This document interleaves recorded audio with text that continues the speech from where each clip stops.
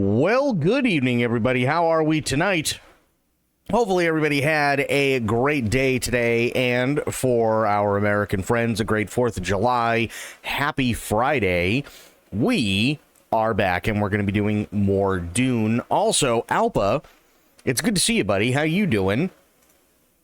We've got a couple of videos, actually, that should be really, really interesting. Hey, Aylin, how you doing? Got a couple of videos that should be really, really interesting, but I'm thinking of possibly holding off until tomorrow. I'm not entirely sure. But it's up to you guys. They are Dune related. There is a, I can never actually pronounce her name. I want to say it's either Dammy, like Danny, but with an M. Or it's Damie. But either way, she is an architect, and she's also a YouTube content creator, and she took buildings and stuff like that from all over the Dune universe and analyzed them. And it's actually really cool. There's a lot of really, really interesting stuff in there. But yeah, I mean, it's all up to you guys as to whether you guys want to watch stuff like that or not. So let me know. We can always do that in a little bit. That's not a big deal. So how you doing, Aylin? How you doing, Alpa? How are the things?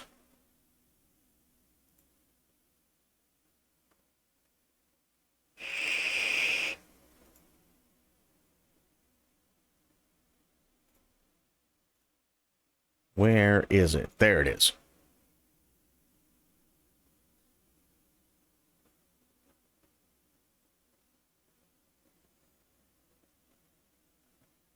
Oh, yeah. So, I just saw this, I don't know, maybe like 5-10 minutes ago, something like that. Build a Rocket Boy, which is the company behind Mind's Eye. The absolute bomb of a video game that apparently is complete and utter shit. And I've seen it, and to be fair, it is pretty shit. Sent an internal email, I guess, either yesterday or today. And they sent it to 300 employees, stating that there was a risk that some jobs might be redundant, and that there was a plan to possibly relaunch Mind's Eye after they fix everything that was supposedly sabotaged by, get this, apparently Take-Two. And the reason why they're saying this is because the CEO, if I remember correctly, of Build a Rocket Boy is a former Rockstar employee.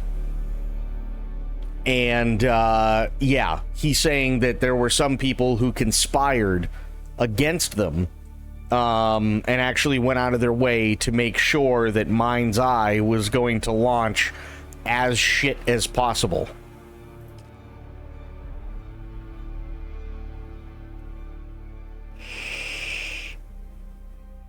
So now 300 employees might be losing their job.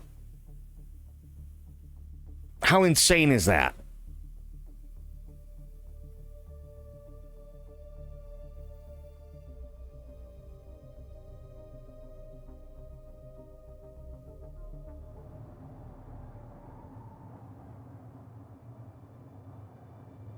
Okay, did everything load in?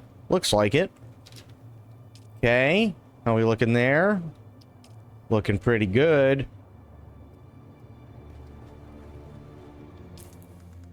How's my inventory looking? There's a lot in my inventory, if I'm being honest.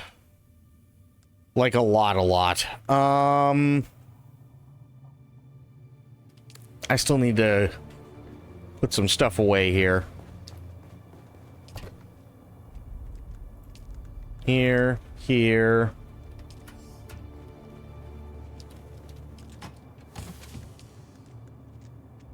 Here. Leaf suspensor, oh yeah, what about my leaf suspensor belt? That kind of broke it. I'll do this. I can recycle this one, which will be fine. These are both leaps. So that's good.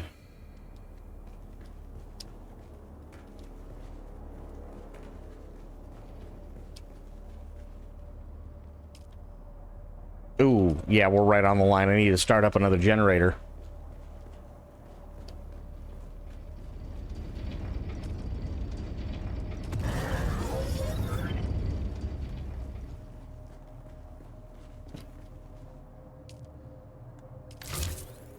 There we go.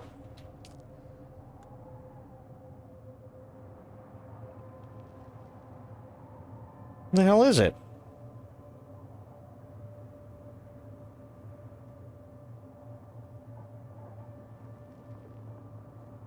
Oh, is this... Okay. I guess this is going to be one of those things where I can't because it's broken, which is kind of weird.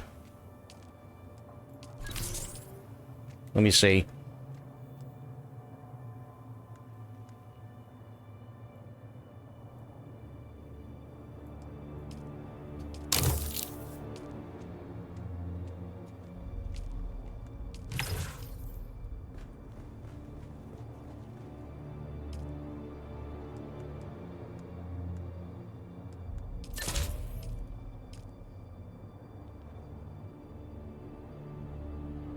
Yeah, that's really weird, but I'll recycle it. There we go. Much better.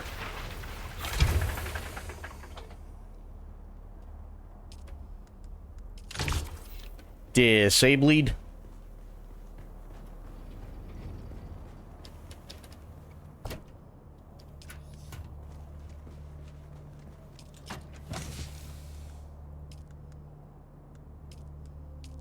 There we go. Nice.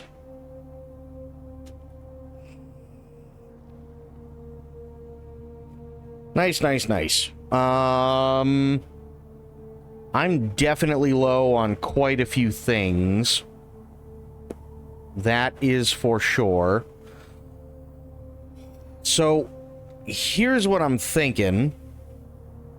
I got 1, 2, 3... Let me see. 4 blood bags. So I'm thinking what I do is I go down, I make a quick trip down to the dungeon that we all know and love, and I kill everybody there, and that should give me more than enough blood. Yeah, that should give me more than enough blood to fill this at least once, and then I can come back, drop that blood off, and then after I do that, I can head back out and do the shit that needs to be done for, getting more aluminum and shit. I think that's what I'm gonna do.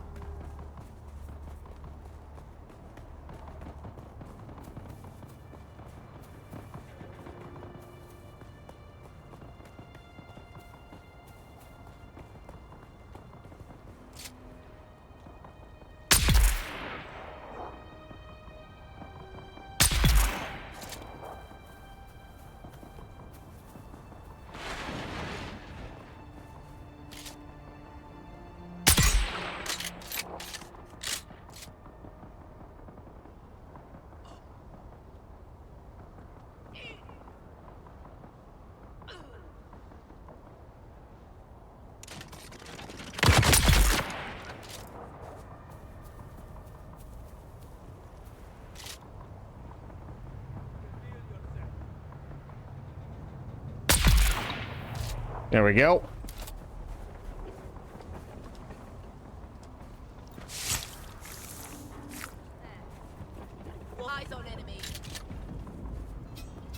course it's gonna be you.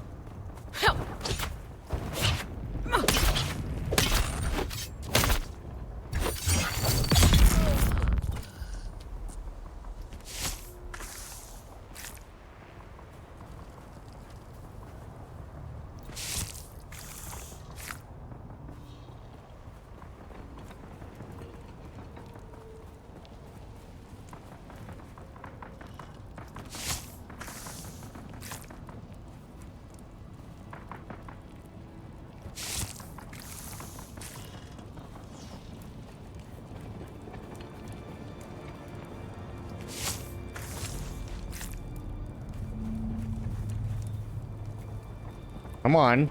There we go.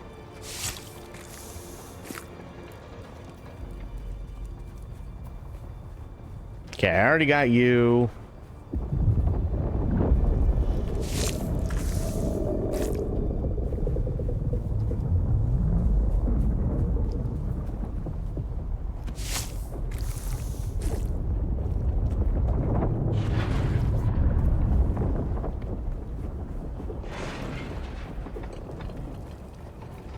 Sounds like the worm's a little pissy today.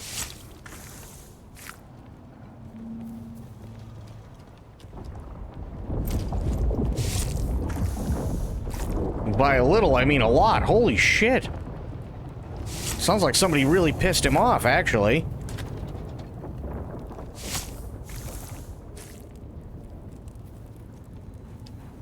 Jesus.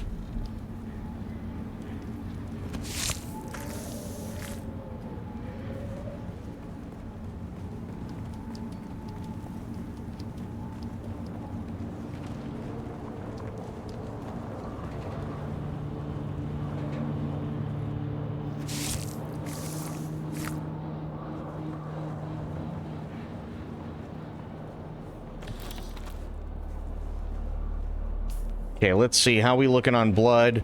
Full. 2/3 full. Okay. We still got more. But still, that's really good. That much?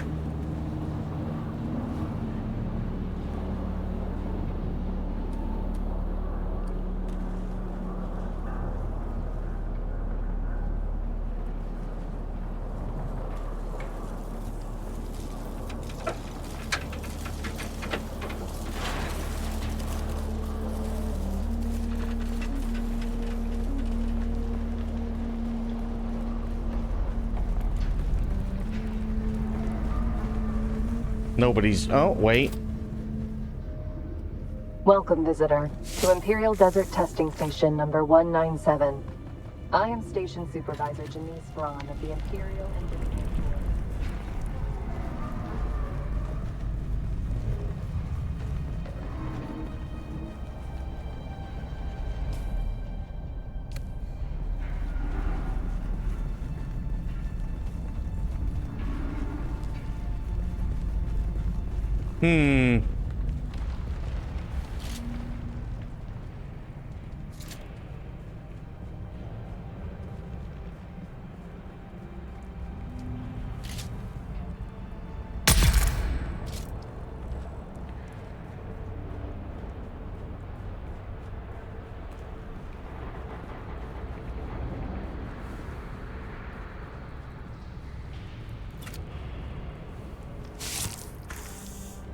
Wow, did she kill everybody? Holy fuck.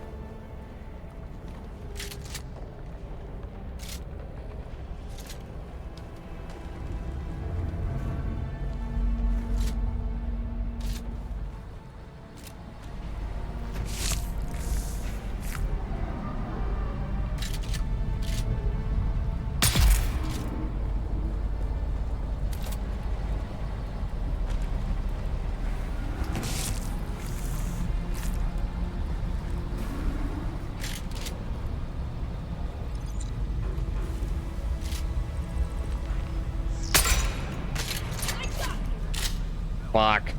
I missed.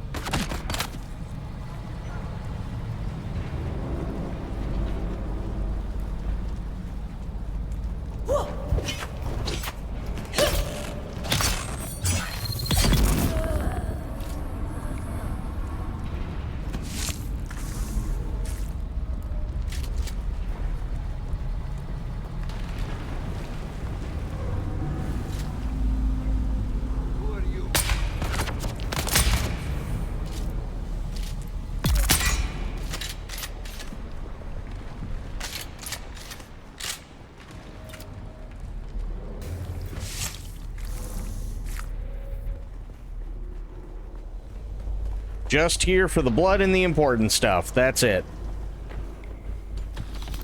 Like money. I do like monies.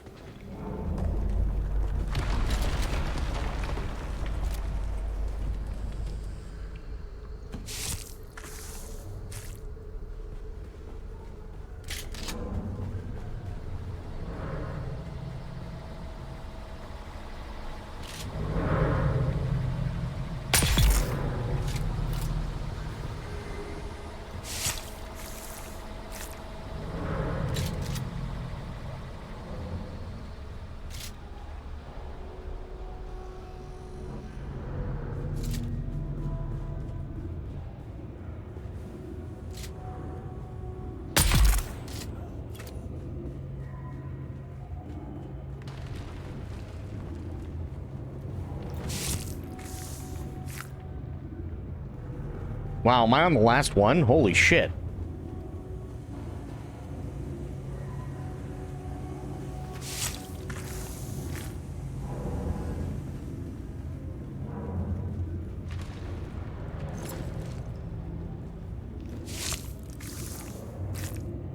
There we go.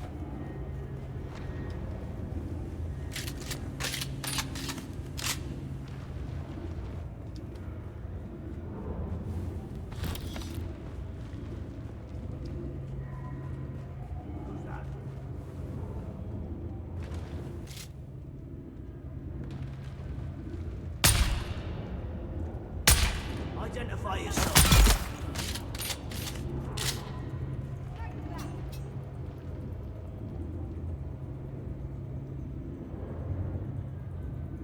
Who's that? Let's go.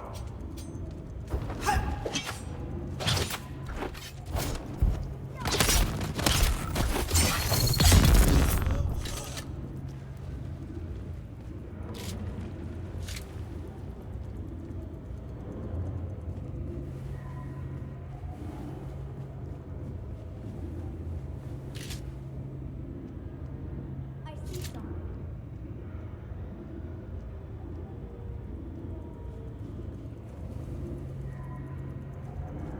Yep. Who's there?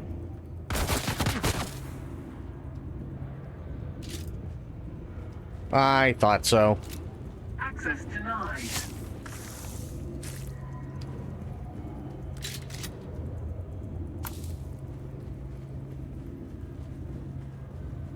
Huh? Who's there?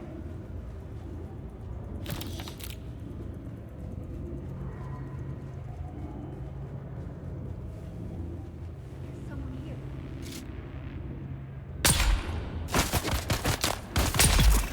There we go. Access granted.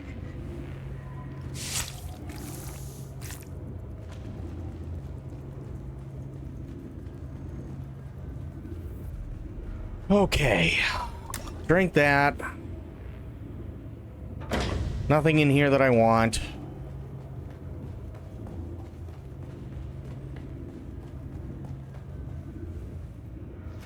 Give me your blood. Nice. Blood has been filled.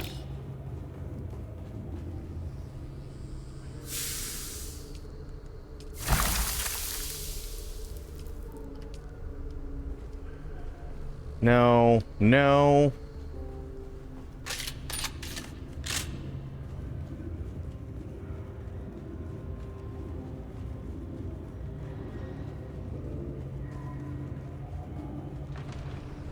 Okay, that's all I came for was the blood.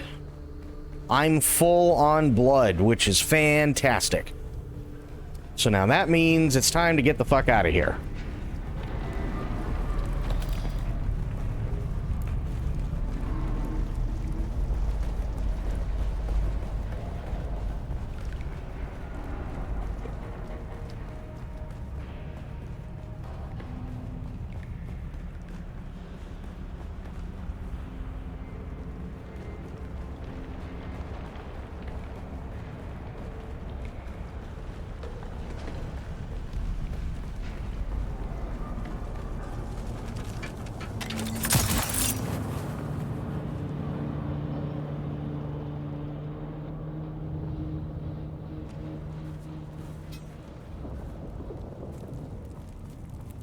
Damn, nobody's there anymore. I wonder why.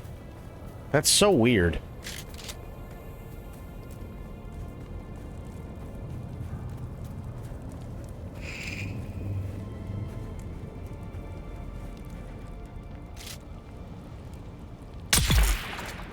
Idiot.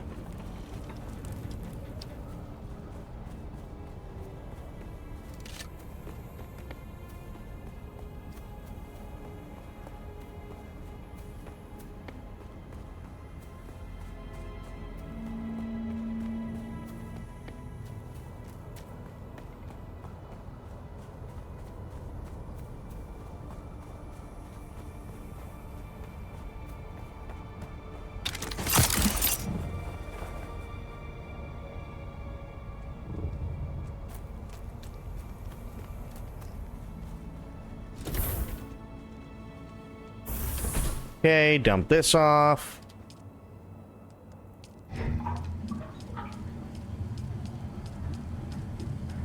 Nice.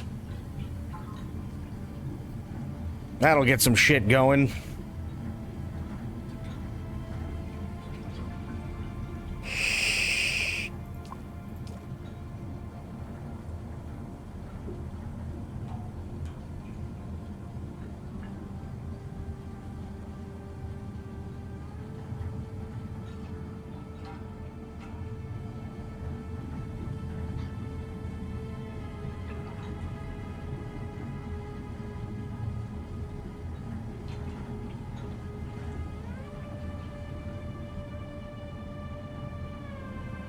Okay, deposit a little more.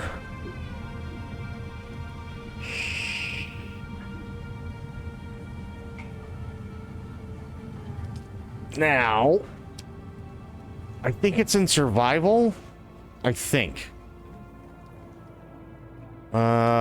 Here, enable.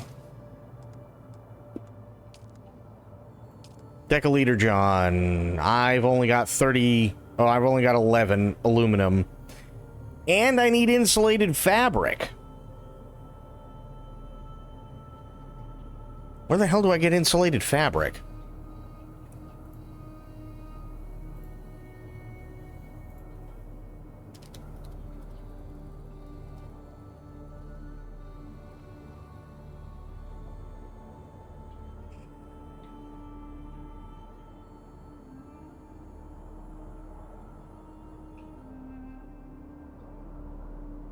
Oh, that's way up there, huh? Okay, so I'm definitely gonna have to wait on that, but I can make at least one more liter, John. I know that.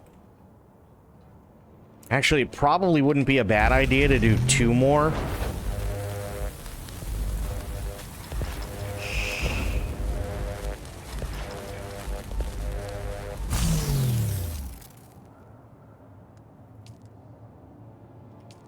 Nice. Shut this off.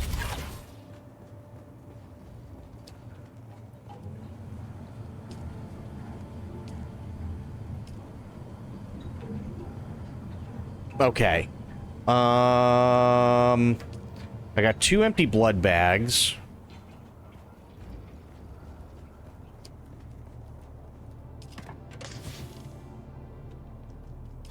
No, I want to put them in something that I'm going to remember. Yeah, this one will be fine. So I've got 1, and then 2 that I can put in there for now. These 2 still need to be emptied. Plus I got almost another 1,000 Solaris, and I only made it halfway through, but that's fine, because that's 28,000, which I really like. Plus, I think I have like another 9 in the bank, so that's like 37, which is awesome.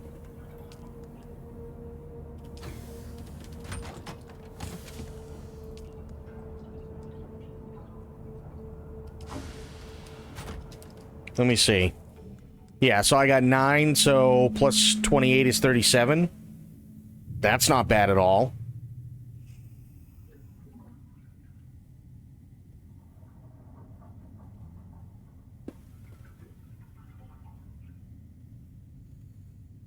Oh yeah, hang on. Chemical refinery. I do have to do that.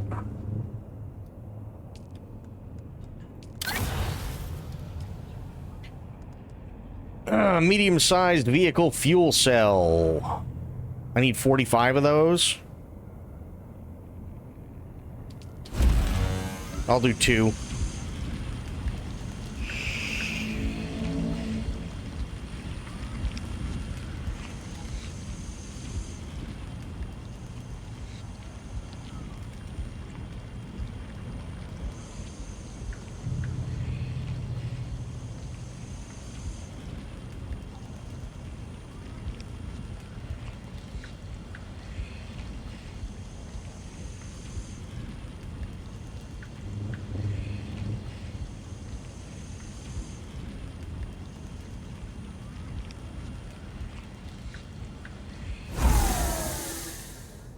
Okay, good there. Disable. And the smaller fuel cells, I'll dump in here. Good. Medium and medium, we're good there. I got repair stuff, which is fine. I got my Power Pack Mark IVs. I've got 2 backup leap suspensor belts. Light darts. Those are light darts. Put those in there.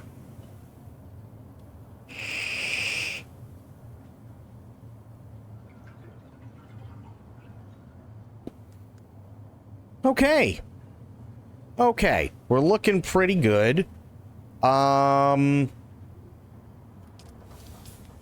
in here. I got plenty of bandages right now. But bandages are starting to, not be so good.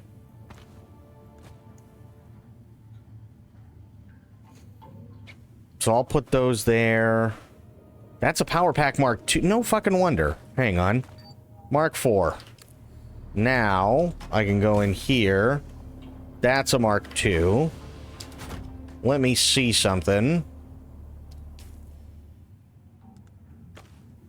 Because this should help considerably. Oh, yeah. Big time.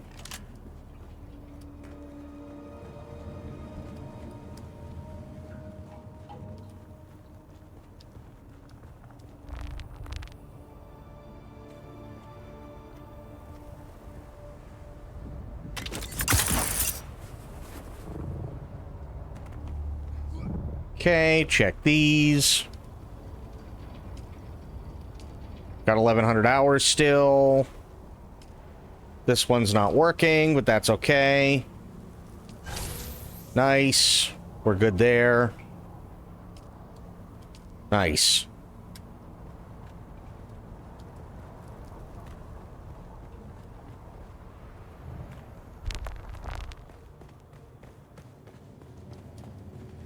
How we looking here?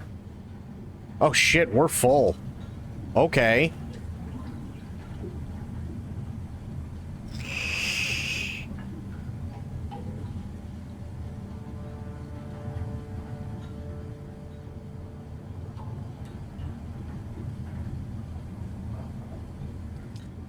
I wonder... maybe worth making another... medium cistern at this point.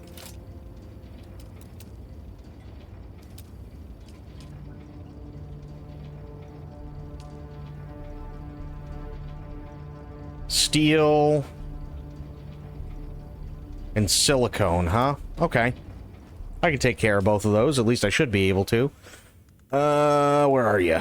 Here. Good. Yes.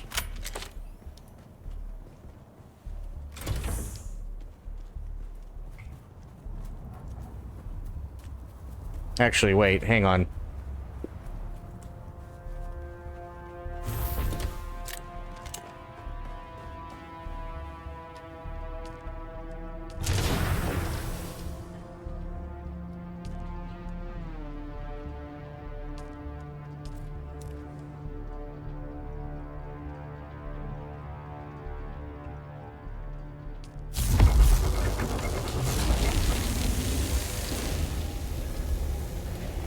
Make more aluminum while I'm at it.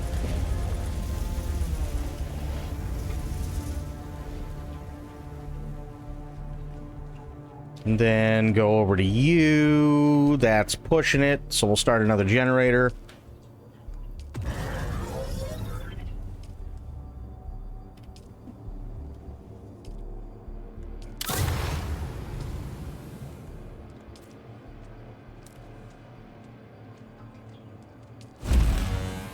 There we go.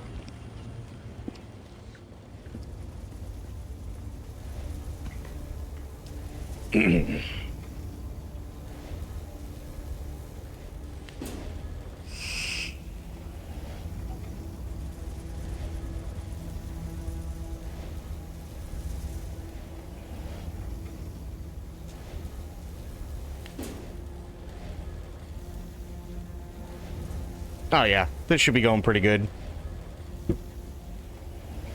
Oh, and I got fucking fireworks going on outside, of course.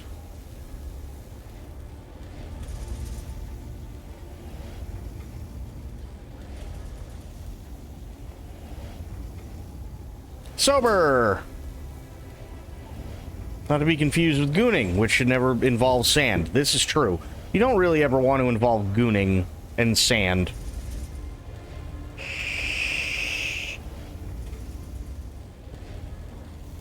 How you doing, buddy?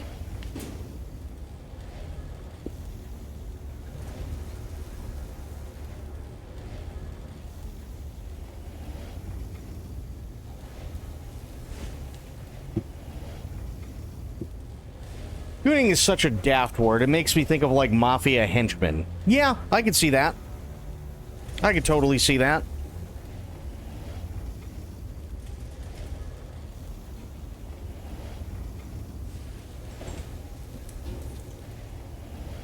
Wait, why do I have so much copper ore that I haven't done anything with? Oh, that's right, because I mined a shit ton. Okay, never mind.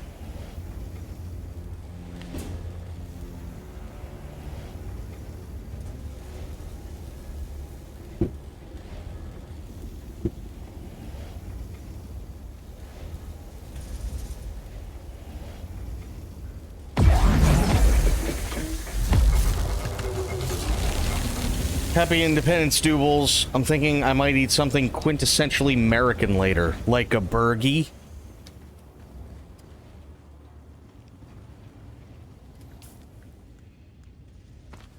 Here.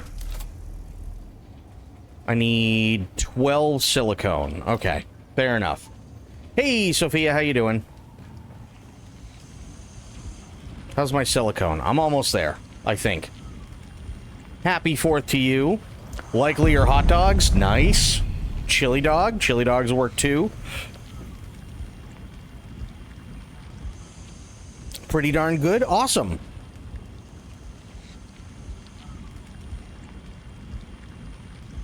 Glad to hear it.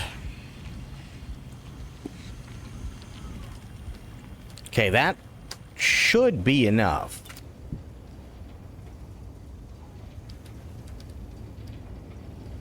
Okay, no, I still have to wait for the silicone to be done. What else is quintessentially American that I can make quickly in the morning with limited ingredients?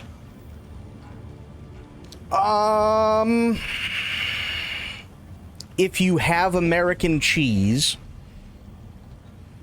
this one might sound a little weird, but I've been eating it since I was really little. It's called a cheese sandwich. Not a grilled cheese, although you can do that if you want, but a cheese sandwich. You take 2 pieces of bread, you take 2 to 3 pieces of American cheese, you put it in the fucking microwave for about 30 to 40 seconds until the cheese melts, and that's it.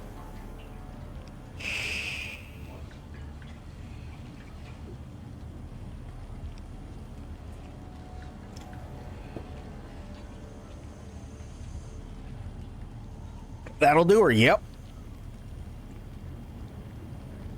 Very, very, very simple. I've been eating that for a long time.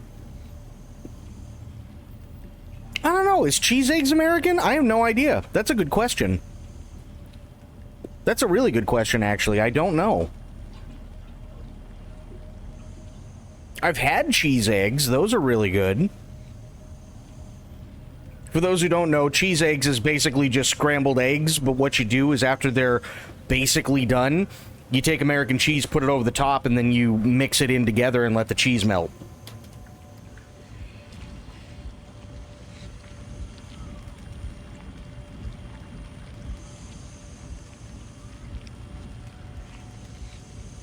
It's very good. I agree.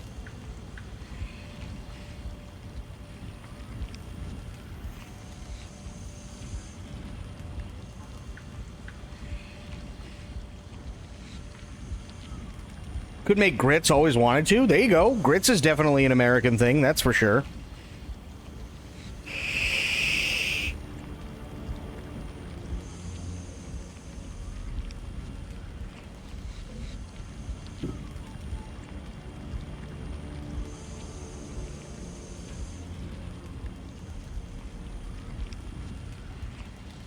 So let's see, you got burgies, you got hot dogs, you got chili dogs, you got cheese sandwich, you got cheese eggs, you got grits. That's another big one.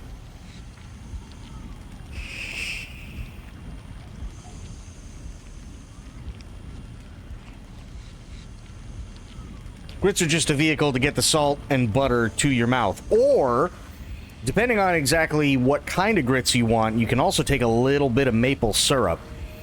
And you can put it over the top with the butter, too. That's really good. Then it's a vehicle for the salt, maybe a little bit of pepper, butter, and maple syrup.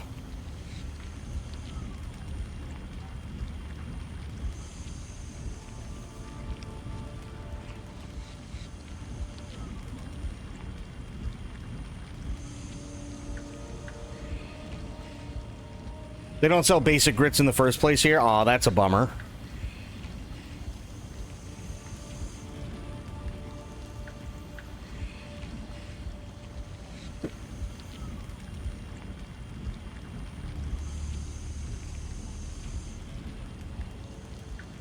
Burgie, yep. Burgie is always a good go-to. Hot dogs, chili dogs, those are always a good go-to. Cheese sandwich, same thing. Cheese eggs, same thing.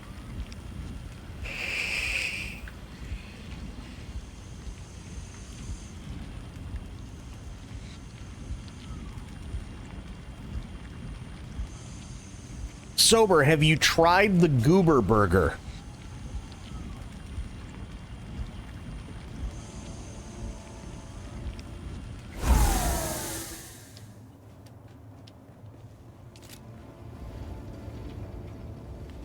No, not Gooner. Goober with a B.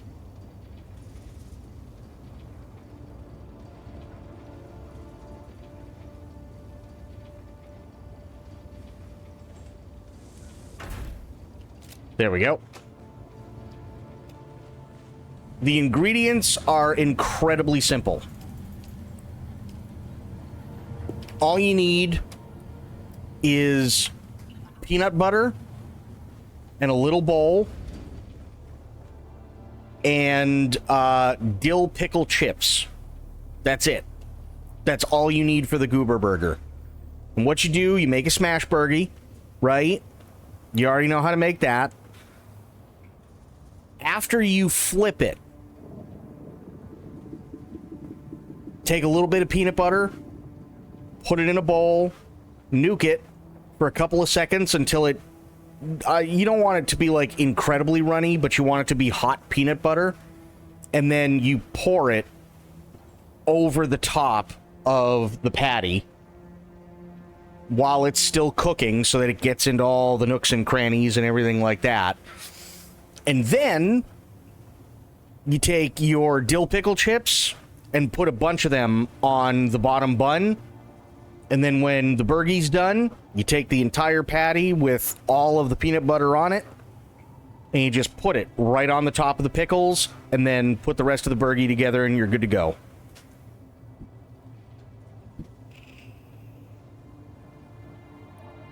That's all you gotta do. And surprisingly, peanut butter and pickles is really good. I never in a million years thought I'd ever eat peanut butter and pickles, but it's really, really good.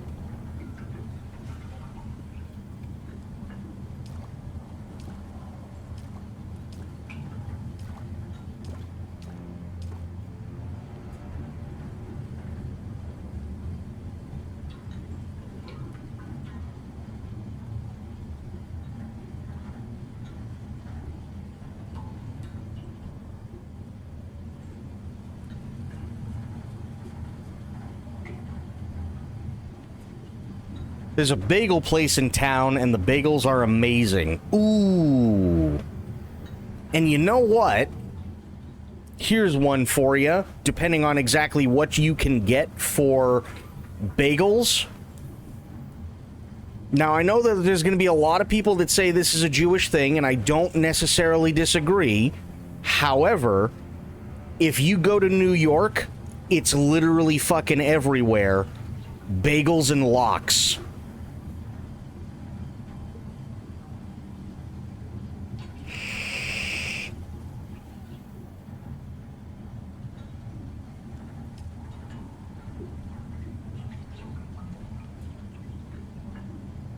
Get a pickle, slice it like a bun, make it a pickle PB sandwich. That's the one you just had there from last week. It's amazing, isn't it? And when I say literally everywhere in New York, right? So there are things in this country, whether it be a grocery store or whether it be like a mom and pop thing, that are called delis, right? And the delis typically have all different kinds of meats, roast beef. You can get fish sometimes from there. You know, all different kinds of meats, all different kinds of sandwich meats and chicken and like everything else, right? However, in New York, you do not have delis. You have delicatessens, which, generally speaking, are mostly all run by Jewish families. And they are easily some of the best food I have ever had has come from a delicatessen.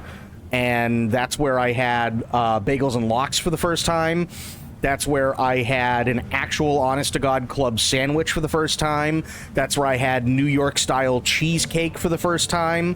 Yeah. I mean, it sounds really weird because obviously it's not just relegated to one country. It's a culture. But I mean, hell, honestly, I can't really think of something other than maybe tacos that, if we're actually celebrating America, something other than tacos, which could be any more American, only because of all the different immigrants and everything that have come over God knows how many hundreds of years that have made it like an American staple.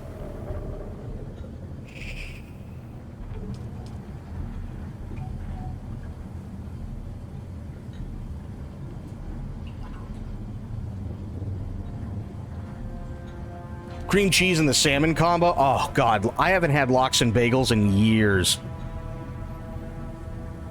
But it is so, so, so good. How about the rest of you? Sophia, Alpa, Aylin. Have you guys ever had bagels and lox? This place does salt beef. Haven't tried it yet. Reubens are amazing. The lox, yep. And like 7 others I forget, so I have many options. Nice.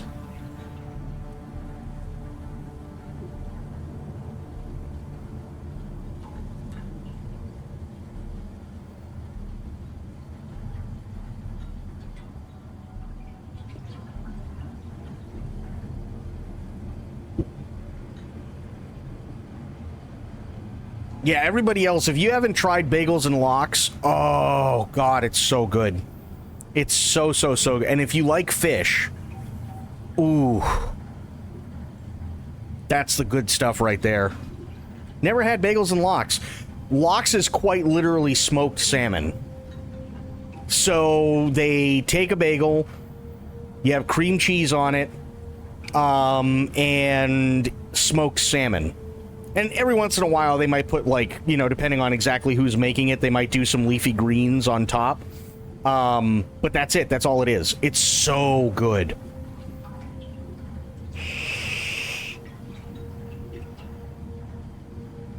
Your headache is back? Oh, no. I'm sorry to hear that, but yeah, definitely.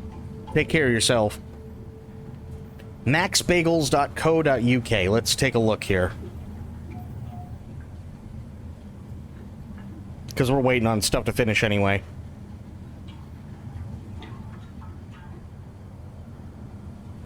Yeah, plain poppy, sesame, and everything. The everything bagels are amazing. Love everything bagels. St. Ives smoked salmon, cream cheese, pickled red onion, and capers. Ooh, there you go. That's a good one. That's a really good one. Yep.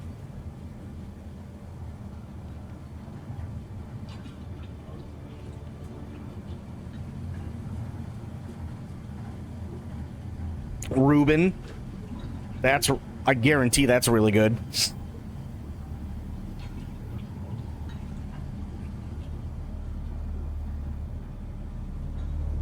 Damn. Now I want bagels and lox. Max Bagels in Falmouth. Hell yeah. You know, funny thing, being from New England, I can't say that there has ever been a place that I've been to called Falmouth that hasn't been good.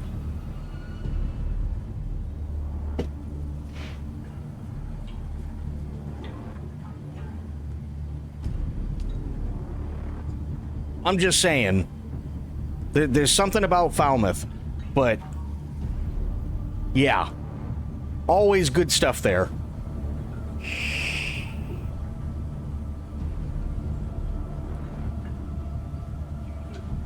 Your hometown? Hell yeah. Yeah, see, we have a Falmouth, Massachusetts, and lots of good stuff comes from Falmouth.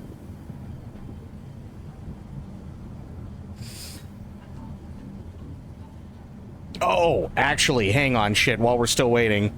There's one in Jamaica, too. No shit, wow. That I did not know. Let me do... Oh, what's it called?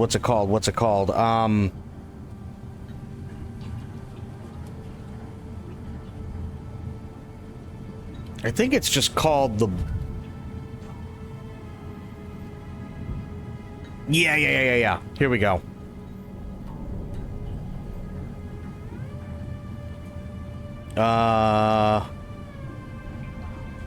Oh, I got perfect pictures now. Somebody went and took perfect pictures. Hell yes. Hell yes. Okay, you ready for this? This is another New Englander thing. Another big New Englander thing. There's a place in Ipswich, Massachusetts that is called the Clam Box. I know I've spoken about it before.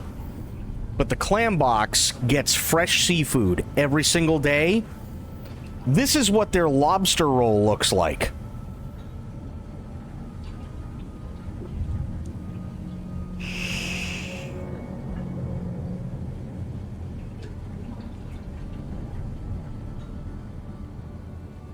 I need that in or around my mouth. But wait, there's more. This is called the Fisherman's Platter. So this is a mountain of fried Ipswich clams with the bellies. You have to go with the bellies. Sitting on top of French fries and onion rings. These really thick pieces are haddock, and there's also some shrimp in there as well. And I think this might be a oh god, I'm farting on the name here.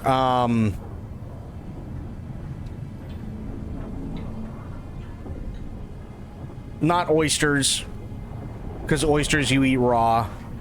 I can't remember, but either way, You got fish, you got clams, you got this, I can't remember what it's called, sitting on fries or chips, rather, and onion rings.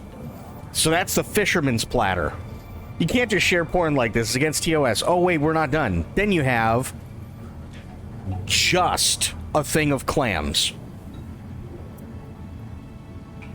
That's a small, by the way.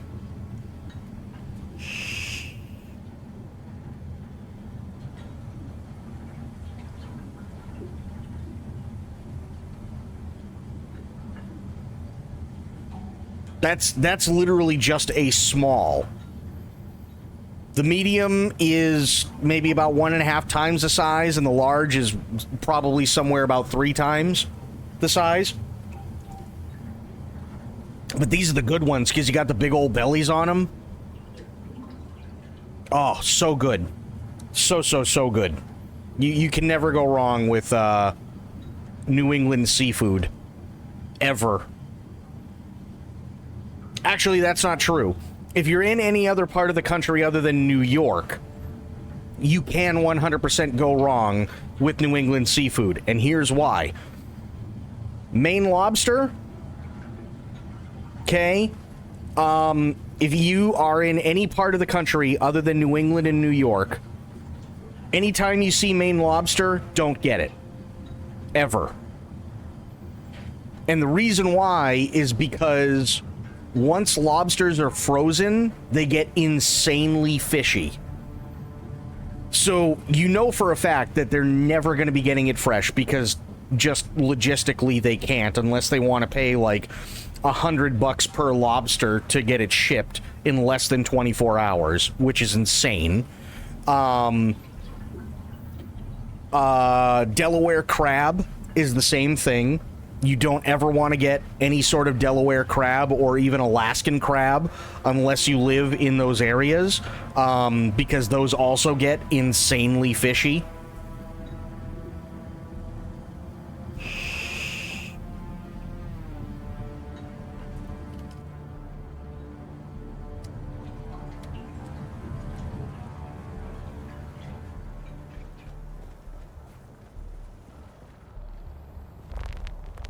Okay, I think we're just about ready now, which is fan-fucking-tastic. Let me shut this down. And then... Are we done making aluminum? No, we're not done making aluminum just yet. Oh, no, we are. We're just finishing up on the copper. Nice.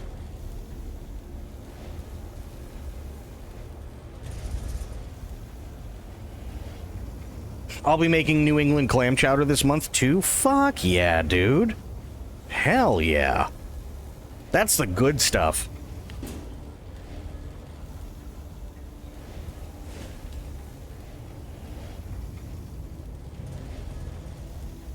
Max Bagels is open in 7 hours. They may find me pressed against the glass like a Labrador. Hell yeah. Yeah, it's this really funny thing with bagels. When I was working for Habitat for Humanity, we always would stop off, and because it was right next door to where we worked, we would always stop off at this place called Bagel Time. And I think Bagel Time is it's just like a regional thing. I don't think they branched out any farther. But they had bagels and lox, and I'd always get bagels and lox. Salt beef, okay, fair, yeah. Though I really want to try the pesto one. Pesto's really good. I know a lot of people don't necessarily care for pesto, but I personally really like it. Might just be me, though.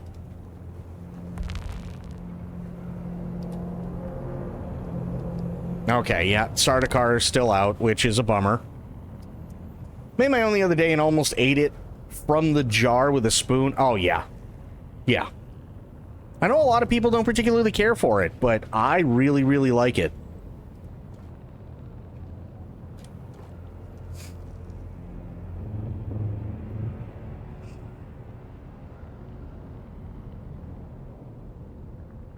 Oh, also, Alpa, I got myself the Mark IV cutter ray. So that's all set. Why did this not finish loading in completely? I don't know. There we go.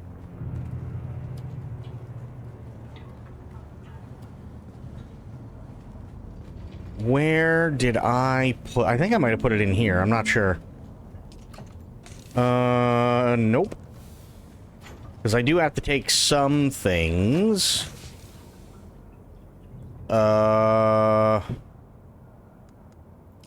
This. Perfect. And now I can store the other blood bags, because those are now empty.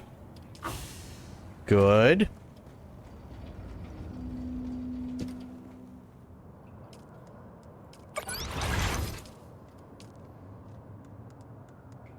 Here, 2 survey probes.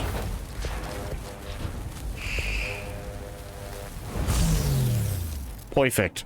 Nice.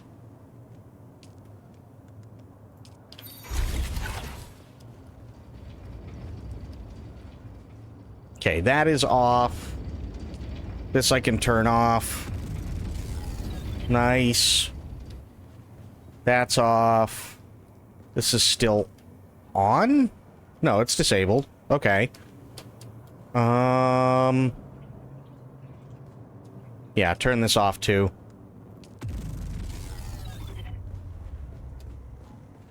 There's no reason to keep everything going like full bore all the time.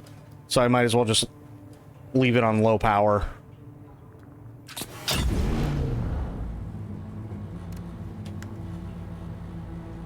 There we go.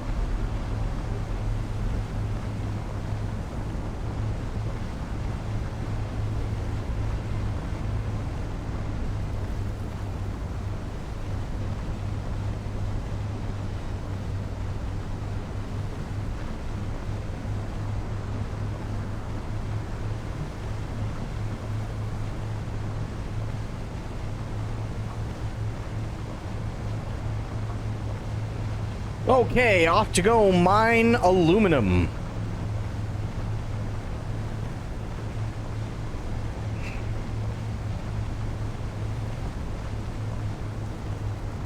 Well, find and then mine aluminum.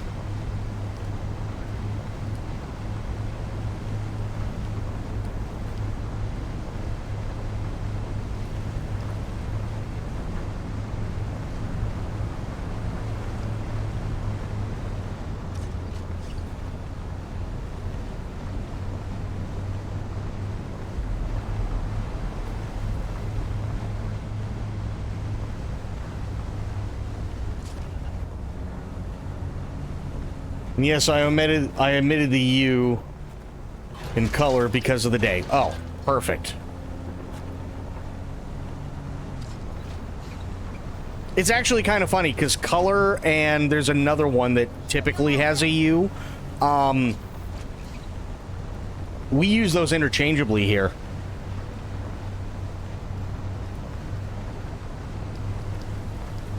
Flavor. That's the other one. Color and flavor, we use both we use them with and without the U. And yeah, the lighting is insane. I love the lighting in this game.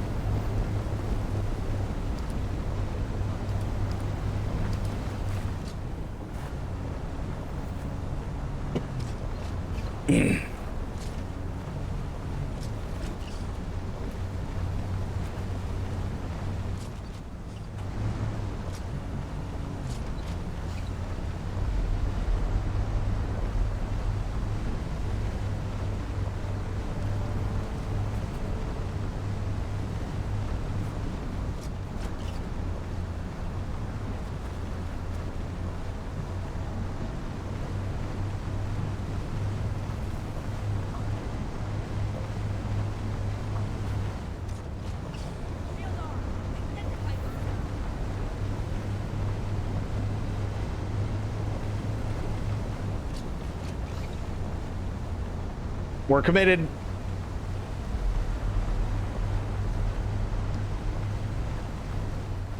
Call it pavement, you call it sidewalk. Well, so that one's a little bit more involved, but yes. Call it aluminium, you call it aluminum. We call it no holds barred, fight to the death, you call it Waffle House. Well, that's true. That is true. But that's only because there are so many no holds barred fights to the death in a Waffle House. It just, you know, it kind of stuck.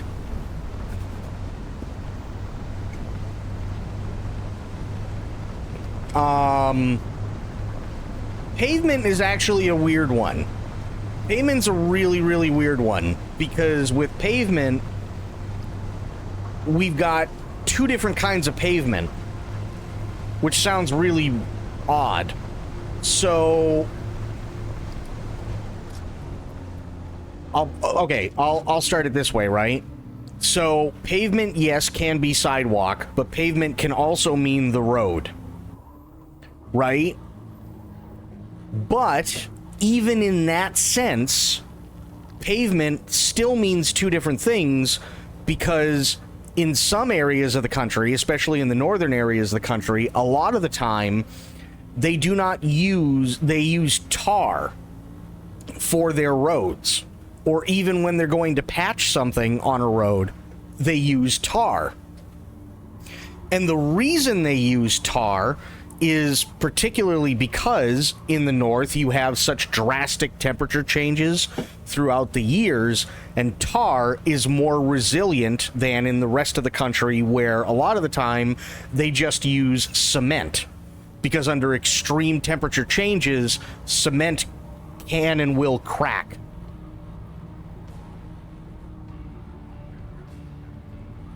Yeah, pavement can include roads, parking lots, and other paved areas. True. How you doing, Myth?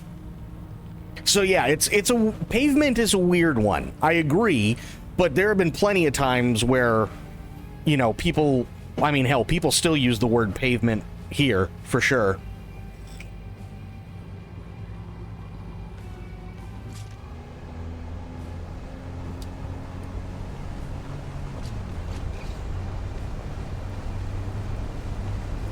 So it's a weird one for sure, but it still works.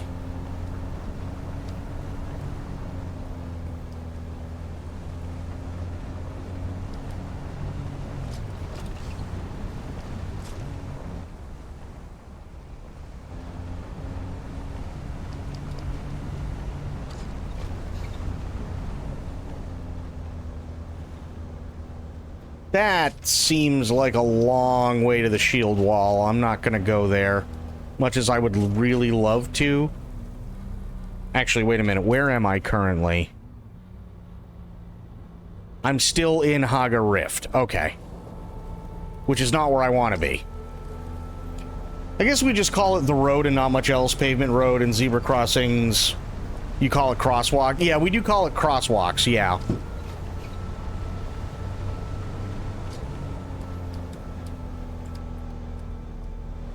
But, I mean, hey, at least, you know, that means the same thing, right?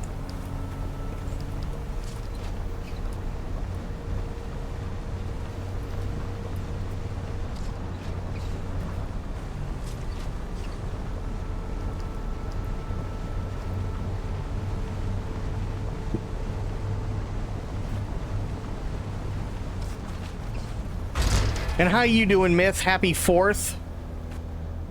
It's good to see ya. How are the things?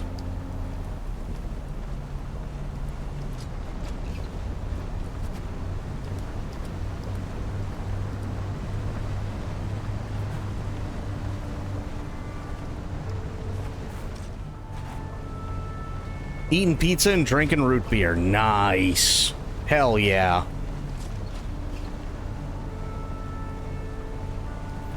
We also don't have a jaywalking law. If you're dangerously walking in the road, the police will probably pick you up and deposit you elsewhere. That's happened to me when trying to walk the bypass road, but you can't get in trouble for it. Okay, that's fair. I can see that. I wonder if I can get along the shield wall right over in here. Either way, I'm gonna have to go up to a place that's high and use the surveying probe. See exactly where I can get stuff.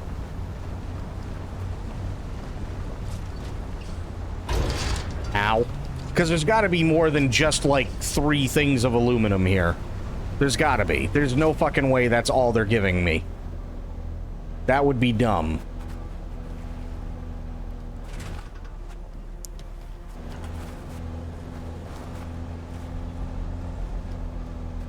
Imagine they might make something else stick if you're being a doofus. We have drunken disorderly and obstructing traffic. Well, yeah, I mean, obstructing traffic I could totally see, for sure. Especially if it's like a busy road. That I could totally see and understand. Absolutely.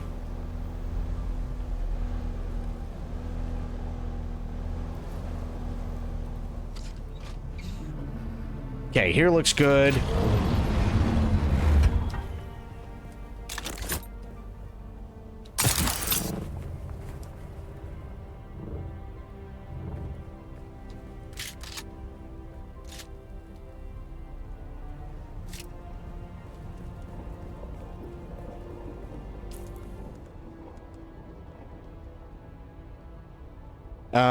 There we go. Yeah, jaywalking is an interesting one. I think typically, like, originally it was probably used for people who are, like,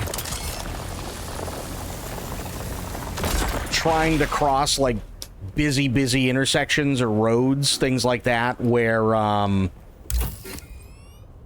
traffic is kind of always a problem, and you're putting yourself and others at risk. But having said that, now it's probably, oh shit, now it's probably just used more as like a misdemeanor thing where, you know, hey, you got a couple of bored cops and they see somebody walking or jaywalking, there you go. No, not Joy, J-A-Y.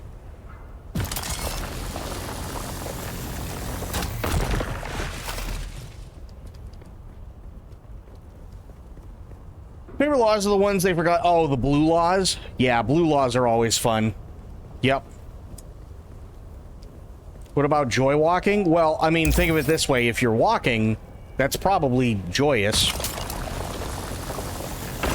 Unless you're walking because for whatever reason you don't have a car anymore. Then it's not really all that joyous. Yeah, we'll do this.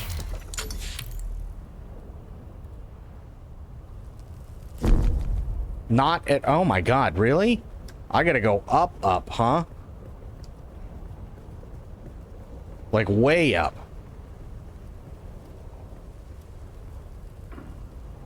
I could probably do it over there and I'd be fine.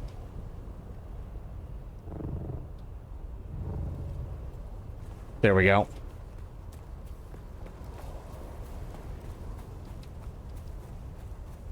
Actually, really funny thing. If you say that line, hey, I'm walking here. If you say that in New York, you will get the shit beaten out of you.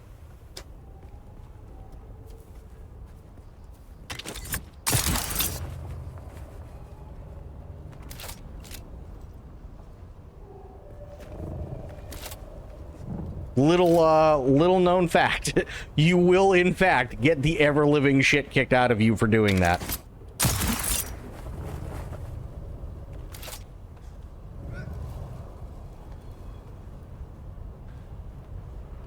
Southeast Asia, showing the soles of your feet is getting your dick out, is like getting your dick out. Yeah. Forget about it is another one that will get the shit kicked out of you. Yep. Absolutely. Not a required... How fucking high do they need me to go? Hello? I think that's the biggest one. Like, what the fuck? Alright.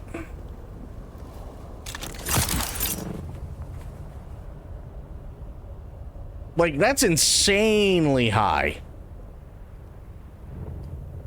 Oh, yeah, by the way, Alpa, wanted to show you this yesterday, but I know you weren't around. This right here, pretty sure this is an abandoned base.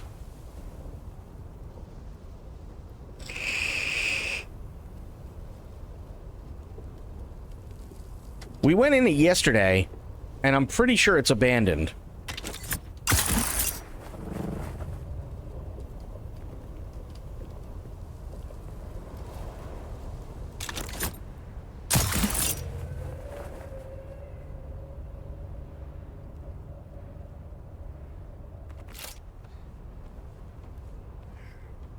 If the console is gone, place your own console quick.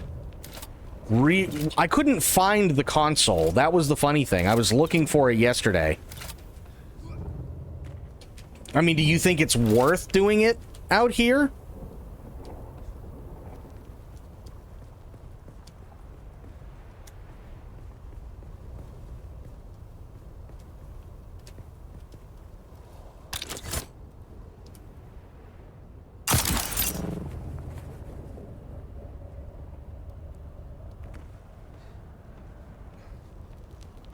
I mean, it's close to what we found for aluminum so far in this area, yes.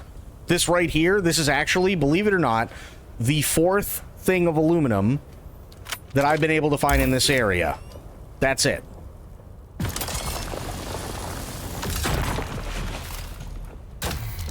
But I want to do this, finally, so I can see exactly what else is here.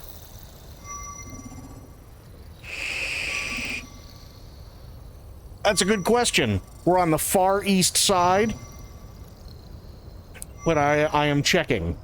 We're about to find out exactly where I am. Because I don't know what it's called.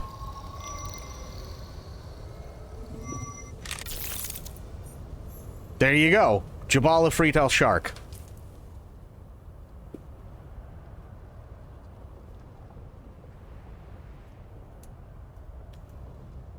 Shark, then no. Okay, fair. Okay, so that's aluminum. That's aluminum. We already got those.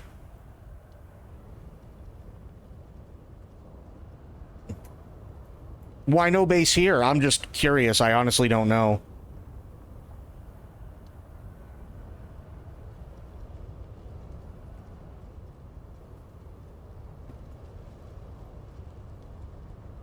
Bad location? Okay, fair. That's copper. That's aluminum. We know that. Salvage metal, yeah.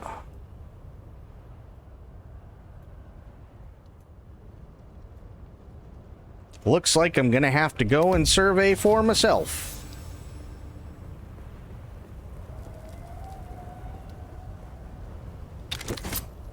I think your second base north of the shield wall.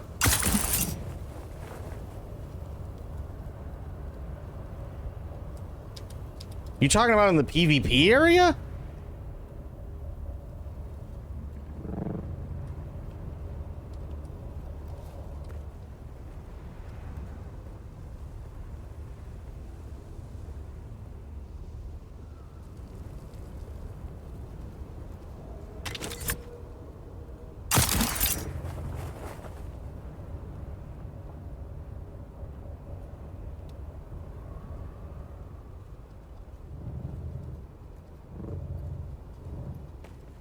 There we go. Much better. Okay.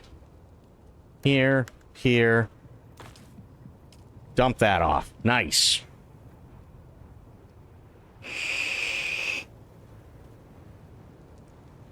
Well, see, I'm on my second base now. I'm in, Western Vermilius.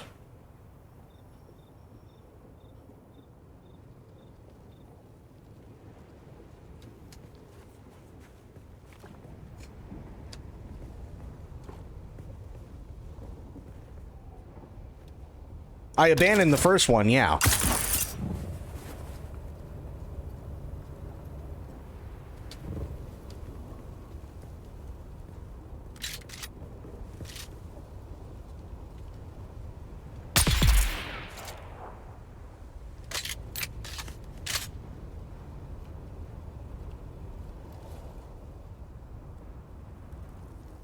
Yeah, I really haven't, like... It's gonna sound stupid, but I haven't really, like, found a good place or a good reason to put down another base yet. Anywhere. Plus, I'd have to pay for them all. And I'm just one dude. I've only got 37,000 right now.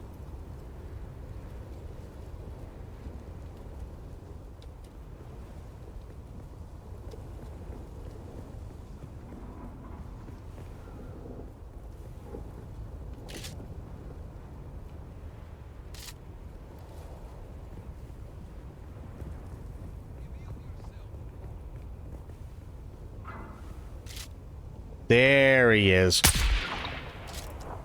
Tagged him.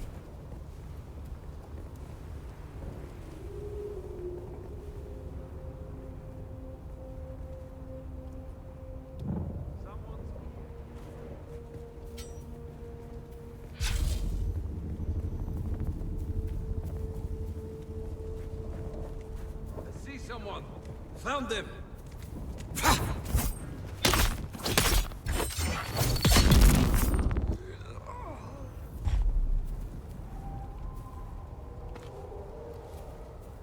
Erythrite. I'll take that. Erythrite's always good. What do you have? We don't know because you're inside a fucking thing. Okay. Take the Erythrite. I might as well take the carbon while I'm here. It's not going to hurt anything.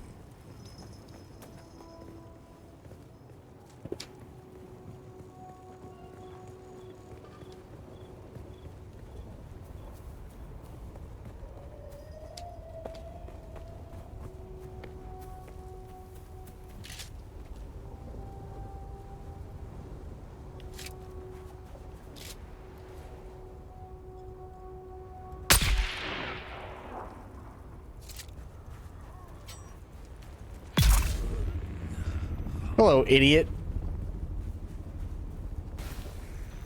You don't have anything I want.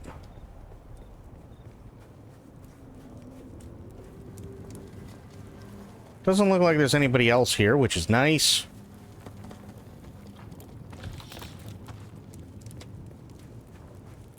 More Erythrite, that's good. Yeah, it's only those, like, 4 deposits. 4? No, 5. It's only those 5 deposits of aluminum that I've found so far in this area. And I've been trying to farm those as much as possible.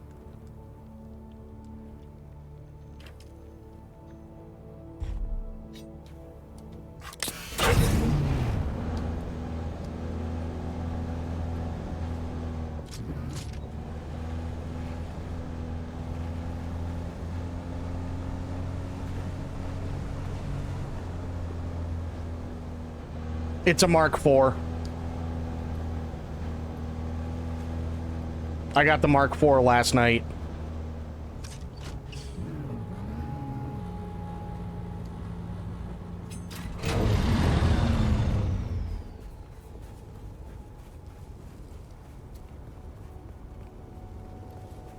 Don't hand mine them? I have to. They're all the way up here. I don't have a choice. Well, I know the buggy miner is better, but you can't get the buggy miner to go straight up. That's the issue. They're all literally up here. So you have one that spawns literally right here. You have another one that spawns in between those 2 rocks, and then you have 2 further up there, and then that one that I saw, which I think is over there.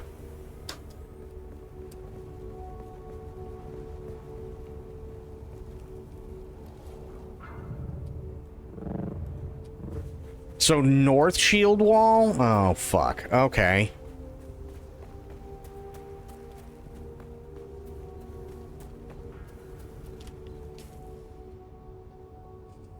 So I should be going... That's eastern.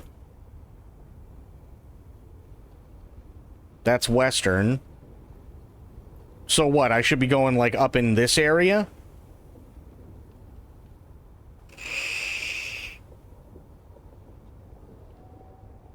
Lovely. That is a lot of area to cover. Shit. Alright. I mean, it sucks, but I need the aluminum. What am I supposed to do? Now I'm all turned around.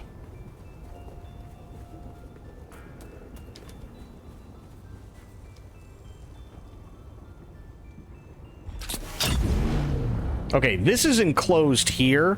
So what I think I'm gonna do, because I have plenty of water, is I think I'm gonna just hang around and wait until the next sandstorm, and then I'll go. I mean, I know that these Mark III buggies can take a beating, but the less abuse I put them through, the better. Fill a whole buggy in about 10 minutes, that's a lot of ore. Yeah, it is. Holy fuck.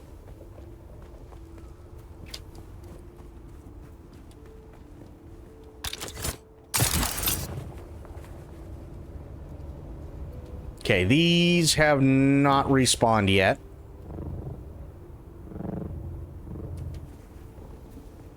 Find a cave and shove the buggy in.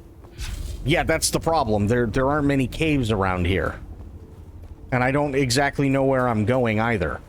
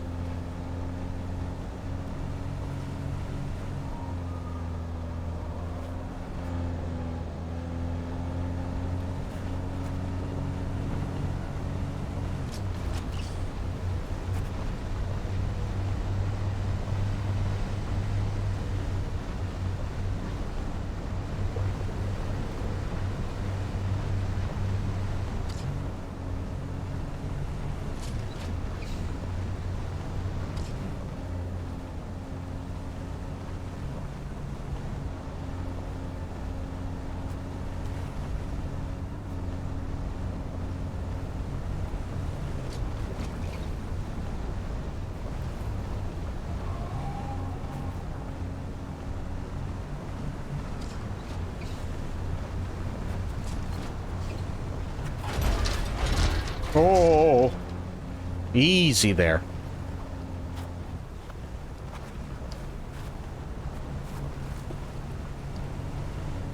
Oh, okay, okay. Almost ate shit. That would have been bad, but we're fine.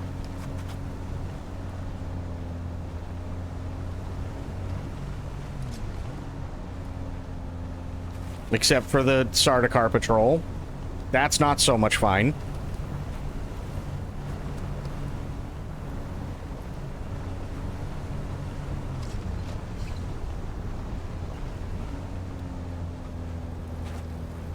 And I have... Oh, no, no, no, can't go that way. That's where I did the jump. Okay, so this was a bad fucking place to go.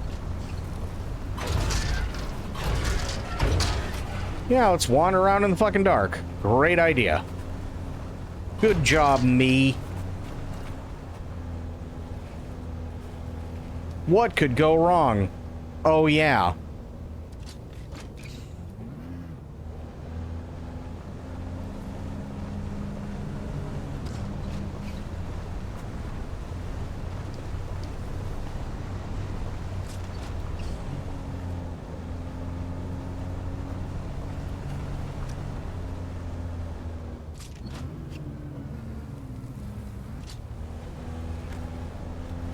I hate that Sardaukar patrol.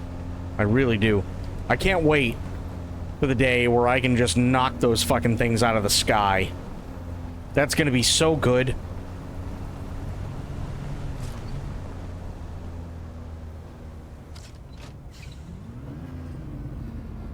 Farmed enough for a second assault thopter. Nice.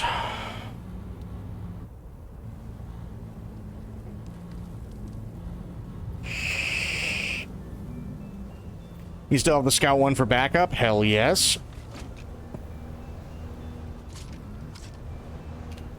Okay, let me see.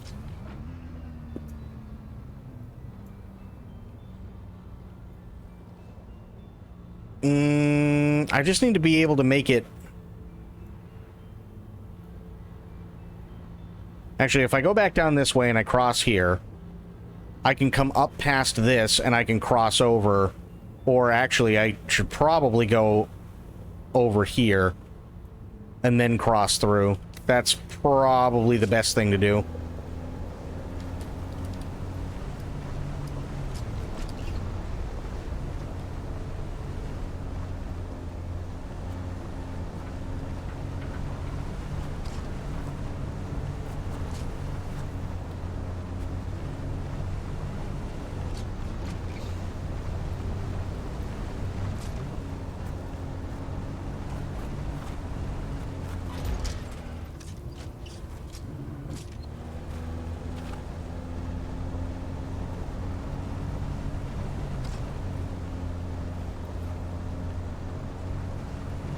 Yep.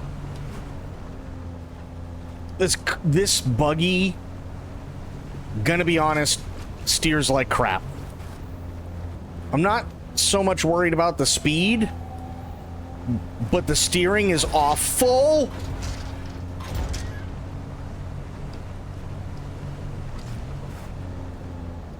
It feels like the steering is an afterthought in this thing.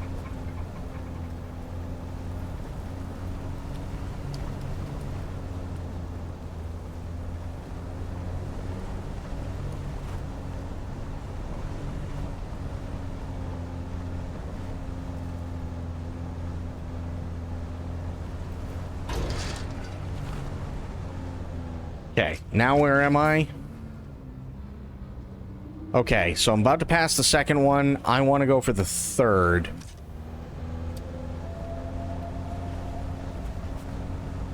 Steering optional. So a big Cadillac with no power steering fluid? No, no, no. More like an old, like 1970s Cadillac or Lincoln that didn't have any power steering at all.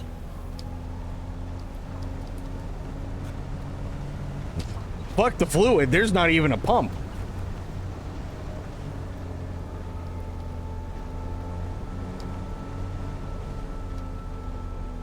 Turning on a wing and a prayer, yeah.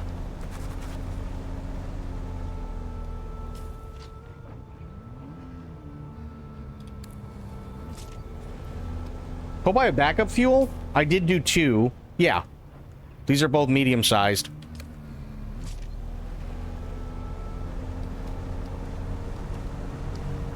True, what's going on, buddy?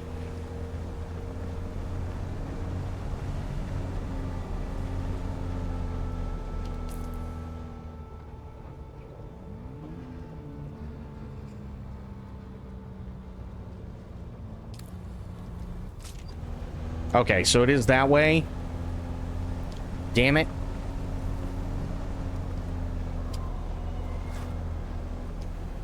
Tank tracks aren't really known for having good steering. No, but even for tank treads, this is awful.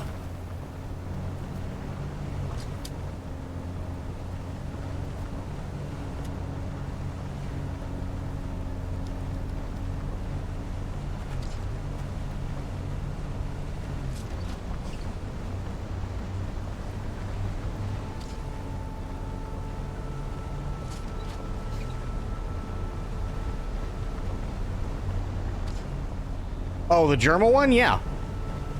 Yeah, I watched that. It was great. What the fuck is going on here? Oh, those are the suspensor things.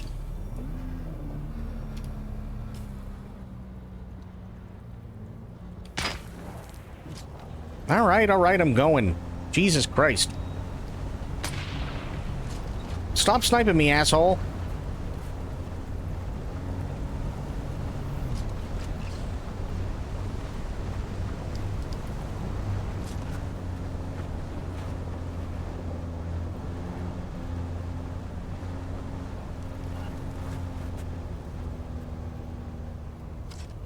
Tackman video on SKG was pretty savage. Or Actman, I never saw it.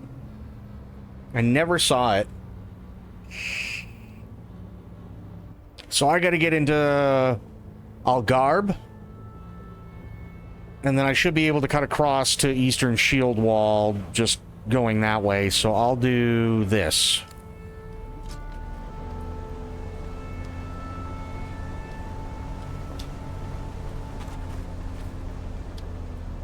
Yeah, I never saw Ackman's video. Is it new?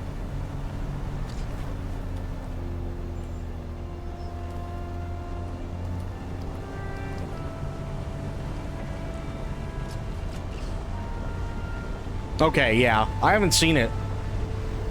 What did he have to say about it?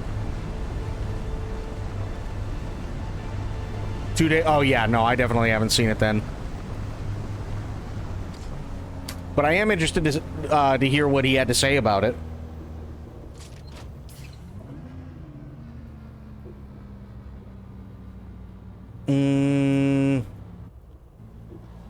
No, I want to go this way.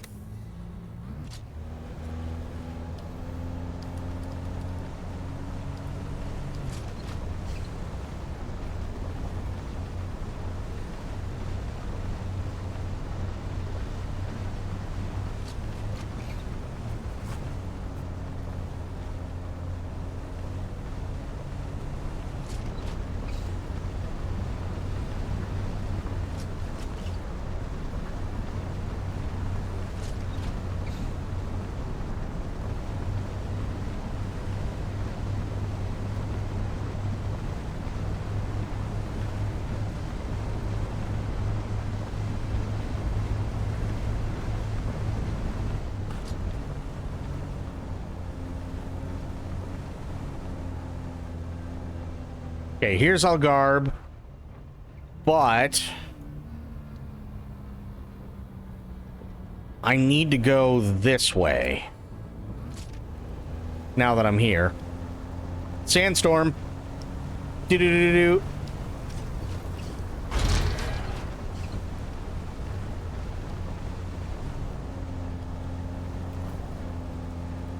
Sector weather alert. A large sandstorm is approaching. Ta-da! Okay, wait, we're gonna do it. I'm gonna do the thing.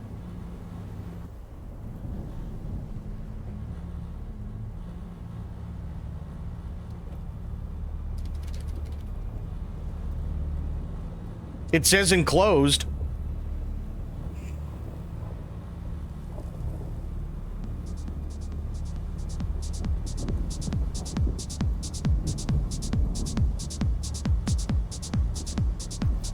It says I'm enclosed.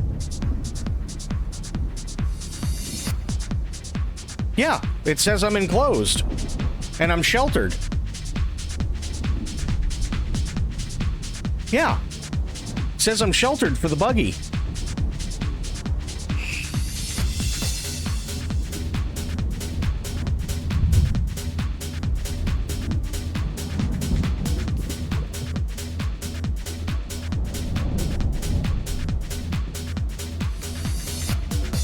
Sector weather alert. A large sandstorm is approaching.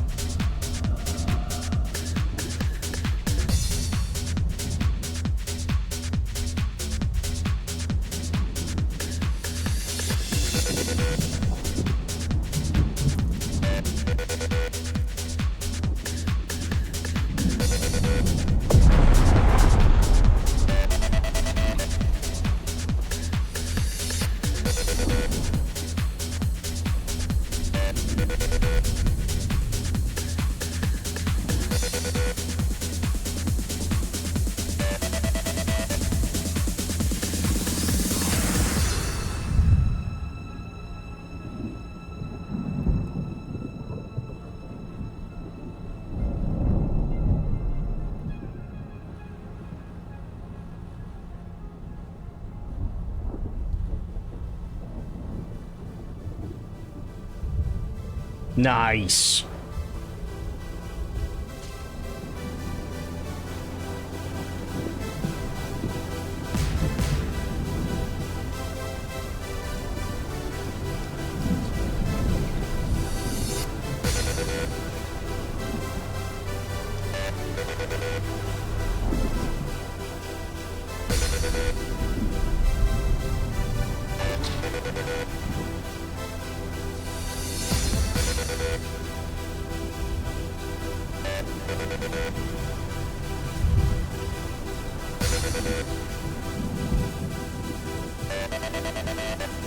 Going for it. Fuck it.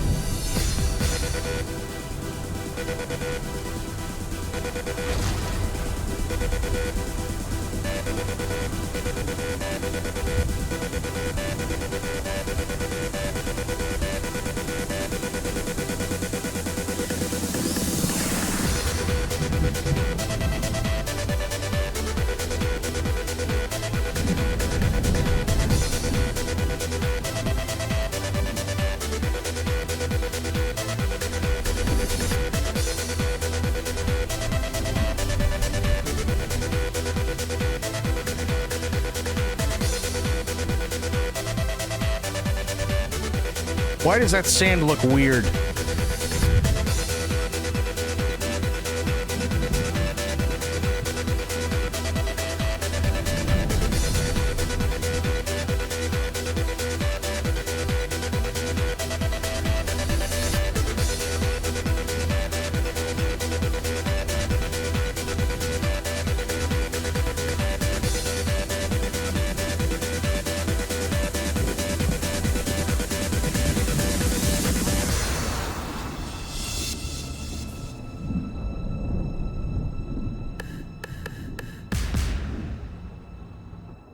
God, that's all. I keep forgetting that's only half the song. That song's 7.5 minutes long. Okay, why does this sand look kind of green and weird? I don't like that.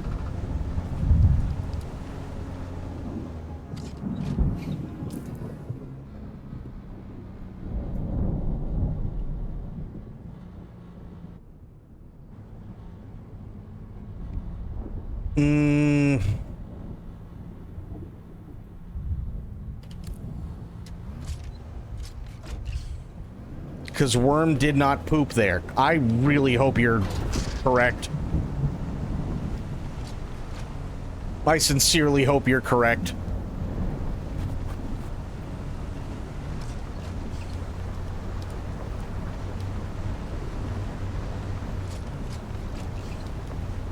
I don't like this sand.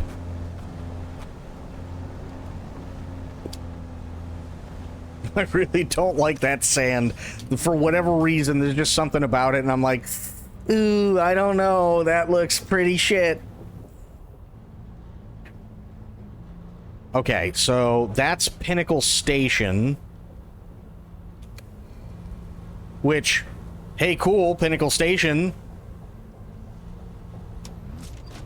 Because it's rough and it gets everywhere? No, it just, I don't know. It's different from what I'm used to in terms of sand.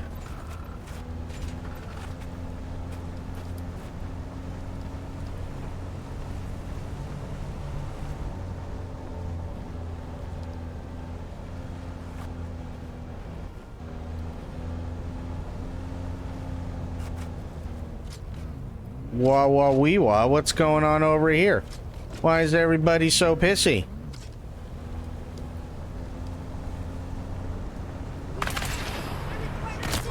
Ow! I just got shot. What the fuck? Whoa. Okay, Pinnacle Station. Nice. They better not come after me here. Otherwise, I'll be pissed. But the real question is there a way around Pinnacle Station that will dump me into the shield wall? I don't know. It's the pinnacle of stations. Good call. That is Sag. Well, no, actually there is a dirt road. Low fuel, I can fix that.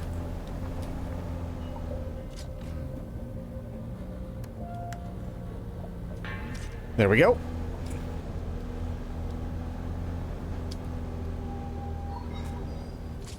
Okay, now let me check. Okay. So we're about to get into Eastern Shield Wall. Nice.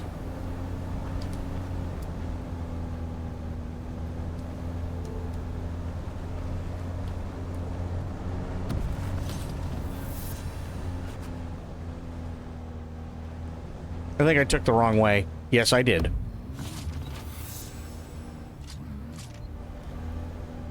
Now, are you going to be good? Yes, you are. Perfect.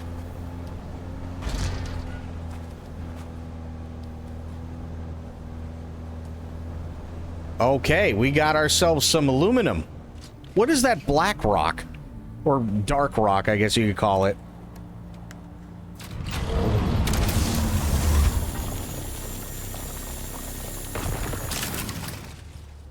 Yeah, what is this?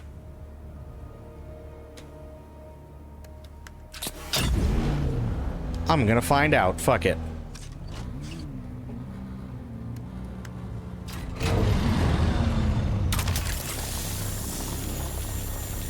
Basalt. Interesting. Makes resistant building material. Fair.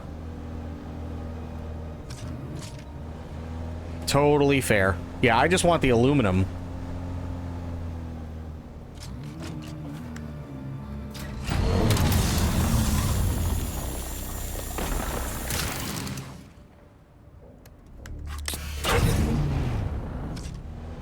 Actually, hang on. Here. Oh, it's not gonna let me drop it that way. Okay, well, I got some basalt. Not that I really wanted any, but I have some.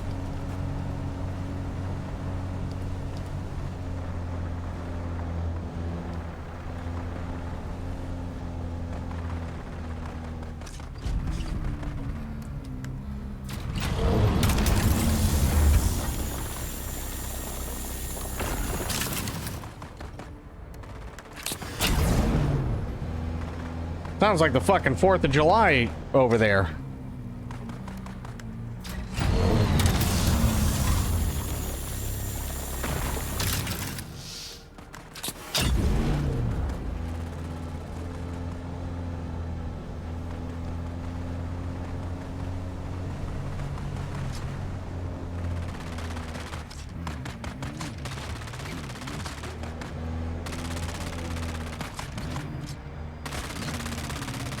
Don't mind me, fellow Dunians. I'm just mining. You do your thing.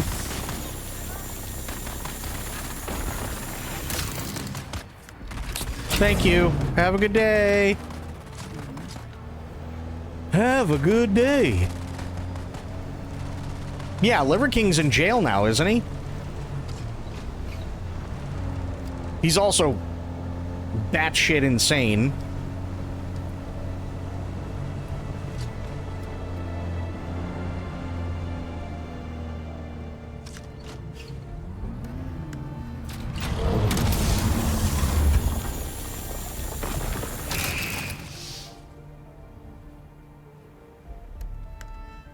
How am I looking? Oh my god. That's so much aluminum. It's so beautiful. Yeah, Liver King's fucking insane. Liver King's been around for a couple of years now, and he really is insane.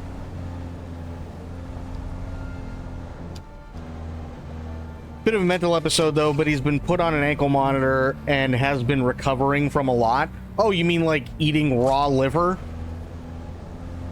And then also going out and telling everybody that they should also eat raw liver and raw everything.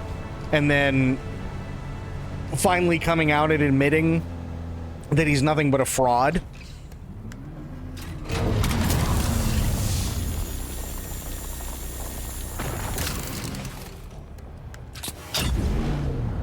Because everything that I just described happened within about 3 or 4 months when he first got introduced.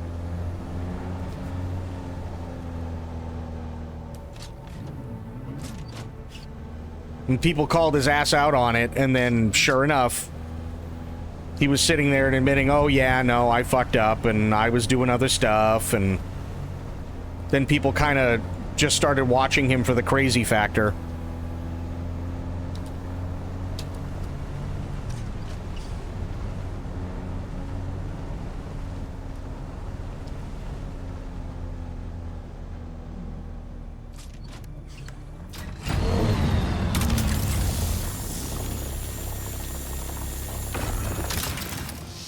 Yeah, no, that's what I just said. That's literally what I just said, and that was a while ago.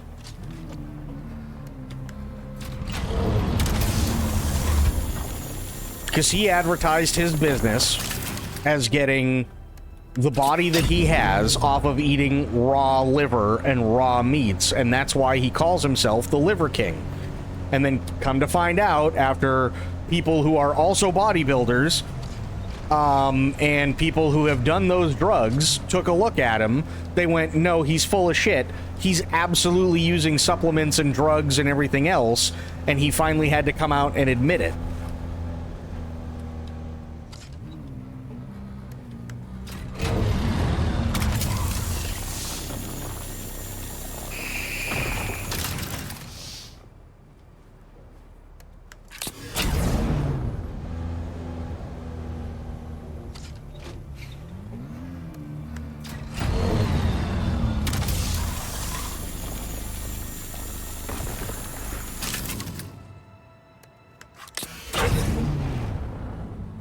Huge fixation on Joe Rogan because he keeps ignoring him, so he's been making all these insane vids of calling out Joe Rogan and having mental episodes during it all.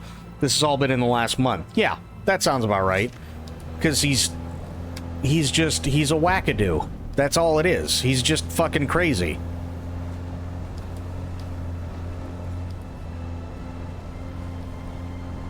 And I'm not using that term the way a lot of people use it, which is to typically, like, mostly say, oh yeah, no, it's somebody different. They must be crazy. No, no, no. This dude is quite literally insane.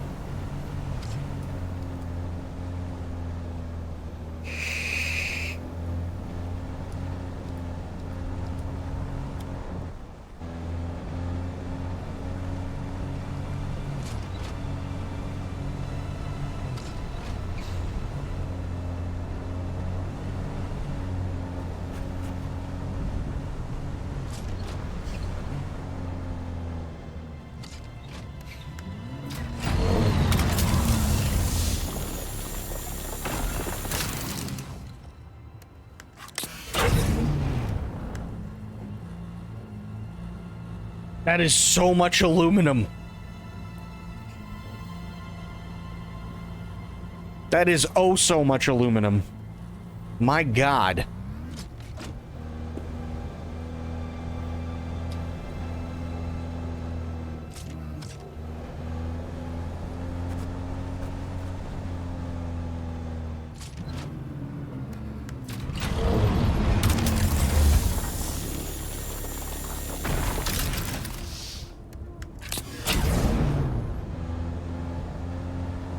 Oh, I am.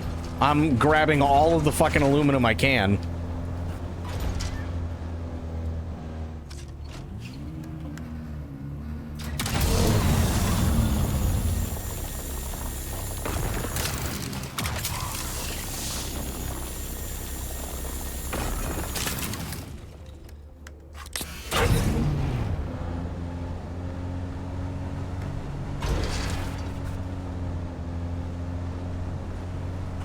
Like, yeah, I'd be stupid not to. That's exactly why I brought the buggy here.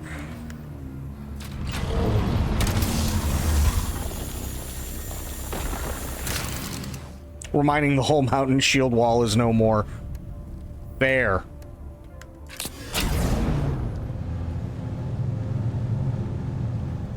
Shadow broke the shield wall. You're welcome.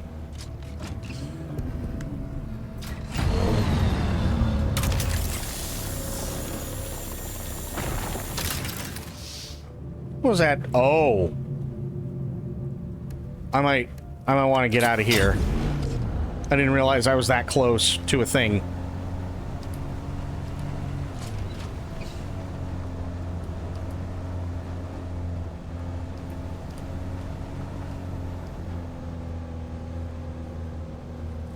Now the question is, like so. Yes.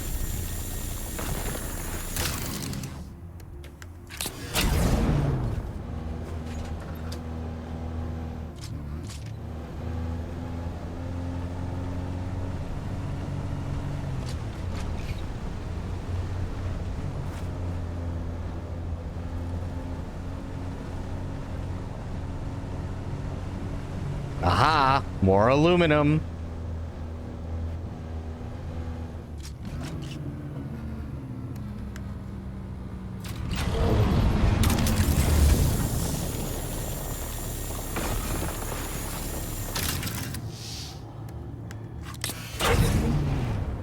I'm good.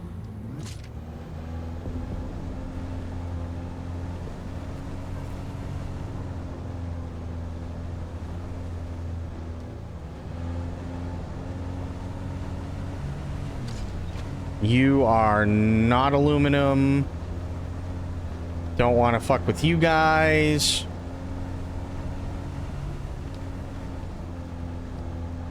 I have no idea where I am currently. I'm just going around looking for aluminum. Where am I? Oh, I am firmly entrenched on the shield wall. Holy shit.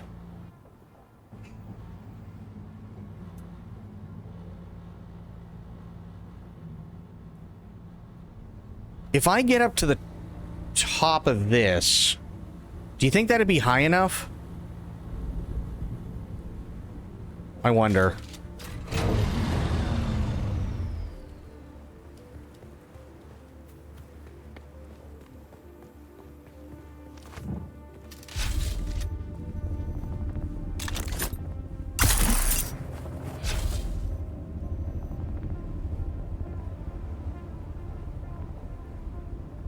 Ugh.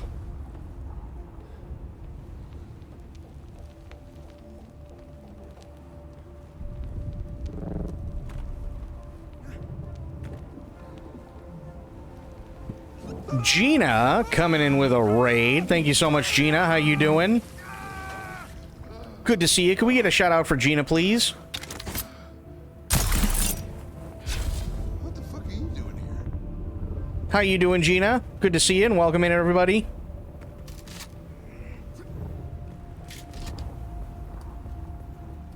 There's no way this can't be tall enough. If this isn't tall enough, somebody at Funcom fucked up. Because this has to be tall enough to do the survey.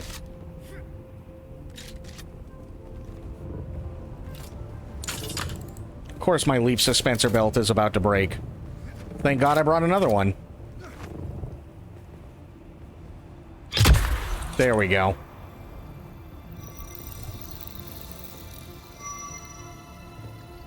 Just a small hill.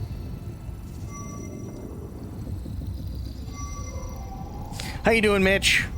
How you doing, Gina? Good to see the both of you.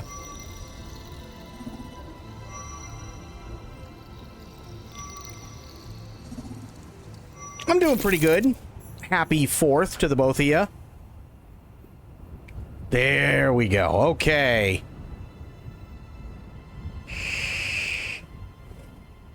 I'd love to get up in here. I really would, but that's a bit of a trek, I fear.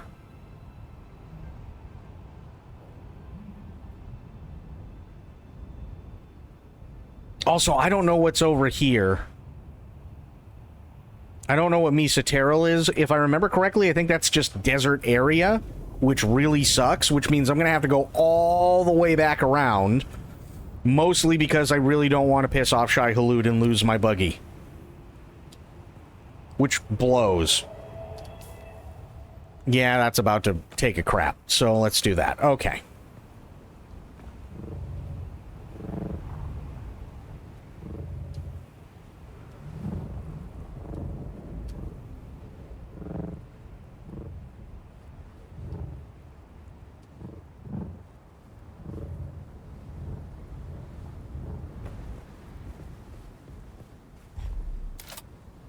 Just another day in paradise. Yep, I hear ya.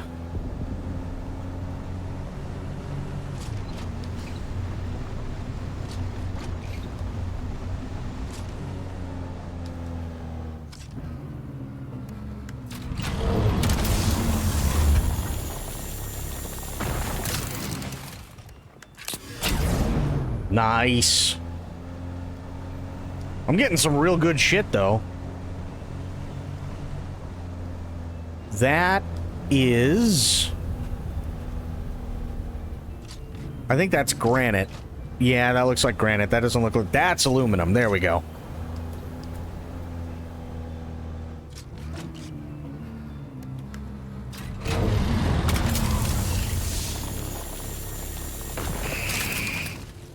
Nice.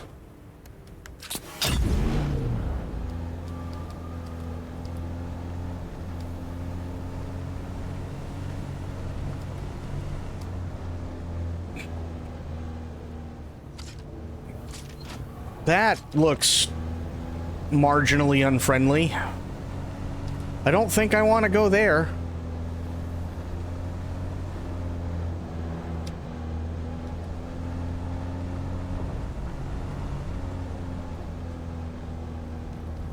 I'm not seeing a sandstorm yet, but now I'm being cautious.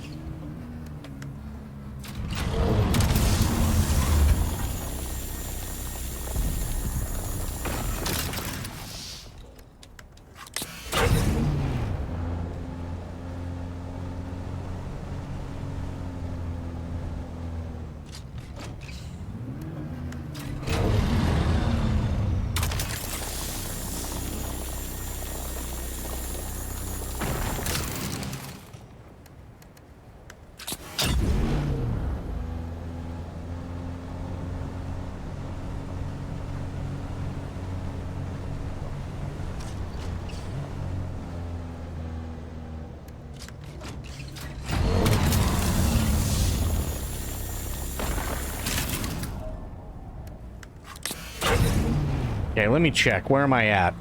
Woo-hoo-hoo-hoo! My God. That is so much aluminum.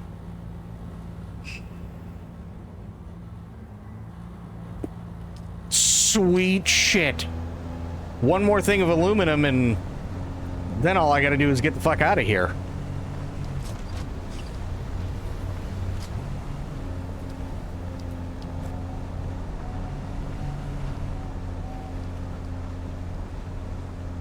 No, that's a base. I've gone too far.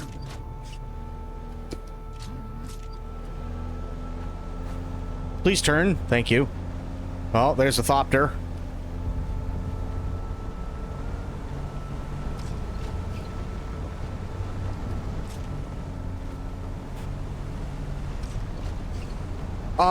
They're typically other people's bases. They're a lot of them are player bases and stuff like that, and if they're not, then they're NPC bases, and the NPCs are, with the exception of like actual ones labeled as stations, typically they will open fire. They'll more than likely just be like, yeah. We'll shoot first and ask questions never.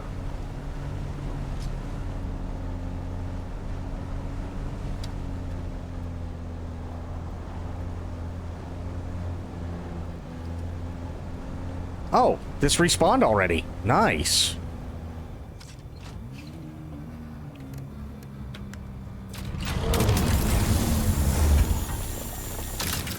Nice. Inventory's full. Now to get the fuck out of here.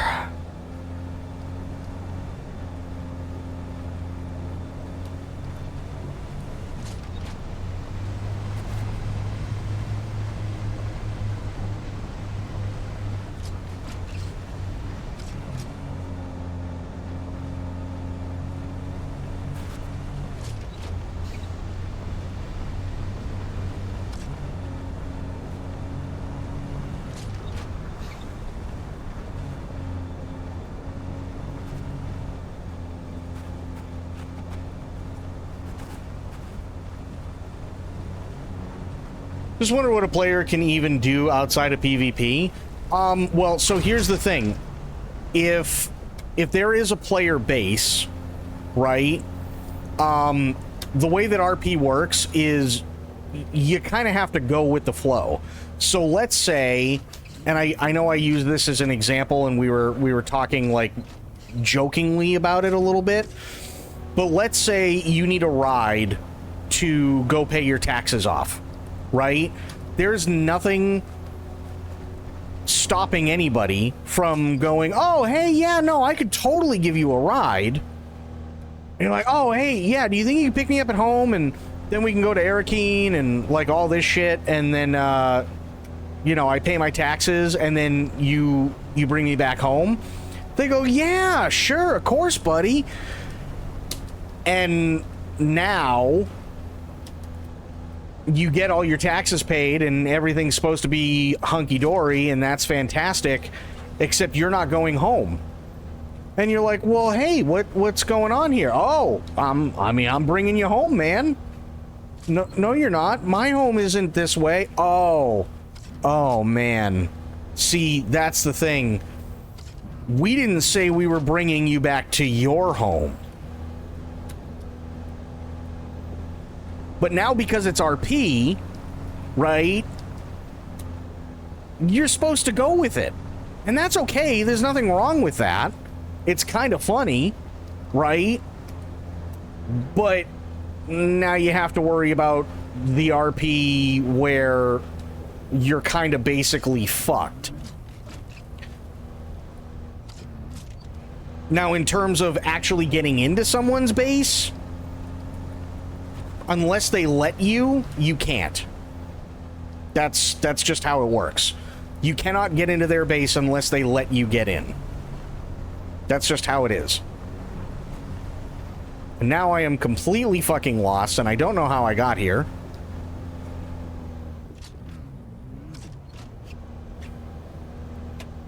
So, typically, it's... unless you're looking for, like, it maybe semi-hostile RP, probably best to, you know, steer clear here and there. And not, like, fuck with somebody's shit. How the hell did I get in here?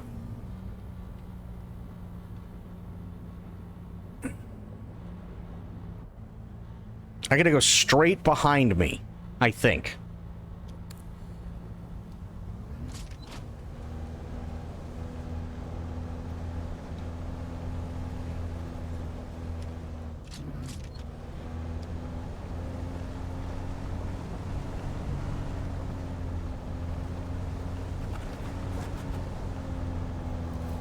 Yeah. Okay.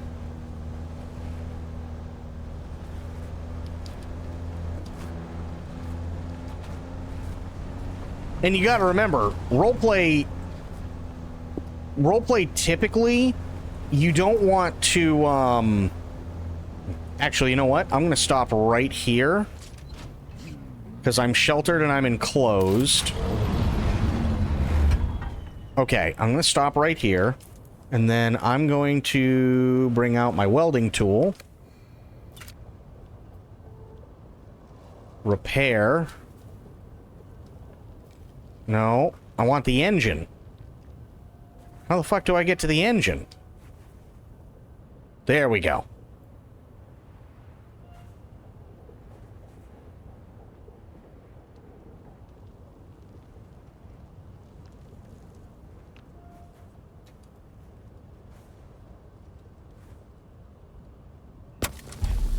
There we are.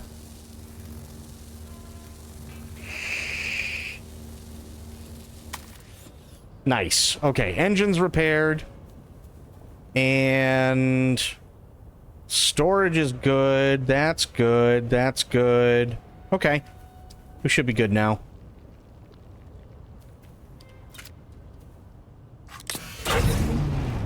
Oh yeah, much better.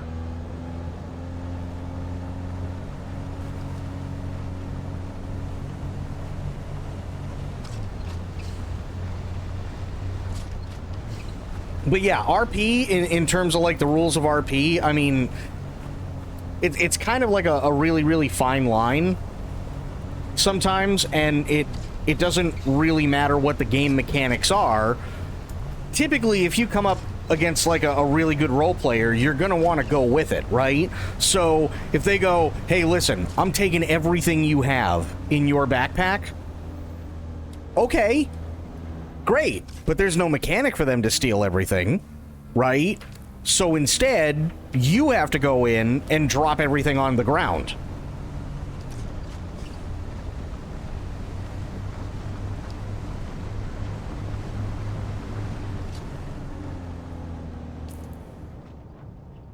If I go up, I should be good. Yeah.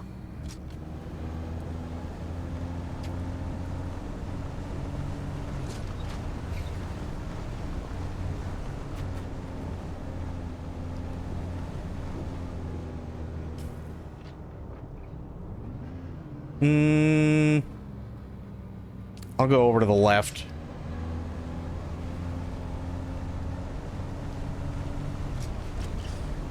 Because at least right now I'm basically in the rift, which is great. I'm still sheltered, so I can't argue with that. So even if a sandstorm does come in, which I'm expecting, I don't have to worry so much.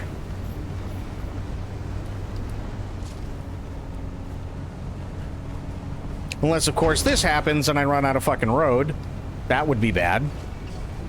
And I think I just... no, okay. We're still going. We're good.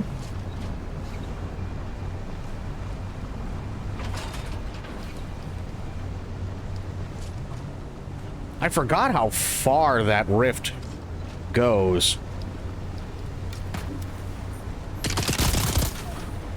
Idiot.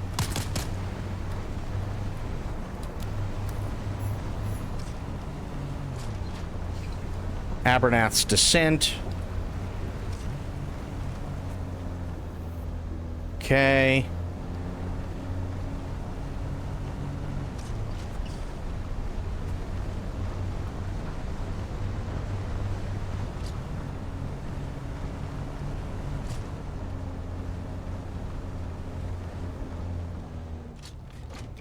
Let's check. Where am I? That's going to put me into Al Yanub. So, I don't want to do that. I don't... Well... I mean, would it really be so fucking... Actually, yeah, it would be pretty bad. As much as I'd love to, that would suck trying to get past. Yeah. We'll go this way.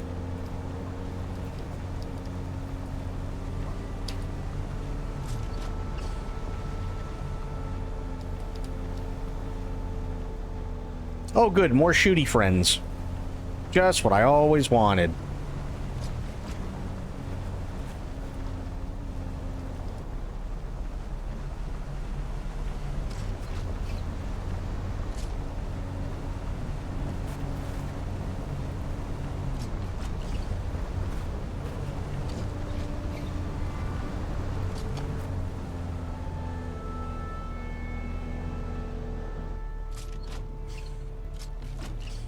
Ooh, okay, this rock is no good for... Well, actually, it's not too bad. There's one spot I could have used, if need be.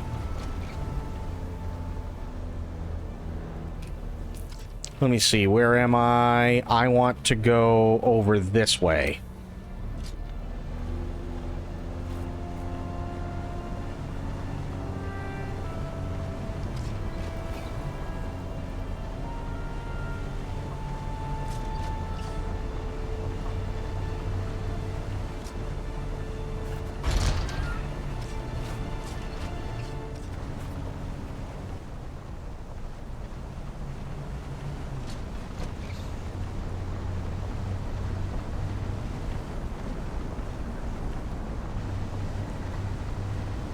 You know, honestly, for like a first thorough test, this is done really, really well. I'm pleasantly surprised with how well this is done. Very pleasantly surprised.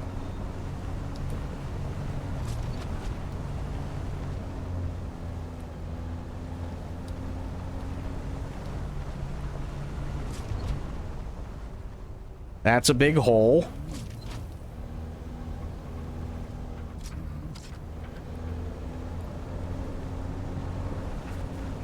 Don't go in the hole. There we go. Okay. Still waiting on that sandstorm. I know there's one coming. There always is.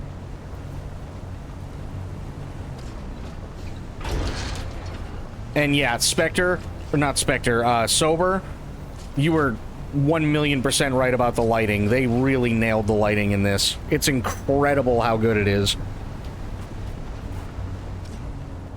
Shouldn't call her big hole. She got more going for her than that.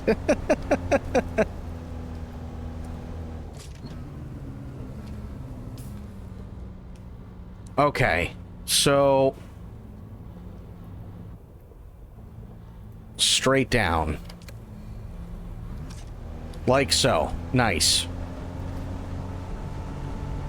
I'm even on the correct side. Low fuel, huh?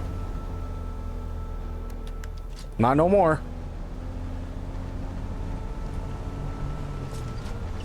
I mean, thankfully I have more than just that, but should at least get me to safety before I have to put more in.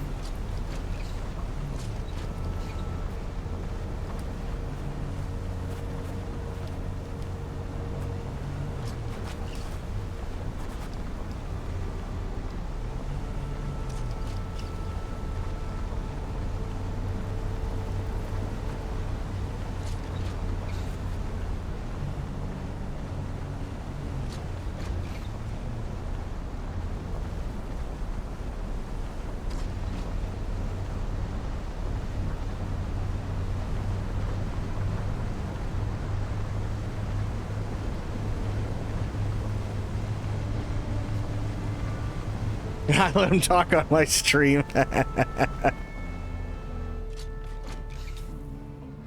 That's okay. Holy fuck. I still have so much farther to go.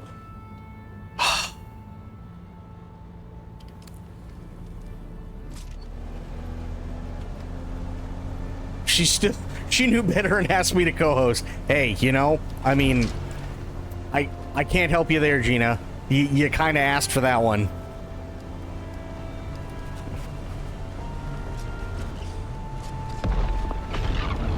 Oh, it definitely... Ooh, definitely interesting, that's for sure.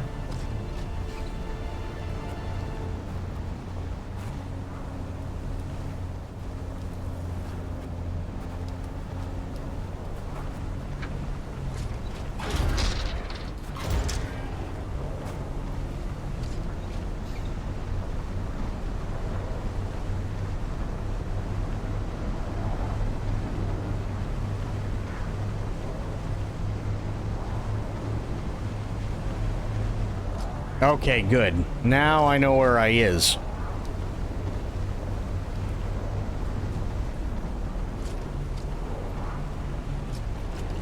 And I know where I is because I know where I isn't.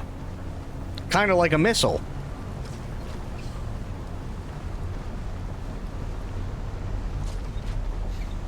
I don't have your level of curses.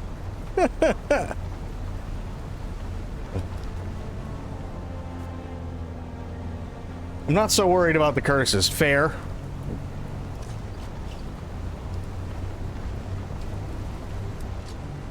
Hey, I mean, when you really have to worry is, you know, God forbid he's on cam and he just pulls his balls out. That's a bad day.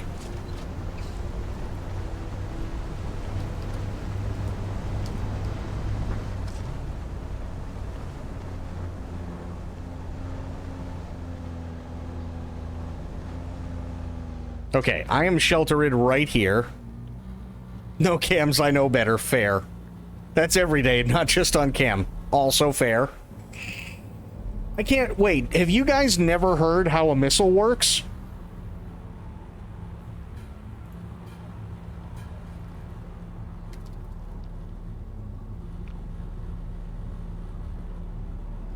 It's only 1:40. The missile knows where it is at all times. It knows this because it knows where it isn't.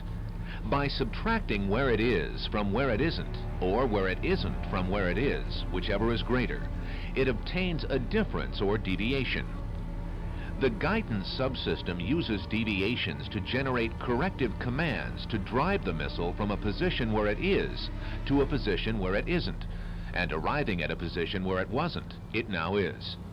Consequently, the position where it is now the position that it wasn't, and it follows that the position that it was is now the position that it isn't. In the event that the position that it is in is not the position that it wasn't, the system has acquired a variation. The variation being the difference between where the missile is and where it wasn't. If variation is considered to be a significant factor, it too may be corrected by the GEA.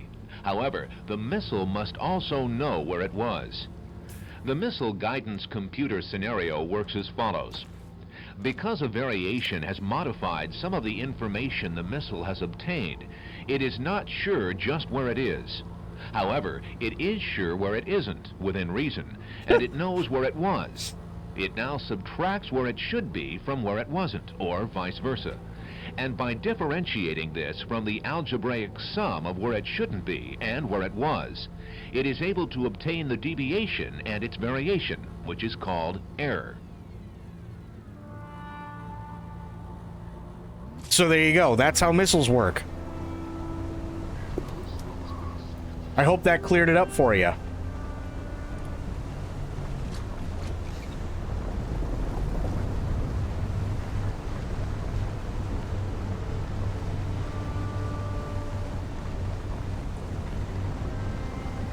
Yep, that sounds like a government missile. Mm-hmm.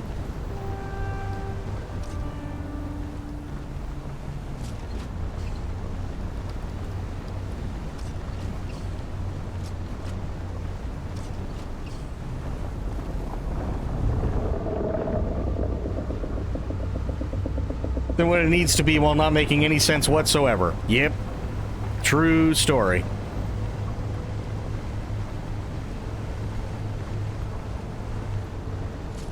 Is that somebody stopped her? It is. Fuck. Alright. Fuck it, we ball.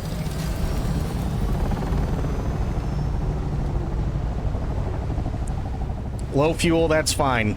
I can fix that in a minute.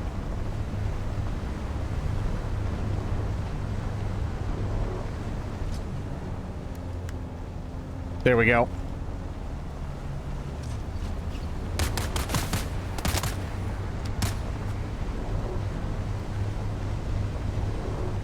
Sounds like the voice they use for when they say the baby is eepy.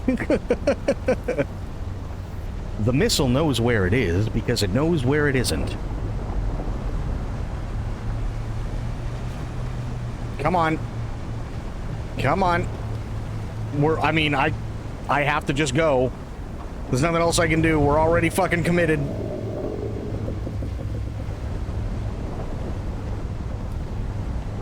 Okay.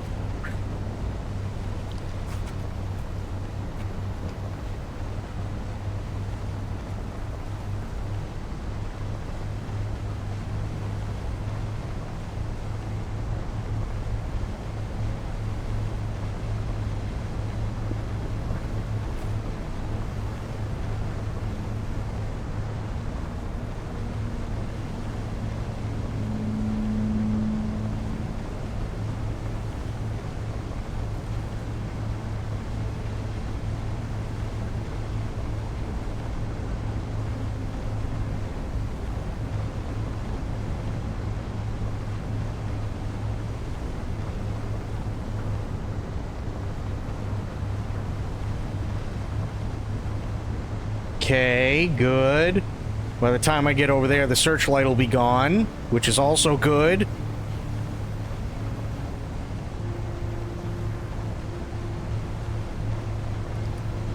And turn about here. There we go.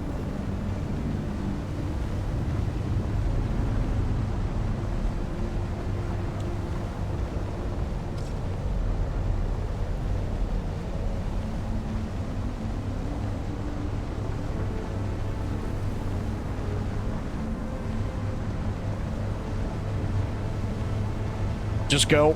Just go.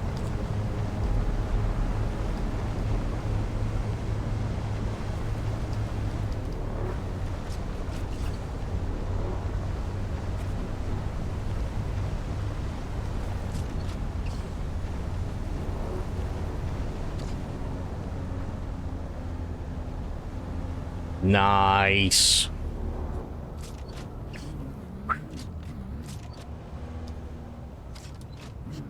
There we go, right on top of my dirt mound.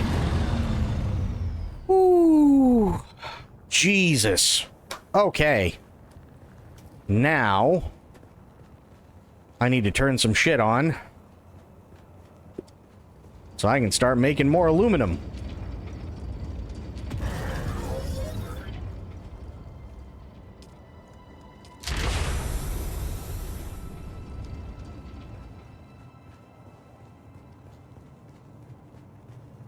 Damn, this buggy went real fucking well. Holy shit.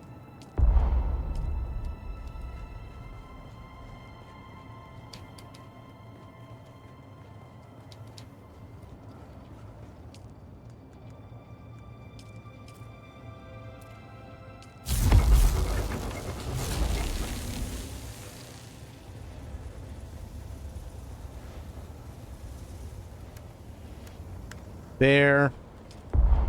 Take more. Jesus.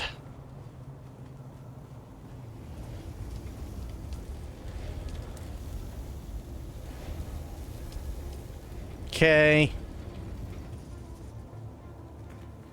Just all of the aluminum. That's all I wanted.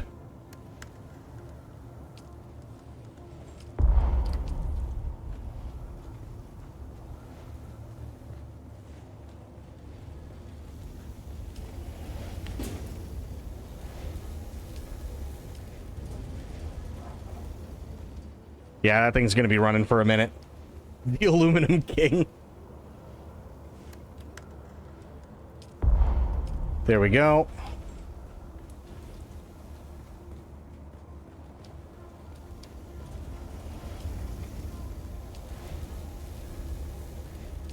I mean, the cool thing is at least I'm doing it in batches of 30 for aluminum ingots.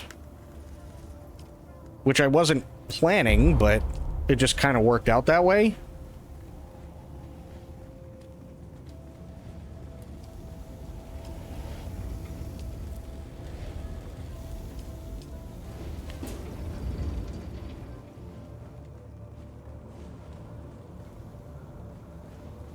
Ramp is gone. There is new crampier. Oh, the ramp? No, this actually works really well because both of them touch the ground, which is amazing.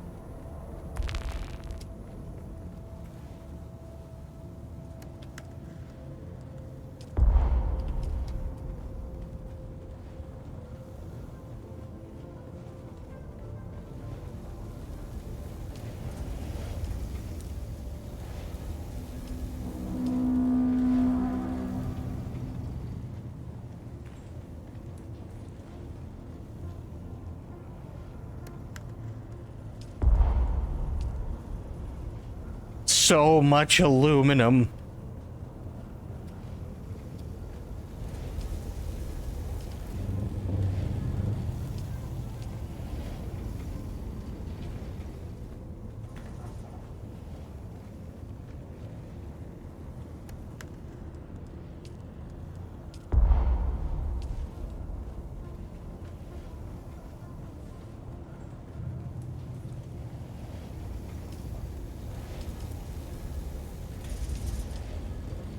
Okay.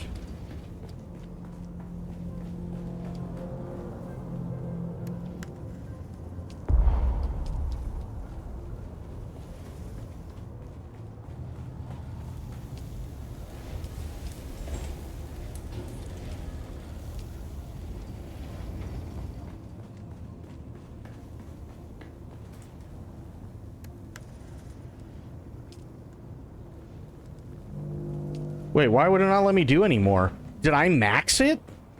Is that what happened? Oh, water. That's kind of important. Yeah, fair. Totally fair. I may need to get some more blood. Hang on. Let's, put this back. Good. And then, hang on. Now let's go kill some people. Oh, can you just do it right from the storage box? That would be really nice. But I need to go kill people. Otherwise, I'm not getting anything done. Actually, shit. I gotta turn around first. Fuck, I need all my blood bags.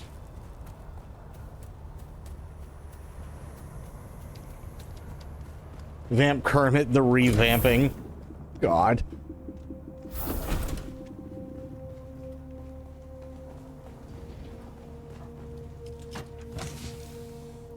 Yes. Yes.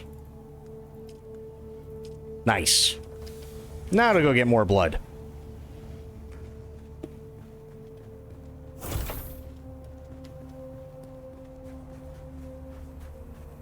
Can I see them? No.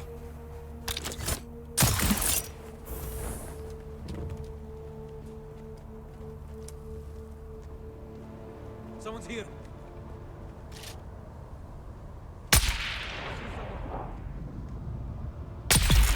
Idiot.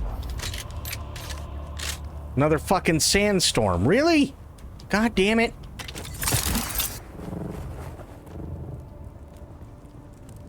Alright. Give me your blood. Was that big door closing? What big door?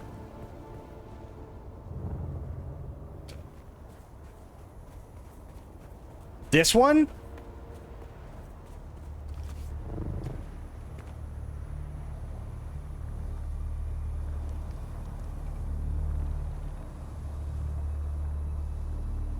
Yeah, this used to be a door, but now it's just a force field that only I can get through. So I don't have to worry about opening and closing a door, which is really nice.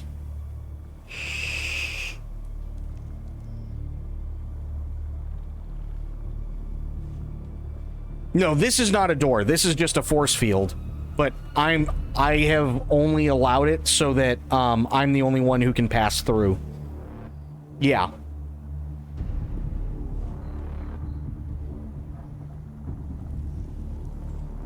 So, like, this guy over here, right? He's got the same thing. But I can't get through that. Because I'm not part of his, group.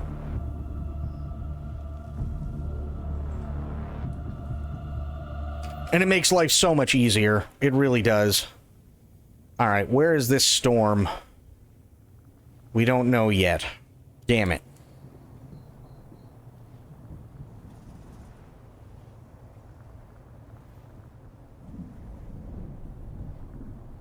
Oh, it's coming, though. I just don't know... I mean, it could be going across here. We don't really know.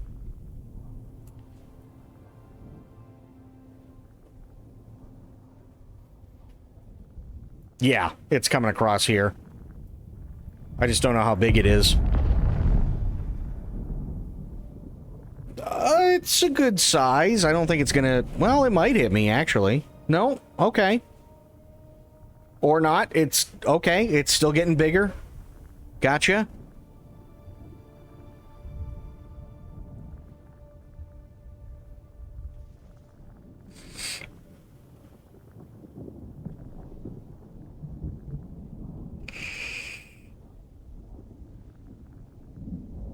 Oh yeah, that's a biggin'. Sweet Jesus. And that's probably only about half that we see. Which is insane.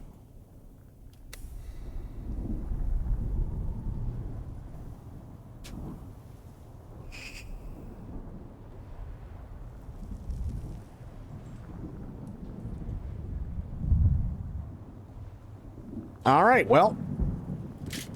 Time to get more blood. God, that looks so fucking cool. I love the sandstorms in this game, even though they're stupid dangerous.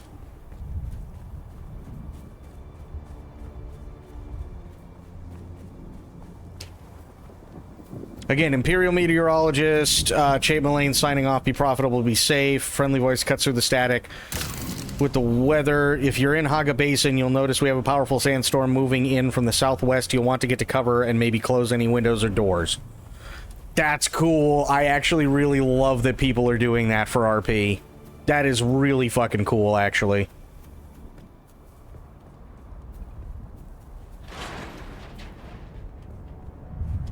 What, do we just have a bunch of dead people now? What the fuck? Over?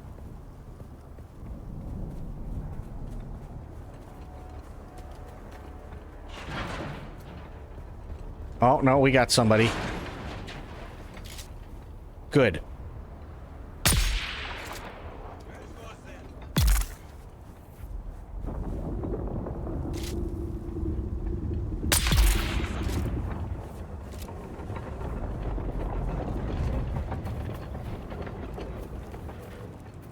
Give me your blood. This guy doesn't have any blood. Nor does this guy. Or this guy. This guy over here definitely does, though. Nice. Straight from the penis. That's how you gotta do it.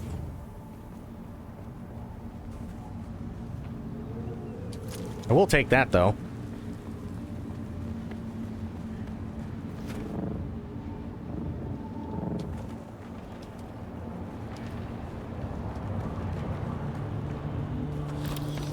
Yeah, that's right. I'm the asshole who just took all the goodies right at the start.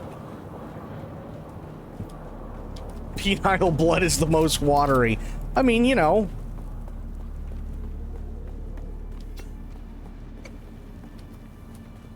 It gets you what you need faster, right?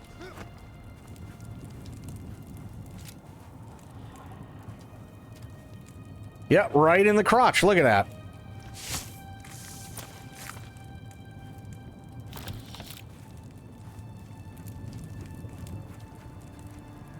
Get that good old crotch blood.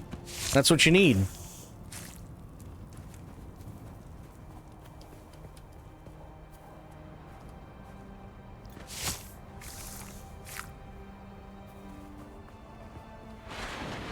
Taking all of that shit, though.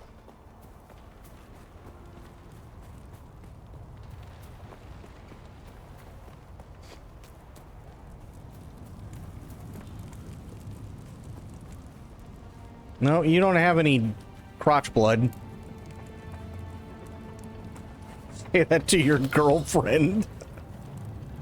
Jesus.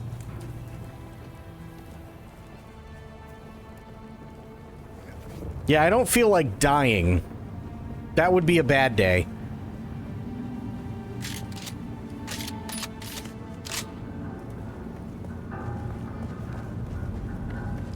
"23 campers have gone missing in Texas." Uh-oh. Is it due to the flood? Or the flooding, rather?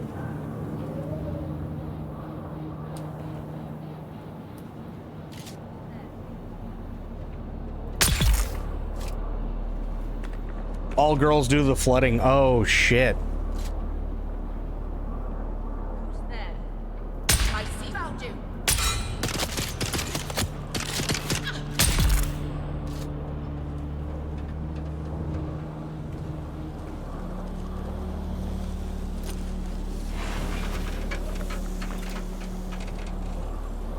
Your house is near there? Holy shit. Yeah, that's a major flooding. My God.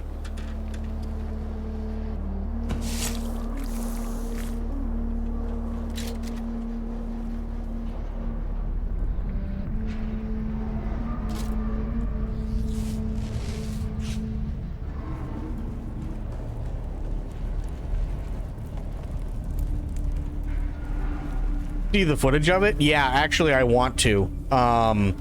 So after I get out of here and I get back to base and deposit the blood, I'm gonna take a look for sure.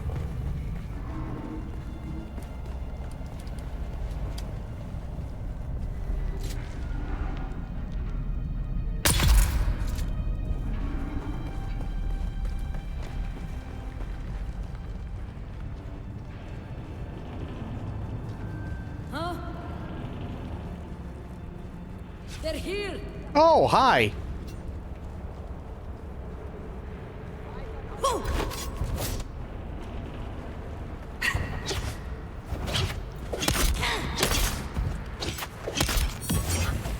Fuck. Shields up. Phew. Eyes on target. Shields up.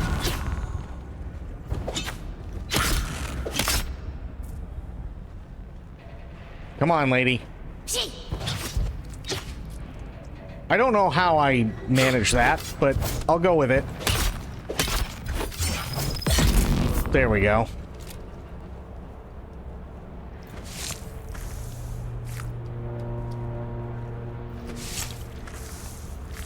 Yeah, if anybody can find me like a good news report or something, mostly because people dying is bad on stream.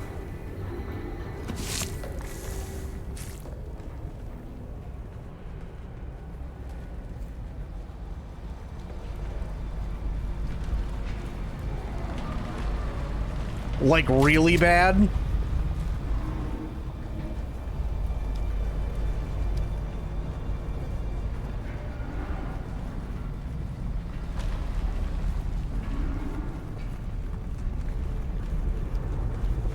See the house that came down the river? Holy shit. That's not good.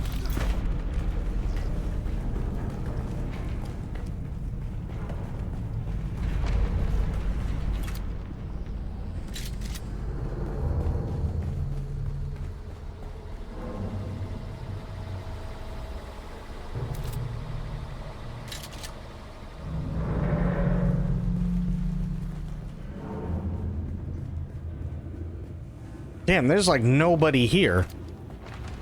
Wonder if somebody passed through here not long ago.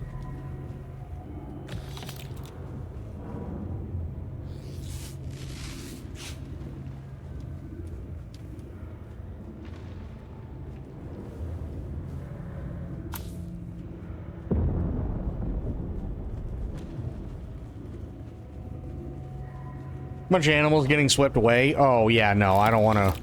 I definitely don't want to show that.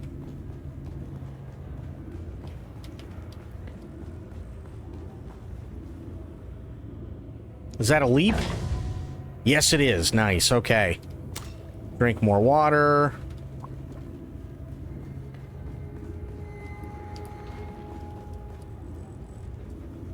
I really, really wish, like, Twitch would stop being such a fucking idiot when it comes to shit. You know what I mean? Like, if it's the news, they should have, like, a news area, and it says, you know, like, viewer discretion is advised, or whatever, right?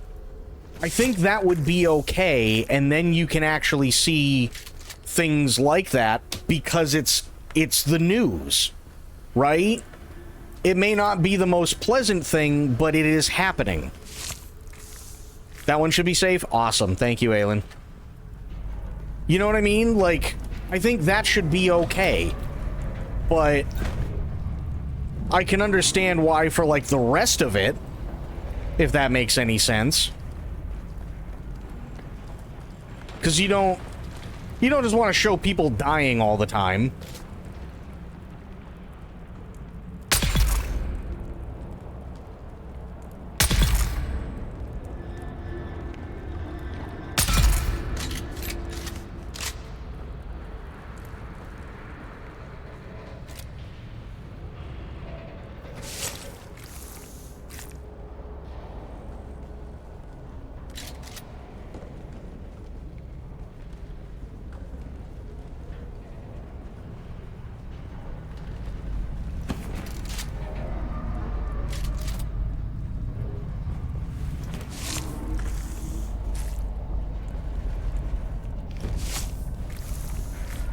Be sure and it's safe. It also has the footage from the one Aelin posted as well as others. Okay. Thank you. Because I do want to see what's going on. I've just been like... I'm very cautious with that shit. Because I have to be. You know what I mean?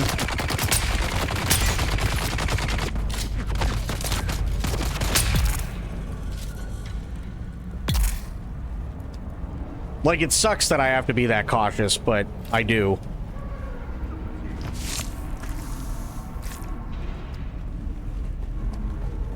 I personally feel if it can end up on the nightly news, then I shouldn't have to worry, but I know that's not the case. Saw one earlier that was 30 plus minutes that showed the river from when the floodwaters started to when they reached the bridge, like 30 plus feet later. Holy shit.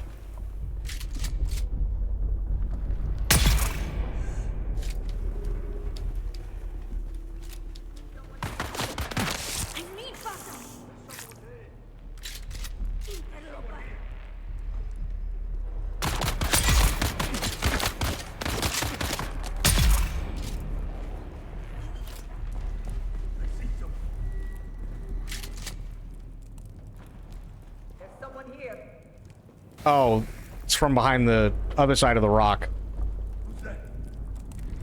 Yeah, it's gotta be the other side.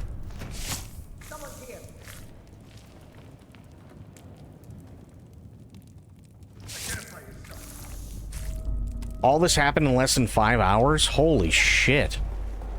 That's insane.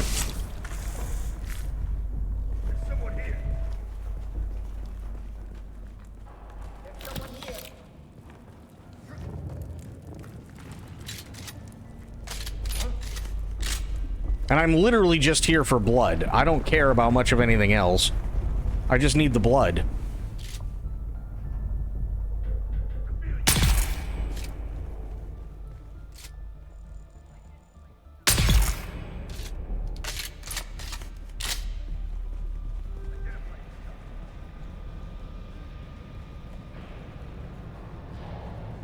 Tropical storm that hit Mexico is what did it. I don't doubt that at all, actually.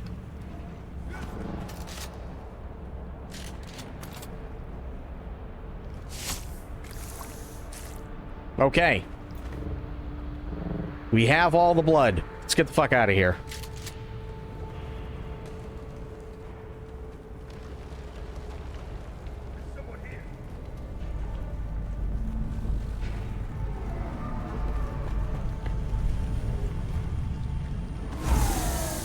Definitely take those. Those are always good. Take that. Always good. Drink their water. Nice.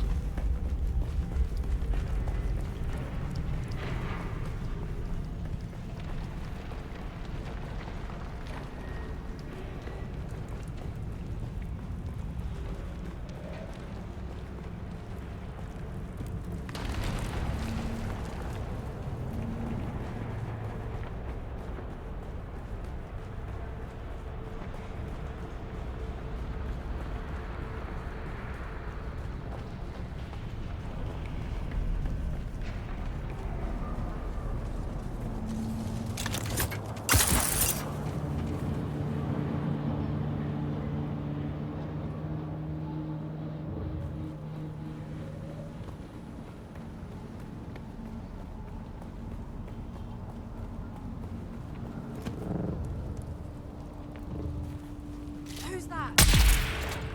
Doesn't matter.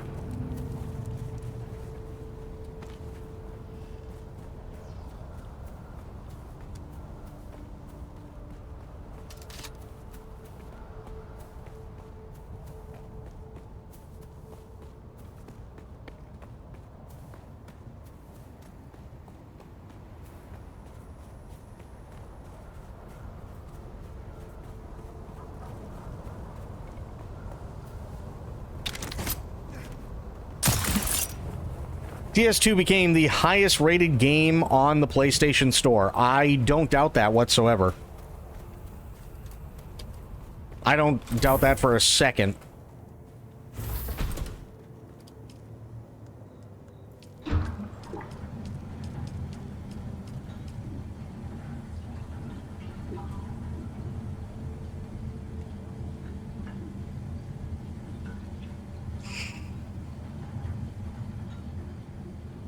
I think before it was Claire Obscure. I wouldn't be surprised. I wouldn't be surprised at all. Claire Obscure is an absolutely fantastic game.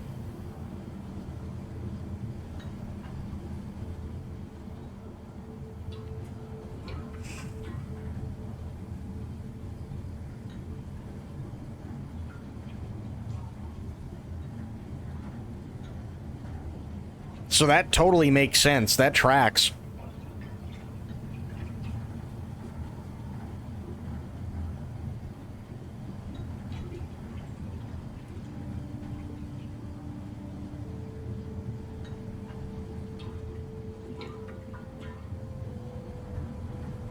I'm still under the impression that it's going to be Death Stranding 2 and Clair Obscur that duke it out at the Game Awards this year.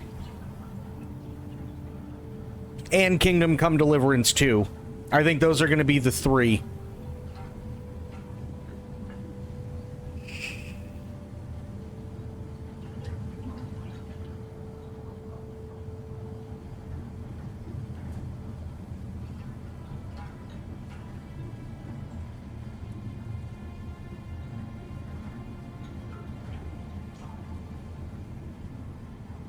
I'd really, really like to say that Metal Gear Solid Delta is going to be up there, but, I mean, we also know the Game Awards, and they like to change shit for their benefit all the time.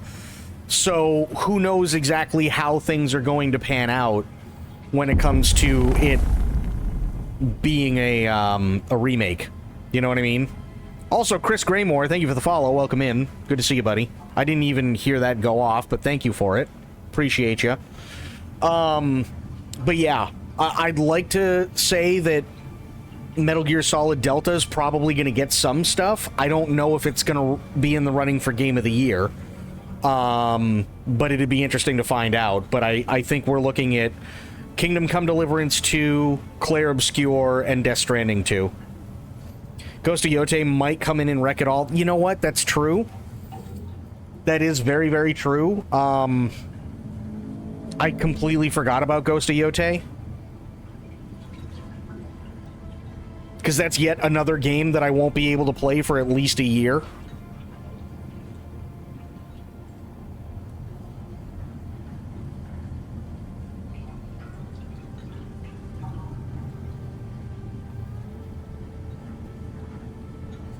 E33, DS2, and Yote. I mean, I would still add KCD2 in there. 100% I would. KCD2 did so good. And it... Honestly, like, I know there was a little bit of hype behind it. Like, they did do some advertising for it. But I remember when KCD1 came out, and it was a good game, people liked it, but it was really clunky. So I think the general consensus was, oh, this is 2. Maybe, you know, it seems like they did pretty well, and, you know, maybe they did it a little bit better, and then everybody started playing it, and, I mean, it blows the doors off of 1. That's for sure. Not to mention all the hype behind it, because you've got, you got Capon. I can't remember his actual name, but literally in less than a month, he's already a partner on Twitch, and he's doing really, really well and collabing with a lot of people. He just ended up moving to Czech Republic, and he now lives right next to the castle that is his in-game.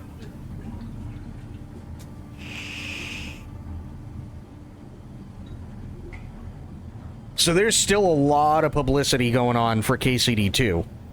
So I think those are probably going to be in the top 4. Maybe Metal Gear Solid Delta, but again, it really depends on how they go about things, and let's face it, we never really know how that's going to pan out. But I think those are probably the games we're looking at for the Game Awards that'll more than likely sweep pretty much everything other than indie. Silent Hill F can be another doozy. It could be.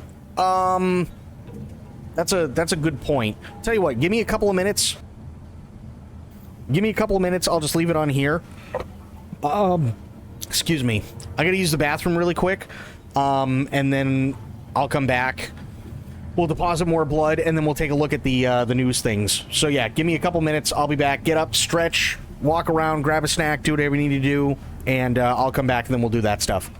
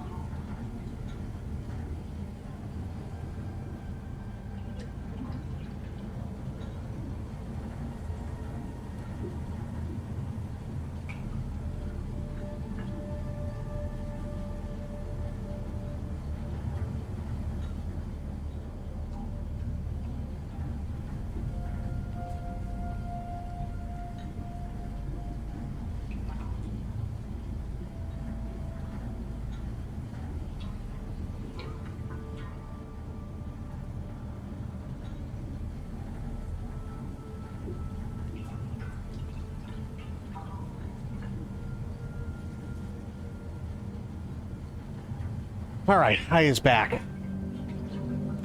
Hey, Shadow, do you think I could be an honorary American just for today? My brain is making me feel guilty for not working, but if it's a holiday... Oh, fuck yeah, dude, absolutely.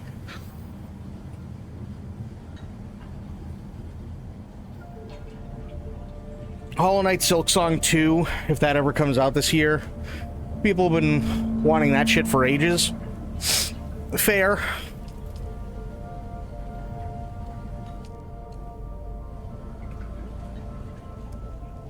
America! Fuck yeah! Yep, pretty much.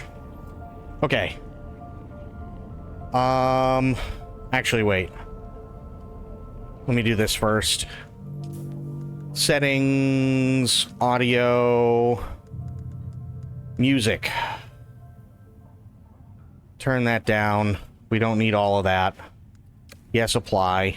Okay. Go here.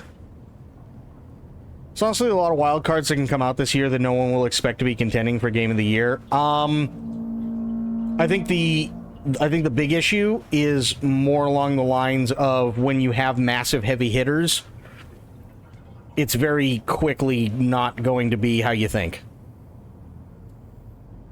Like, I see what you mean, and I don't disagree. However, it's, when you have the heavy hitters that we currently have, that's really tough. Okay, here we go. So this is Texas underwater. Catastrophic flooding submerges homes and cars as river overflows in Kerrville.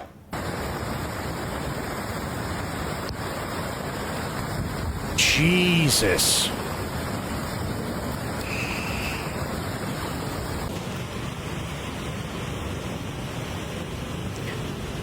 Well, to be fair, the sign ain't kidding. It's by the river.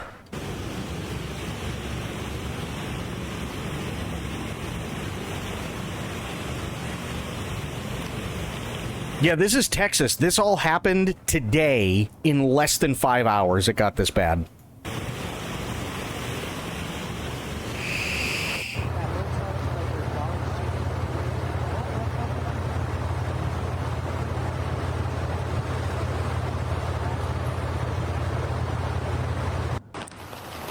Guadalupe River. This is 173. Not good. A wave of catastrophic flooding swept across central Texas after relentless rain submerged entire areas, pushing emergency teams into non-stop rescue operations. Yeah. Torrents of water surged through towns, quickly overwhelming rivers and leaving communities in a state of emergency as darkness gave way to disaster.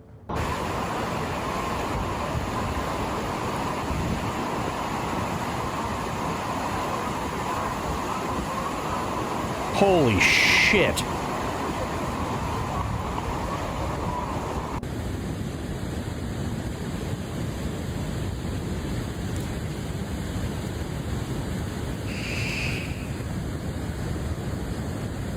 We have 100 plus missing and at least 20 plus dead so far. Oh my god. 1812 Coke Street. Still waiting on water rescue. If anyone has any boats or jet skis to help us get my in-laws and the other elderly on the road out.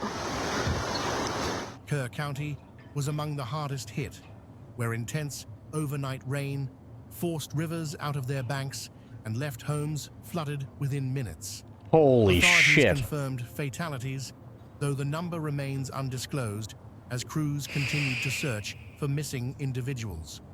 Everyone was camping along the river for the 4th, and this happened in the middle of the night. Oh, fuck. That explains the girls that are missing. Shit.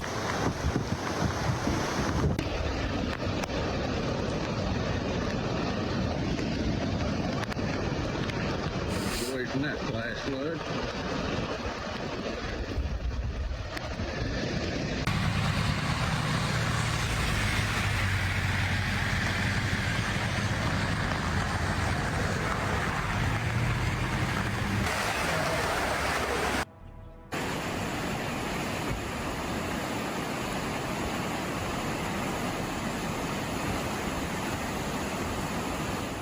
Residents near the Guadalupe River were urged to move immediately to higher ground as the water rose at a record pace. Oh, hang on. There, look at this. I gotta go back.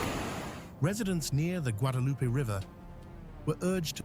Okay, here we go.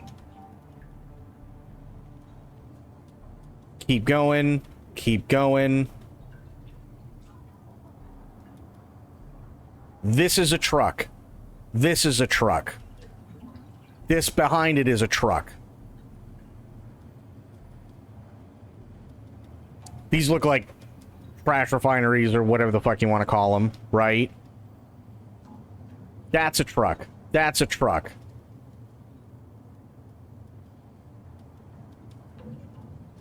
Get past the gate, because we can't really see a whole hell of a lot. That's another truck.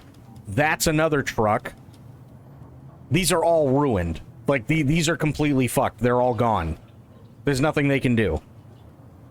They're all toast. Record pace, swallowing campgrounds and low-lying neighborhoods. Videos showed people abandoning cars and cabins in the night as floodwaters crept underfoot.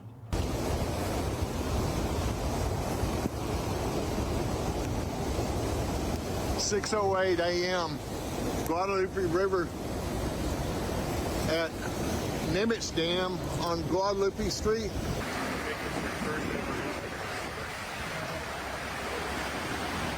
This is insane. I don't know, Sophia.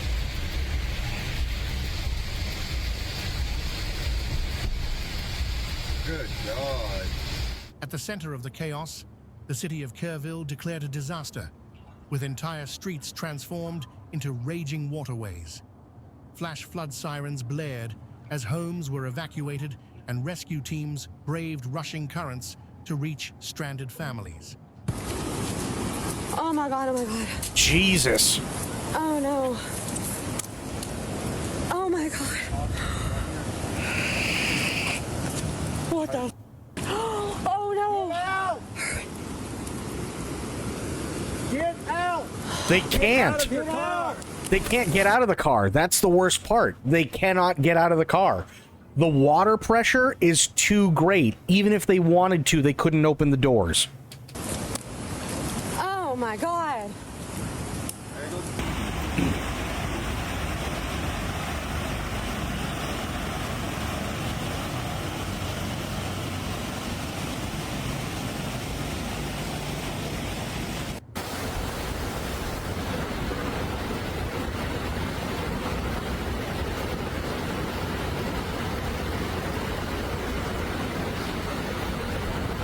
Rainfall totals soared past 10 inches in some areas. Oddly, we have something like this happen on the 4th every 20 years or so. No shit.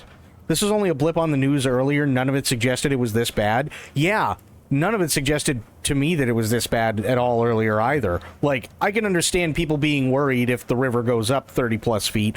That makes sense. You definitely don't want minor flooding and stuff like that, or, you know, you wake up tomorrow and somebody's backyard is a swimming pool. But this is insane. From Kerrville to San Angelo, with reports of over 4 inches per hour, fueling a rapid and deadly rise in rivers and creeks. Water rescues became a race against time as neighborhoods vanished beneath the flood. Yeah, no worries. No worries, True. That camper's gone, the car's gone, those houses are fucked.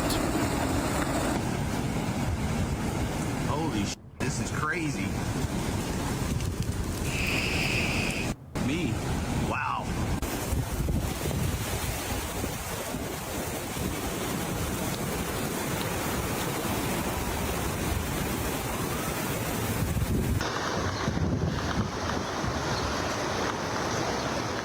Oh, I don't doubt it. I don't doubt it at all, In San Aylin. Angelo, the impact was equally dramatic. Jesus. As emergency alerts lit up phones and residents scrambled to escape rising water. Flash flood emergencies were issued repeatedly as rainfall pushed rivers into dangerous new territory. Shit.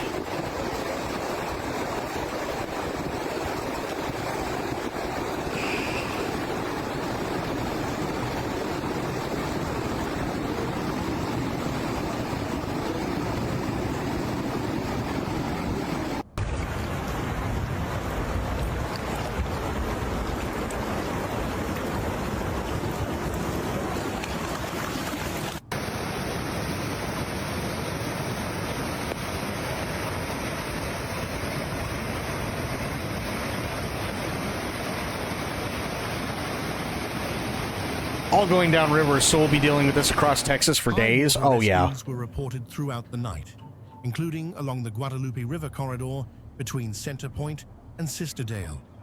Local officials called it a particularly dangerous situation and pleaded with residents to seek shelter immediately.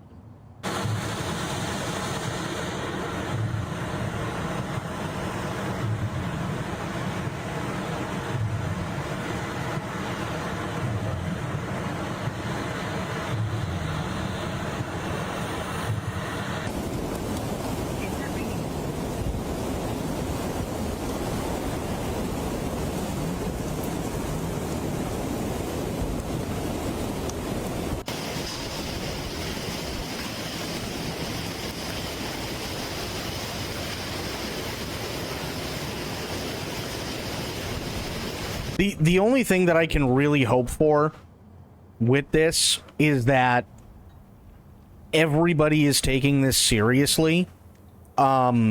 Mostly because there's typically always that, like, small group of people that think this is really cool and this will be a great adventure, and then go out in their fucking kayaks and get absolutely eviscerated, and then they get stuck, and now emergency services have to risk their lives even more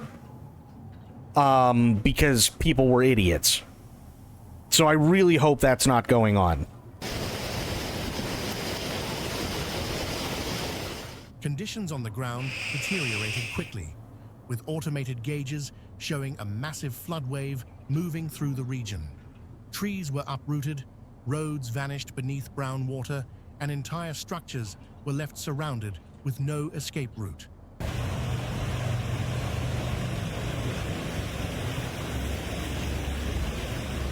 They actually take flooding pretty seriously. Good.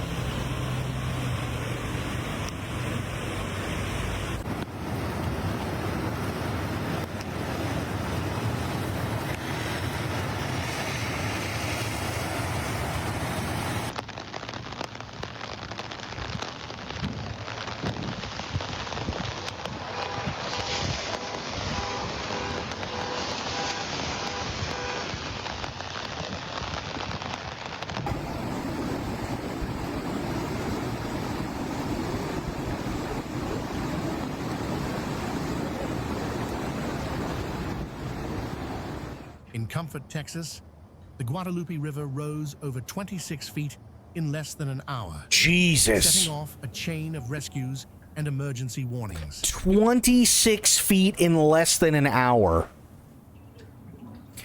Spoiled doesn't live in Texas anymore. She was born and raised there. So she is a Texas, but she doesn't live there anymore. Thankfully. At least because of this right now. Authorities struggled to keep pace with the unfolding crisis as flash floods cut off access routes.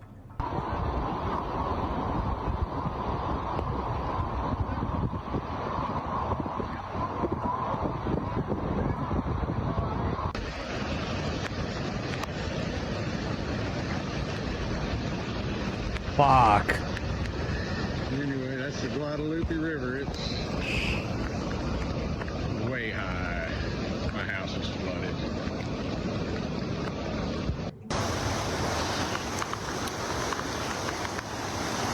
It's planned for after hurricane season. Good, because chances are we're going to need it.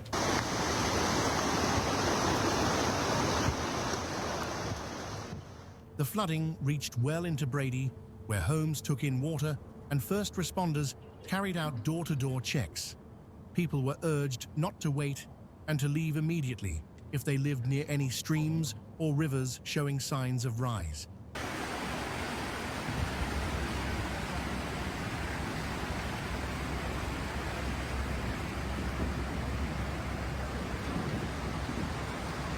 Yeah, that's crazy. And 20, like, I know it's kind of an abstract number when you're looking at something this big, but 26 feet is no joke. That's literally almost the size or the height of a 3-story building. In less than an hour, it rose almost the entire height of a 3-story building. That is insane.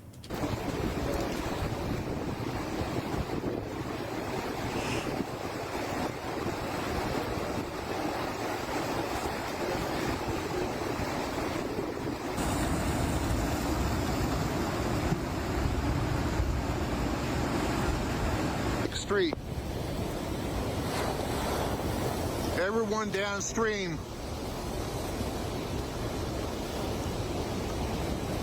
Save your life. The National Weather Service described the flood as it is historic and life-threatening, warning that more rain could worsen an already devastating situation. Fuck. The emergency response expanded rapidly as more counties were drawn into the flood zone.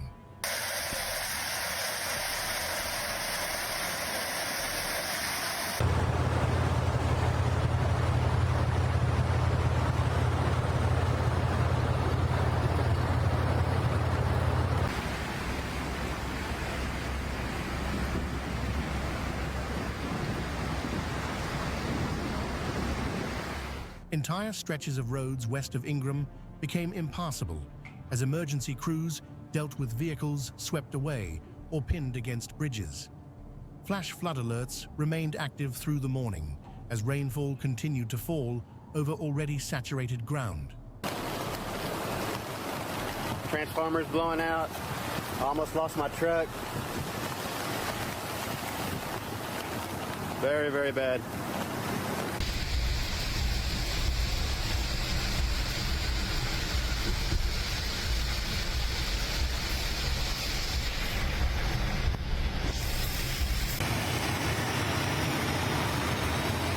This is just wow. While the full toll remains unclear, local officials are calling this flood one of the worst in decades.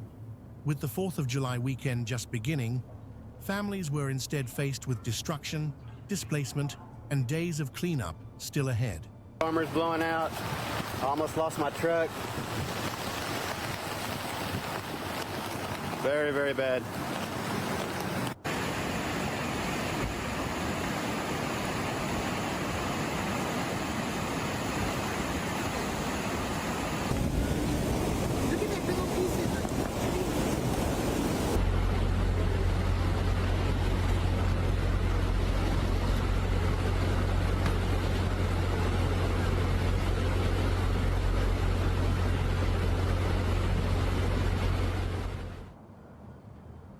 Fuck. That is insane. TexasFlood.org. Let's see. Data information, viewers best available. Okay. It's done by contributors. Neither the state of Texas nor the Water Development Board assumes any legal liability, makes any guarantees, warranties of the accuracy, completeness. That's fine. Okay. So we got major flooding here. We got moderate flooding here. That's fucked. Red and black? That's not good. That's not good. That's not good. Jesus.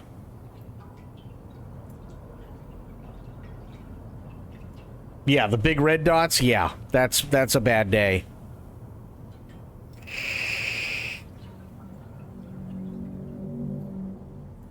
That's a very, very, very bad day.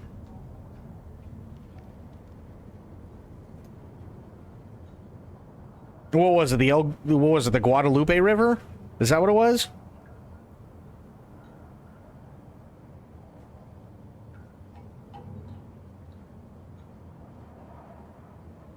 I'm not seeing anything. Oh, there we go. There's purple. Oh, that's not good.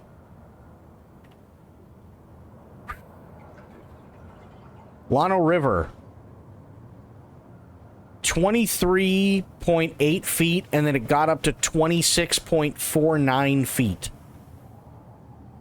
Holy shit.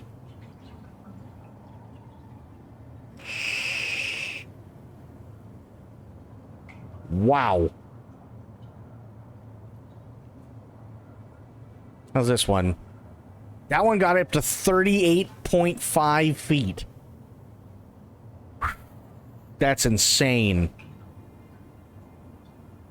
Yeah, its original depth is like less than 4 feet. And this thing got up to 38 and almost 38 and a half. Well, yeah, it is 38 and a half feet, yeah.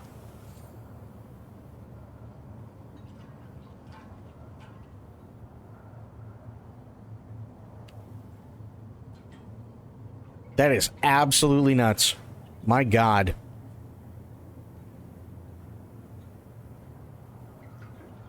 And this is supposed to be like this. Well, hey, no, this is supposed to get up to 38 and a half feet. That's predicted by the same time tomorrow. Yeah. Same time tomorrow, it's supposed to be up to 38 and a half feet.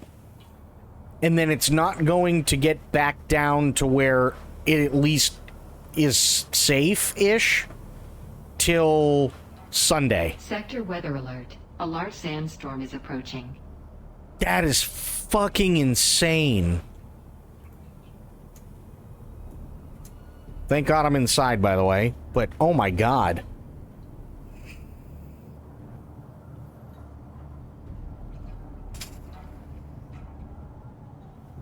Jesus. This one's supposed to happen literally now. Yeah, this is supposed to happen right the fuck now. My God.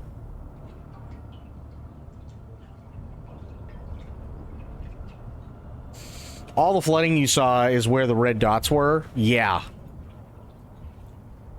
Yeah, that's not good at all.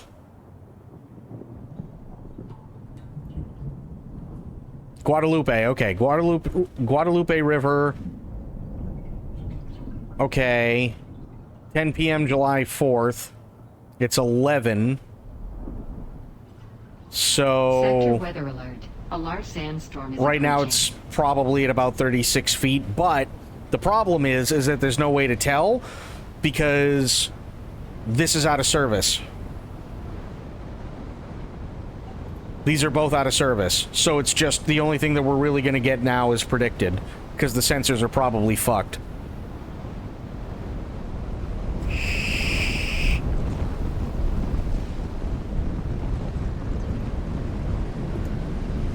Holy shit. That is insane. That is absolutely insane. That one should drain into Canyon Lake and hopefully not overflow the lake. This one. Yeah. Hopefully.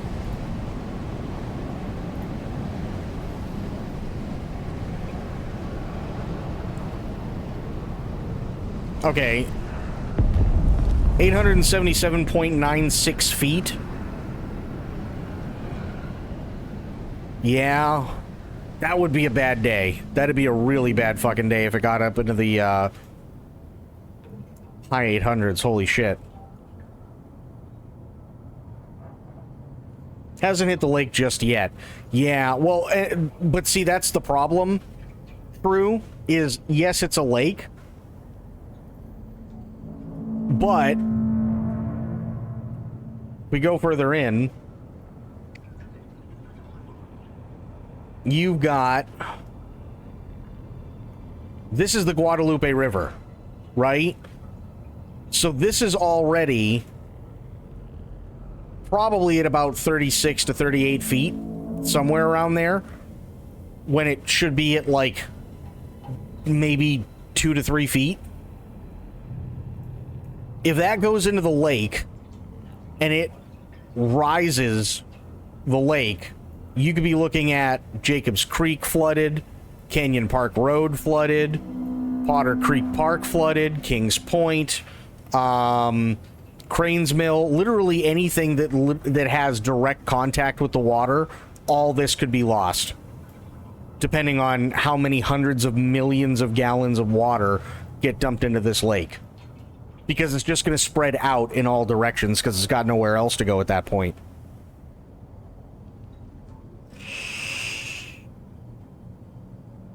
No, you'd be surprised. You'd be really surprised. Especially if you got to remember, this thing went up from 2 to 3 feet to 36. And this is like less than an hour. Right? That water's got to go somewhere, and it's still going to follow the flow, so it's going to end up in the lake. Right? These people, I guarantee you, these people are not much higher than water level. That's why they go there. Specifically so that they can sit there and put their boats in and like all that stuff.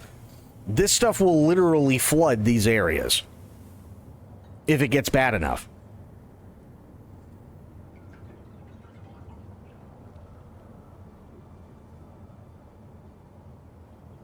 No. It's not going to hit 800 plus feet outside the lake. When we're talking about 800 plus feet, that's the depth.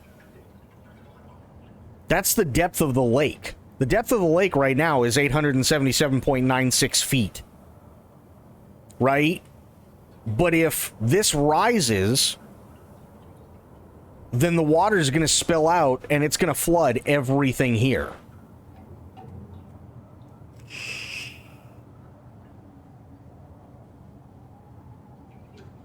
And then it'll continue down the river to Lake McQueenie, and that one for sure will flood the banks if it does. Yeah. Yeah, so... Shit.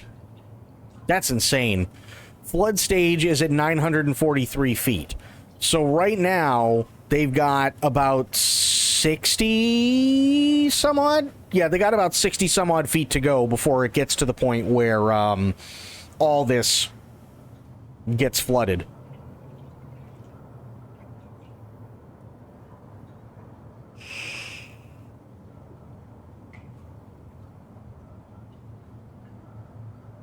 I gotta go snuggle the boyfriend. Might be back later. If not, have fun. Myth, have yourself a great night. Hope you have a safe and dry July 4th. And yeah, we don't see you. Have a great night. Always love and appreciate you being here. If we do, we'll see you then. But either way, we will see you next time you're here. That's insane. That's absolutely fucking insane. My God.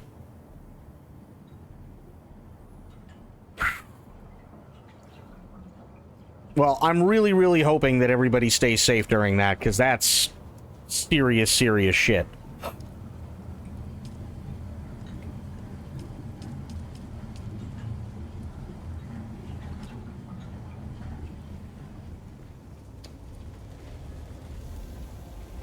When it hits flood stage, it can overflow the floodgates, or they'll open them right before so they can try to manage it. Yeah.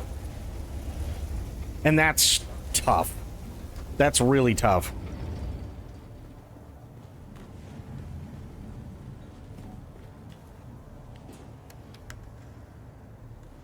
Okay, there.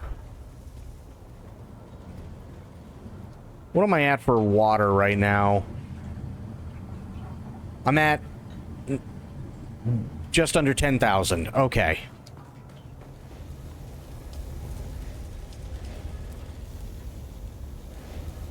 That's 4,000 right there.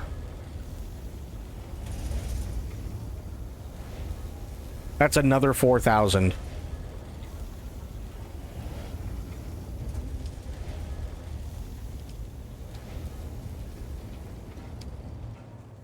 What? Yeah, please tell me.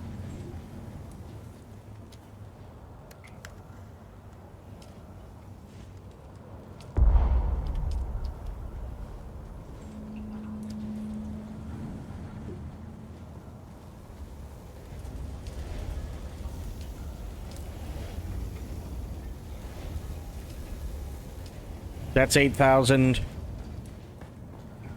Just choked hella bad on a pill. Ow. That sucks.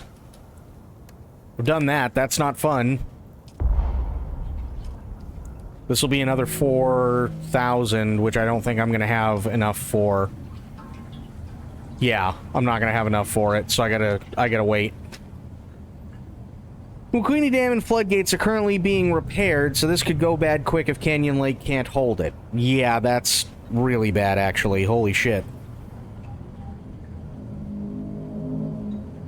That's really, really bad. My God.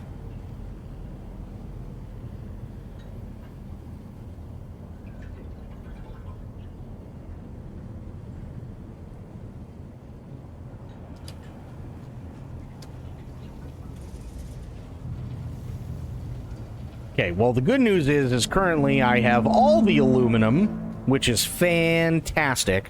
So let me do this. I'm going to put this back in here for now. I want to check and see a thing. Fuck. Disable that. Put on another generator.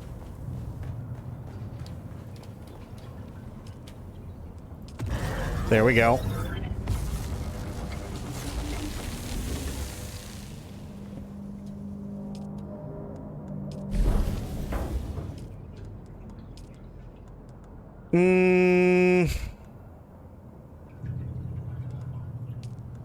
I need cobalt paste for more storage. Damn it. We've been in the middle of a drought, so they thought it was safe to do the repairs, and then this happened. Oh, Jesus.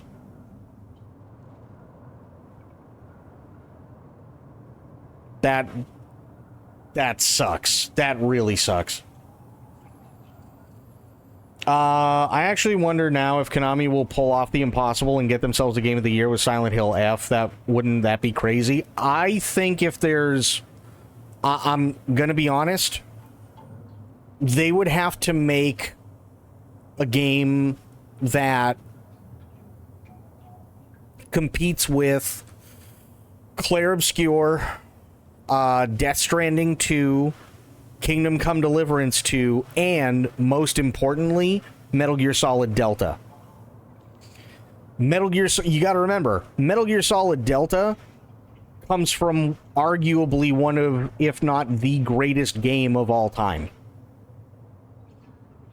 That's already an insanely high bar for a remake anyway. And if it hits that bar... I mean, we could literally watch Metal Gear Solid Delta walk away with everything. If the rules stay the same way they were last year.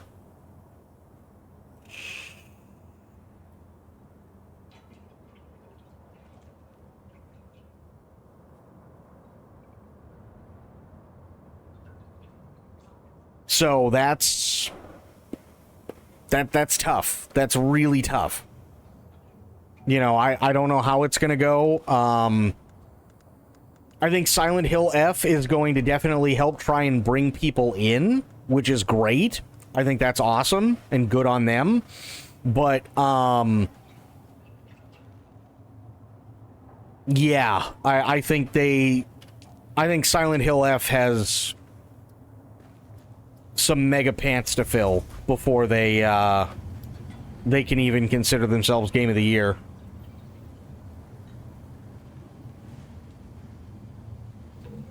The thing about that is Delta has to fight the whole, can remakes be nominated to begin with? According to the Game Awards, yes, it can. That was one of the rules that they instilled last year. Yes, remakes can be in the running for Game of the Year.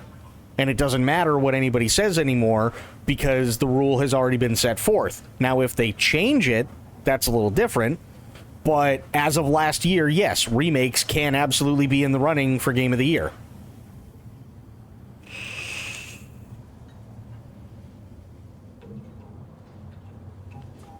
They 100% can.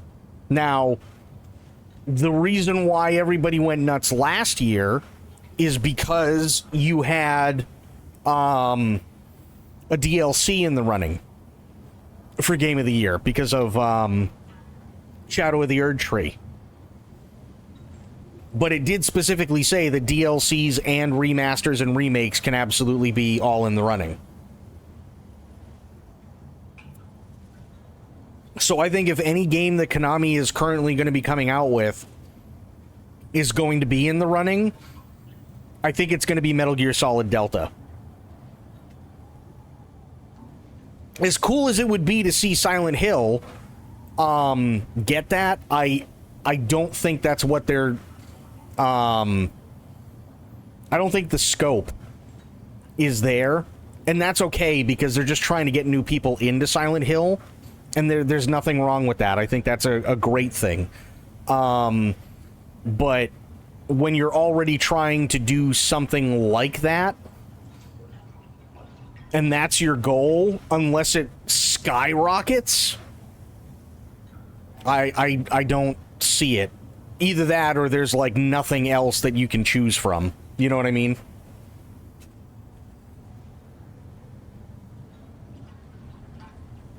Because you're always going to have, and this is what thoroughly sucks, you're always going to have shit like Call of Duty be on that list, much as most people don't want it to be. But that's because you have all the 12-year-olds coming out and going, oh my god, Call of Duty? And it's like, oh, well, fuck me running.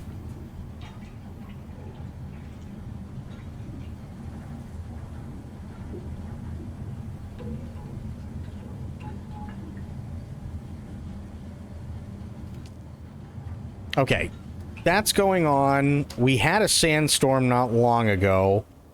Yeah, I got plenty of room. Let's go back out.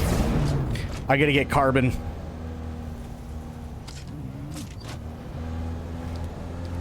I gotta get carbon. That's all there is to it. I'm 2 minds on remakes and remasters being in the running for the awards because they've had their time to shine previously against their peers at the time, and then I want the people who put their time into that to be rewarded too. I agree. The thing about, and this is like it was like a fine print thing. Well, I can't even really call it a fine print thing, but they specified why remasters and remakes and DLC can be in there, and there's very specific criteria. That criteria is that it has to be a marvel, basically. It has to be some sort of marvel, whether it be technologically or whatever, that allows them to be considered for Game of the Year. Right? So on top of the base game, if it's like a DLC, on top of the base game, it has to be a marvel in and of itself, whether it be technologically or creating a bigger story or whatever. And the same thing applies to remasters and remakes, which I don't think is a bad thing. I don't think that's a bad thing whatsoever. Because at least you have the backstop of, well, yeah, it was a good one, but is it Game of the Year material? You know what I mean?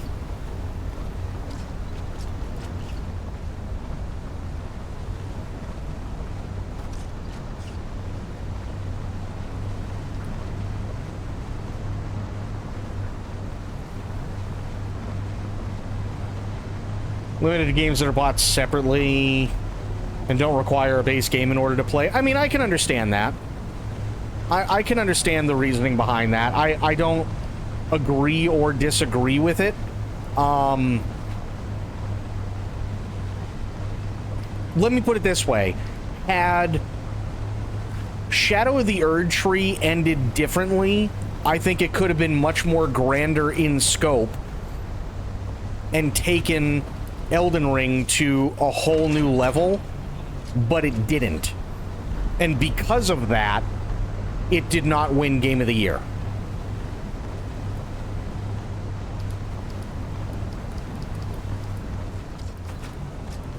That's what I think.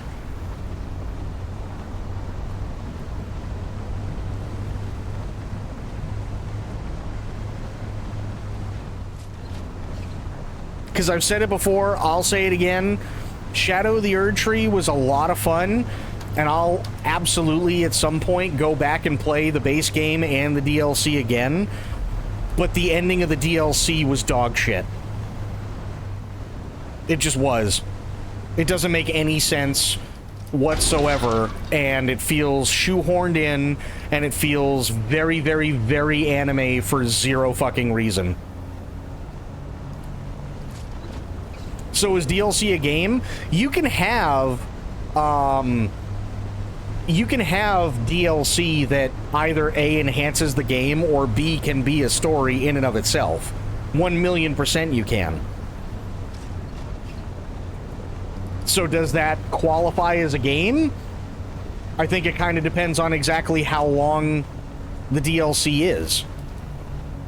I think that's kind of one of the big things, is you have to see, is this a DLC just to have a DLC? Or is this a DLC that's actually going to change a story or be its own story and fundamentally change how we look at a game overall?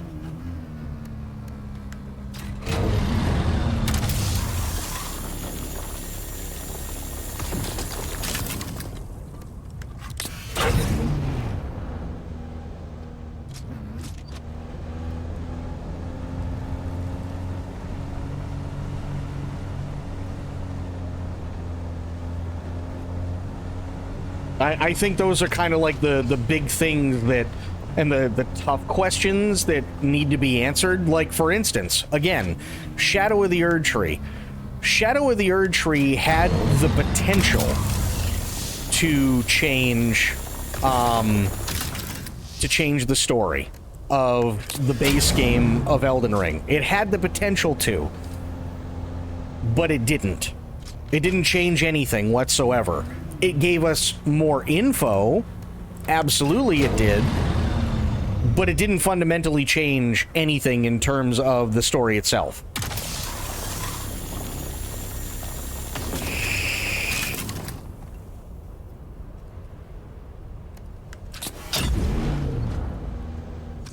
Need a game in order to even lay a DLC, otherwise why call it a DLC? Because here's the reason. Because these things, whether it be an expansion or a DLC, unfortunately, those terms are interchangeable when it comes to the industry as well. And that really sucks, but sadly it's also the truth. There have been plenty of things where they should have been, and I'll give an example. The Shadow Broker DLC for Mass Effect, that easily could have been an expansion. It very easily could have been an expansion because it added brand new areas, it gave you brand new characters, it alters the way that the base game works in terms of endgame. It does a lot of different things, and it could have been labeled as an expansion and nobody would have said shit. But then they would have had to have charged full price because that's what the expectation is for an expansion. And instead they called it a DLC so you could pick it up for like maybe 20-30 bucks.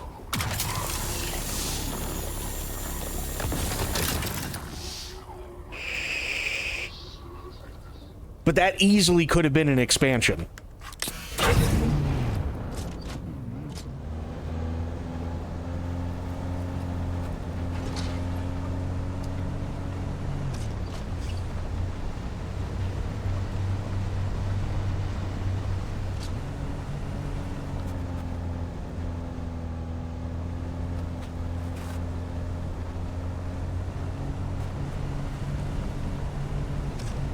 Same thing applies to expansion. It's adding on to said game. It's not its own thing you can play without said game.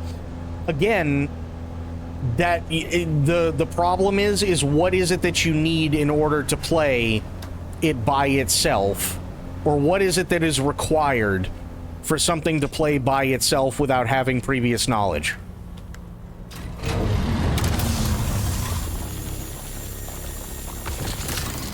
Right? Look at Mass Effect and Mass Effect 2. Can you play one by itself without the other one? Sure, absolutely. Are you going to enjoy it as much without any of the backstory from the first game? No.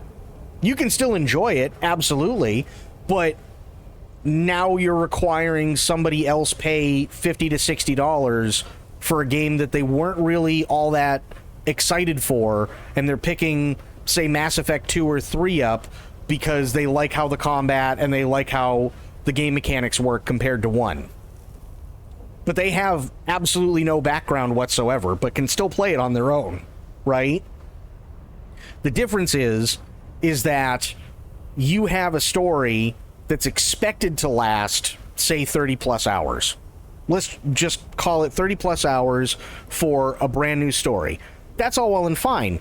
But if you have a DLC or an expansion that does quite literally the same thing and alters the main story of the base game to a point where it's actually necessary to have it, then I can absolutely see it.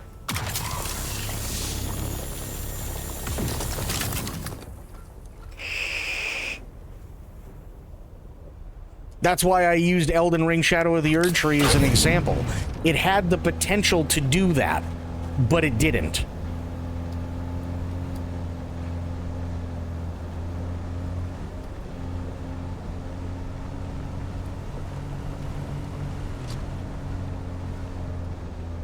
And that's why it didn't win Game of the Year.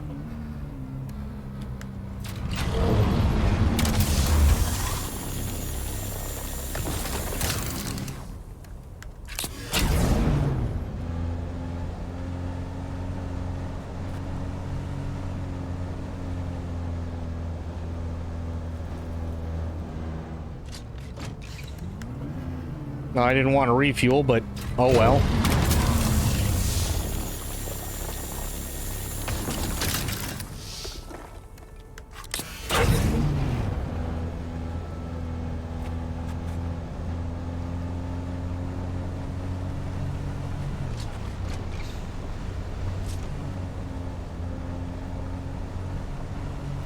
And I'm not saying it's right, and I'm not saying it's wrong. I'm saying those are the kinds of things that they're looking at.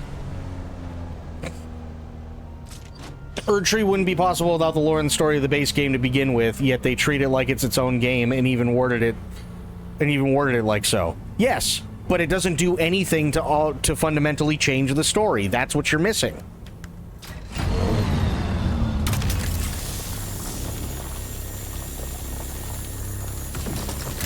That's why I brought up the example of the Mass Effect games and the Shadow Broker DLC.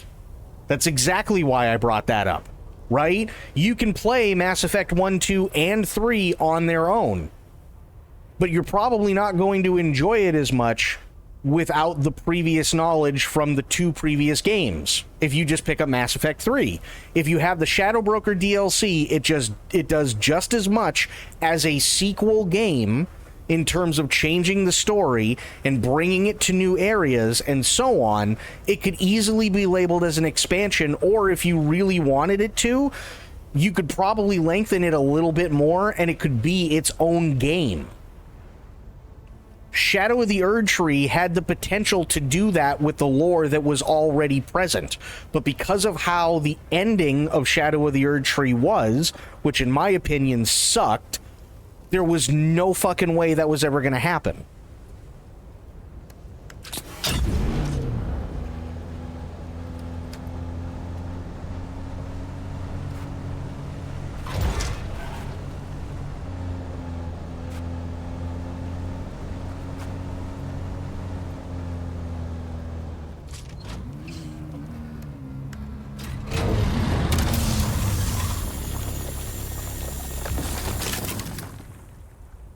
There was zero way that any of that was going to happen.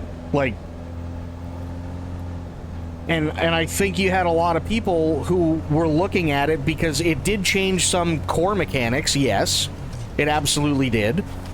But just changing core mechanics isn't enough to fundamentally change the story or the layout or the premise of a game. It just isn't.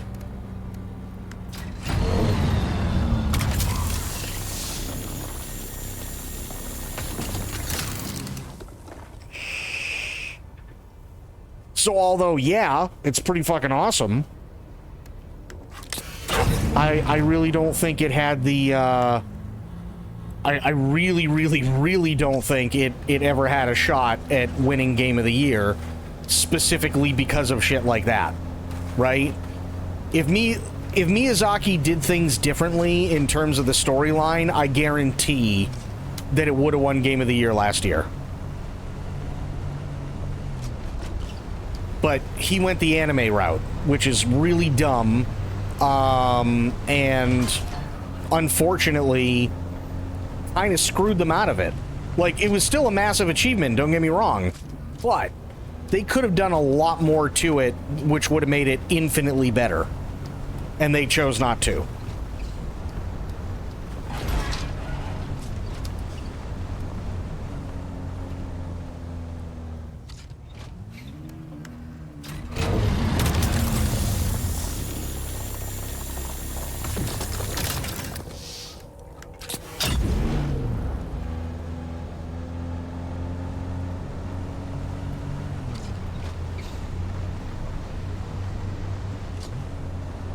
And unfortunately, that's really, really, really sad.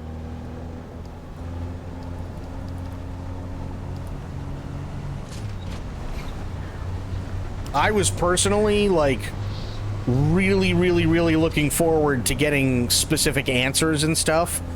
And much as I hate to say it, we got them, but are the answers any good? No. Not even remotely.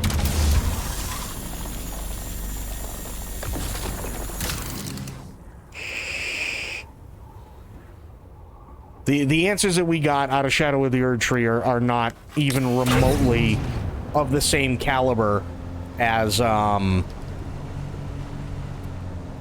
base game. Although I loved the expansion, they don't even compare.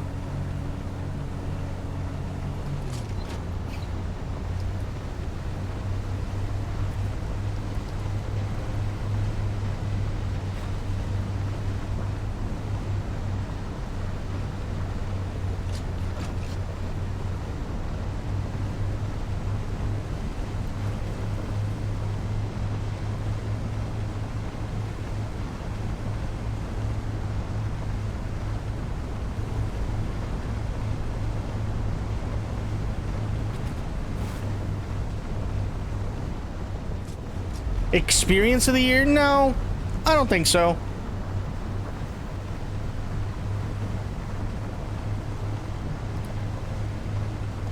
I don't think so, because you got to remember, it's not just as easy as, oh, well, this is a game, this is a DLC, this is an expansion.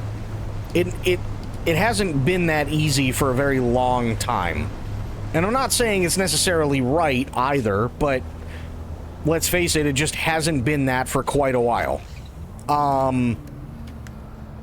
So it's not as easy nowadays because you have these really long, drawn-out stories, and hey, who are we really gonna blame people for trying to put something out as quickly as possible because they have a deadline that they have to make when it comes to their investors, and then they promise that there's going to be a DLC or there's going to be an expansion later on that finishes the rest of the story?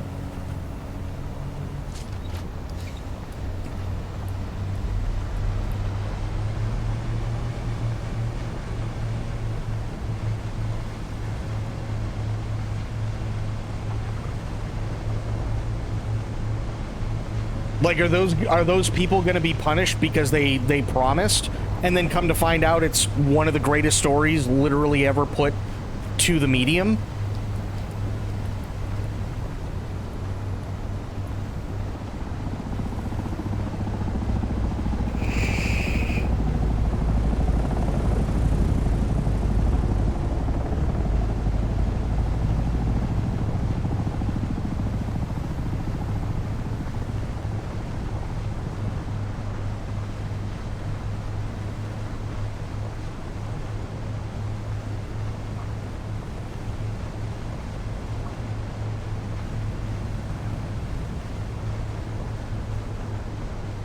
I don't think it's that black and white anymore.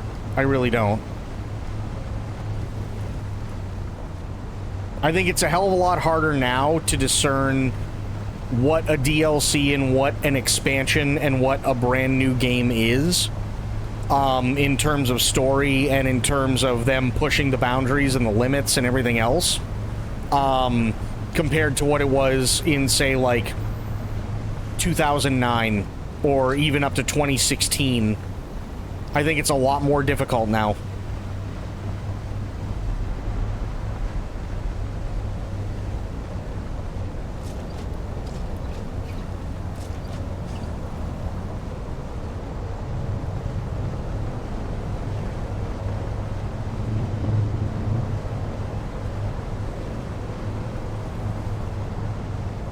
Yeah, but that's a very, very archaic way of looking at it.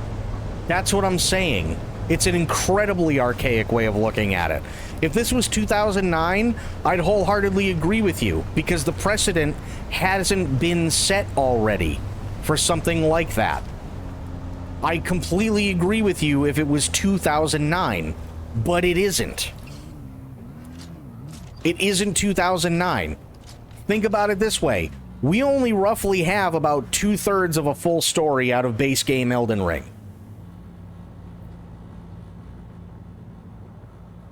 Now, you can play Elden Ring without Shadow of the Erdtree, absolutely, and you can walk away and go, wow, you know what, that really was an amazing game. Just like you can Dark Souls 1, 2, 3, Demon Souls, Sekiro, Armored Core 6, Bloodborne, you can do it with all of them.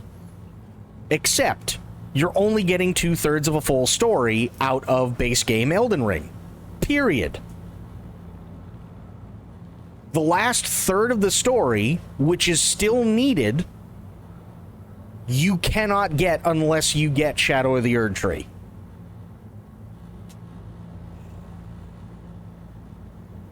You just can't. There's zero way to get it. They specifically made it that way. You do not get a complete story out of base game. You just don't.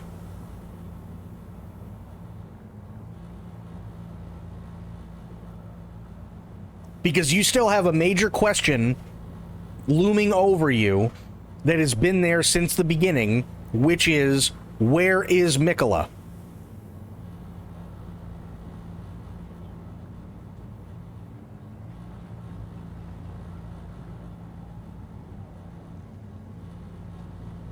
And for the longest time, people were asking, where is Mikola? What is Mikola doing? Are we going to be getting an Elden Ring 2?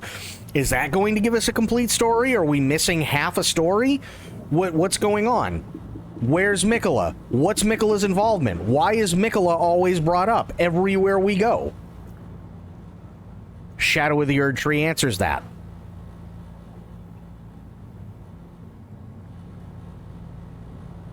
Whereas you have other DLCs that, yes, admittedly don't. Admittedly, there's a lot of DLCs out there that don't answer that and just add extra stuff, right? And I don't think anybody's going to sit there and try and argue that point. But having said that, Shadow of the Erdtree did answer one big question. The problem is that it was a shit way to answer it. Because they could have done a lot more, and they decided not to.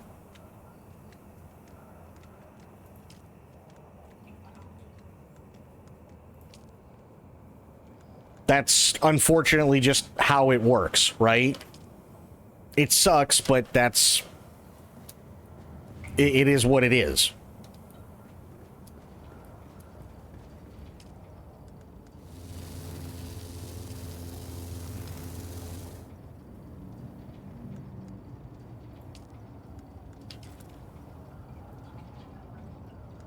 That's only 1,200. That's not bad.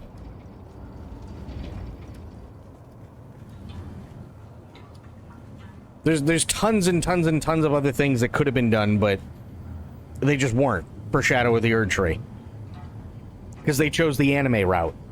That, by the way, generally speaking, most people, when it comes to the end of, you know, like anime and stuff, generally speaking, everybody goes, fucking really?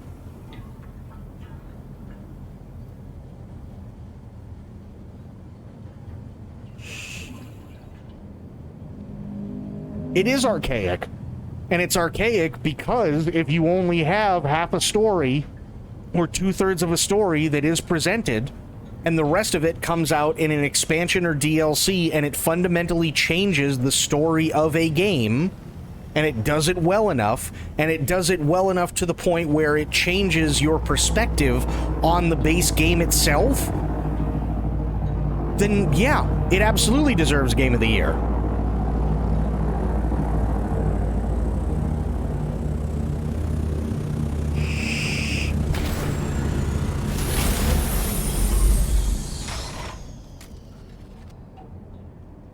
Hello, is anybody home? Wait. Yes? Can I help you? Hello? Oh my fucking god. Hello? Hello? Hello? Hello? Hello? Why did it do this? Hang on.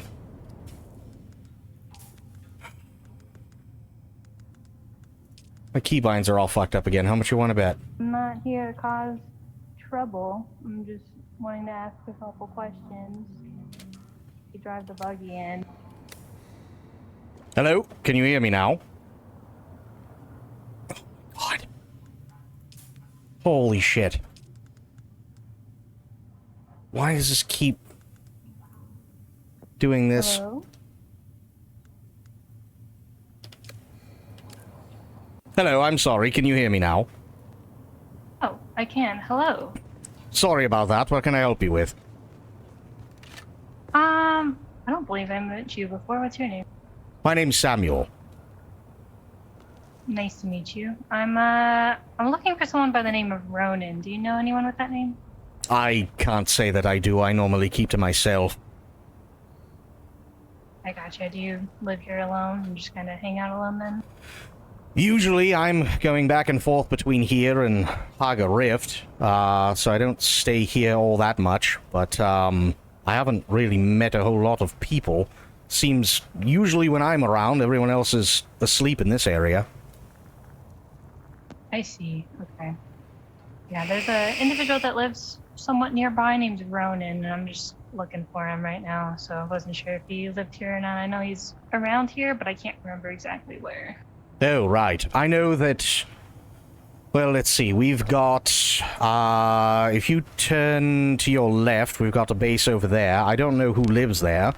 And then if you look at the map, if you go basically right behind where I am, and you go over to the Rock Islands over there, there's... I want to say at least 3 or 4 bases over there as well that you might want to check out. All right, I'll give those a check. If you see anyone by the name of Ronan coming by, can you let him know Sylvie's looking for him? Yes, absolutely. He, like, passes by or something. I appreciate it. No, not a problem. I hope you enjoy your travels back and forth to the Rift. It's quite a far drive. It's not the easiest thing, but we make do. I see. All right. Well, I will let you get to that. I gotta go find Ronan. So, you have a good one, all right? Yes, you as well. Safe travels. You too.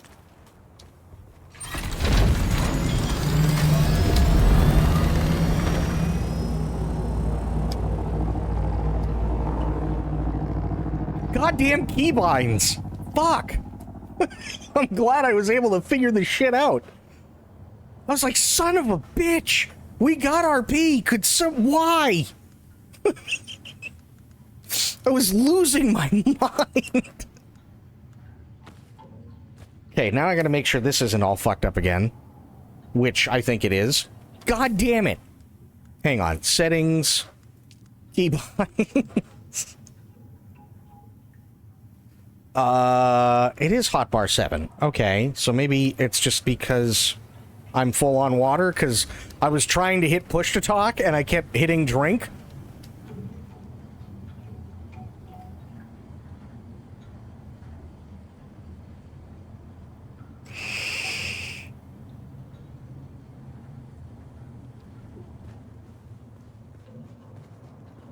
So a guy named Ronan, huh?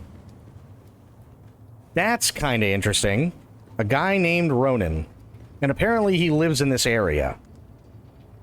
Why is this quiet? I don't know. I think I broke the sound. Oh well. A guy named Ronan.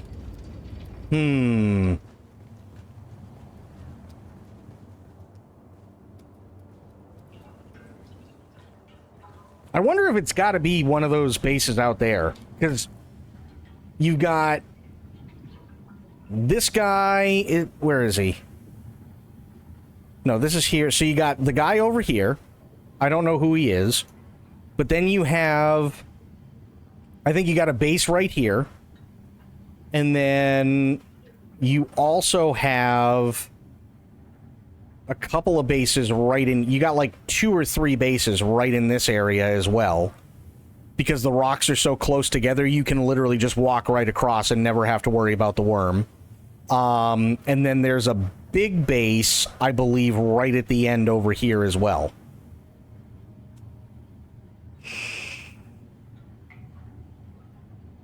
And then you also have... Actually, I think that might be it for Western. Because everybody else, I think, went to Eastern. So you have... In Eastern, you have a base basically right here.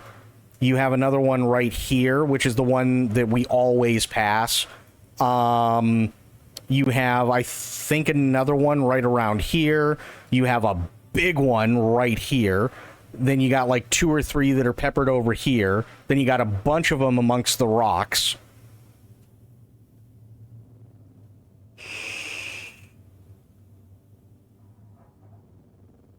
So I think, if anything, it's going to be either these or it's going to be somewhere in here.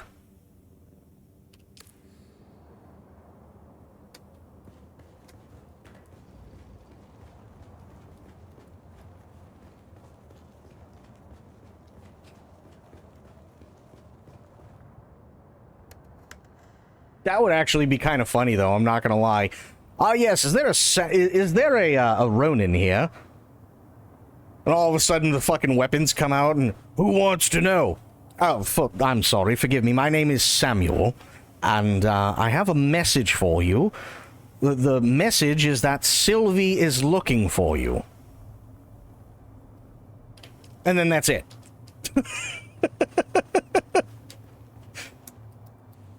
How the hell do you know Sylvie? Well, she stopped by my base at one point. She was looking for you, got confused, didn't realize that my base was not yours. What if he's a griefer? No. No, because this is a, this is an invite-only RP server. So everybody that's on this server is vouched for. So you don't really have to worry about that.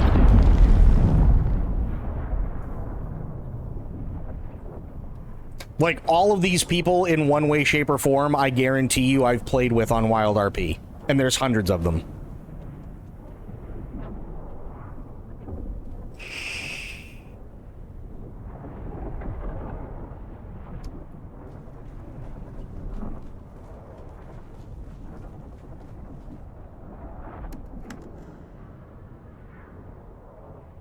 And if something like that happens... Oh, I'm still full, never mind. If something like that happens, they're dealt with immediately. Because we just go into the Discord and be like, hey, this person's being a complete asshole and stuff like that, and they get brought aside and either talked to, or, worst case scenario, they just get banned.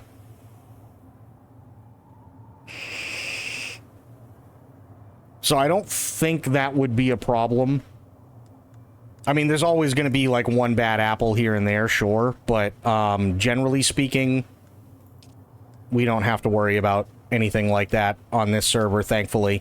And the funny thing is there was a discussion, and this was really cool to hear. Because the Deep Desert is a PvP thing, and it's open to all different servers and whatnot, there are other servers that know that our server exists. So when people are out in the Deep Desert, they roleplay too. Which is really fucking cool. So when they go out into the deep desert, they have no problem, like, doing the message that we saw earlier. Let me see if I can bring it up, right? So, like, Chape Mullane, right? They have no problem doing, you know, like a voice cuts through the static and, you know, oh, Atreides, you know, and, like, it's supposed to be, like, propaganda or something like that, right? And it's role-playing that you're hearing radio chatter coming in, through the static of, you know, maybe a storm or whatever that passes through, or it may be atmospheric bounce, and like all the other servers get in on it too, which is actually really, really fun. Did you ever hear anything in the Discord from that got your nose lady? No, I didn't. I did not. Which is a bummer. How do I get rid of this? There we go.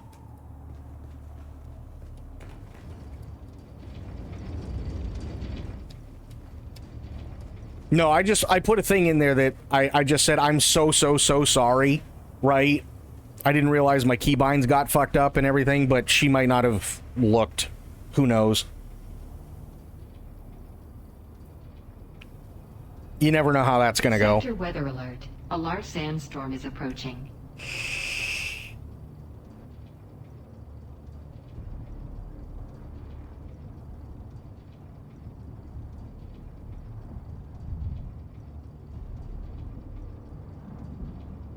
I didn't watch the clip. Actually, if you still have the clip, because we're still sitting here and waiting and there's a sandstorm coming, so I can't go anywhere.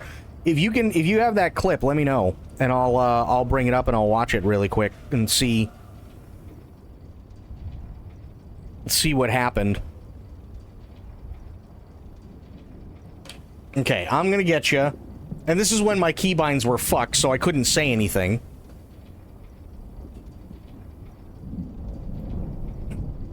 Okay, let me turn this up.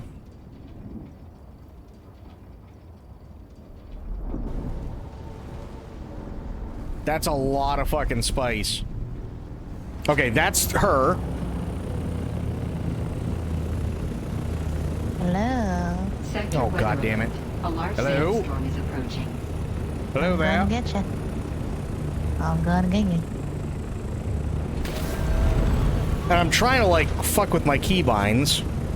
I don't even know if that worked. She made it through the rocks. It's alright, I'm friendly.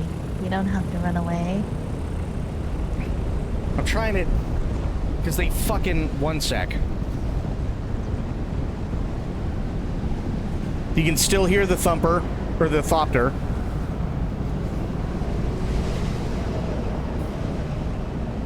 What the fuck did they do to all my keybinds?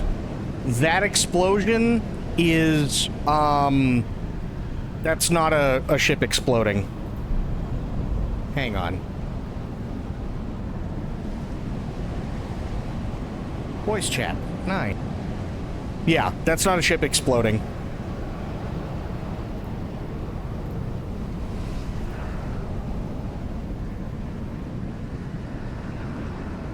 You should check your keybinds now every time you log in just to be sure it doesn't mess up again. I agree. 100%.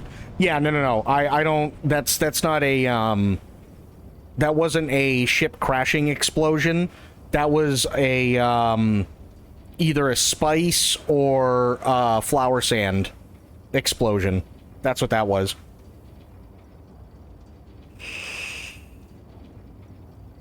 Could you imagine if they blew up trying to talk to you? Well, and that was... I was kind of worried about that. I was really, really worried about that, honestly. But, yeah, no, looking back at it, I don't think that was her. That was definitely more of like a spice or flower sand explosion. And I get those all the time, like literally right out here. There you go, perfect. See what I mean? That wasn't a ship crashing or anything. That was literally a spice bloom or a flower sand bloom. I couldn't have planned that any better if I wanted to. But yeah, that's what that is. But I would have felt really, really, really bad if she had crashed.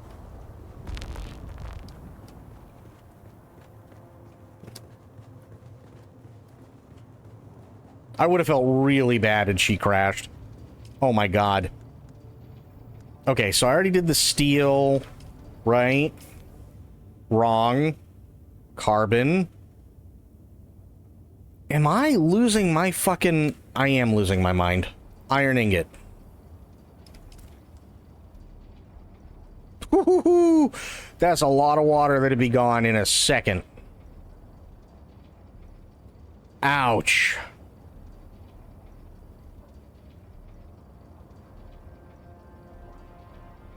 Yeah, fuck it.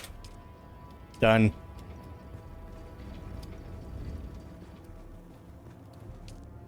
Yeah, now there's nothing. Which... fair. Well, actually, wait a second. Let me see something. Okay, the wind trap is working.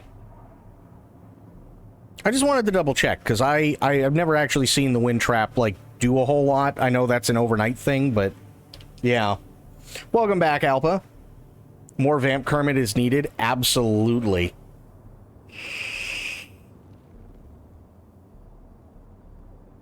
Absolutely. I'm gonna put the carbon and stuff back in here for now. There. Much better. More like a death still is needed. Actually, you know what? I don't... No, I need the death still comes from a trial. And I have to figure out where the next trial is, don't I? That's not what I wanted at all. There we go. 6th trial. Oh, okay. Actually, you know what? I might be able to go do that now.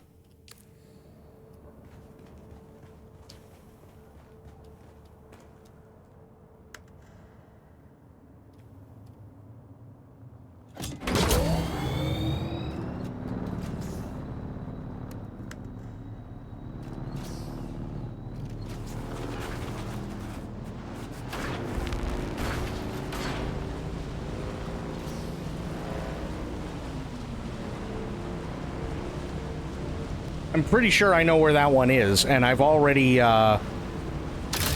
taken care of that area in terms of surveying anyway.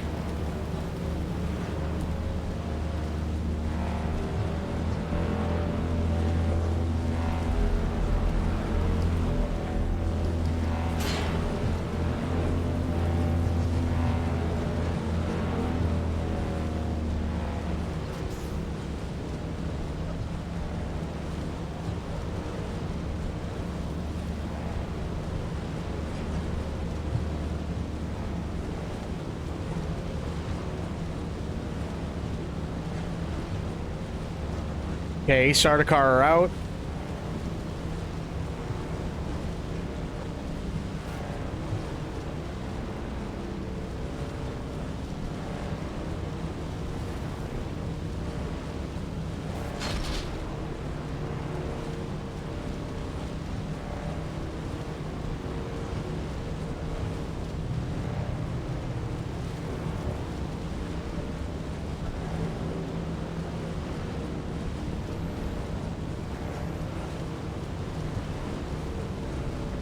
Get up here so we can pick up some more speed before we go out on the open sand.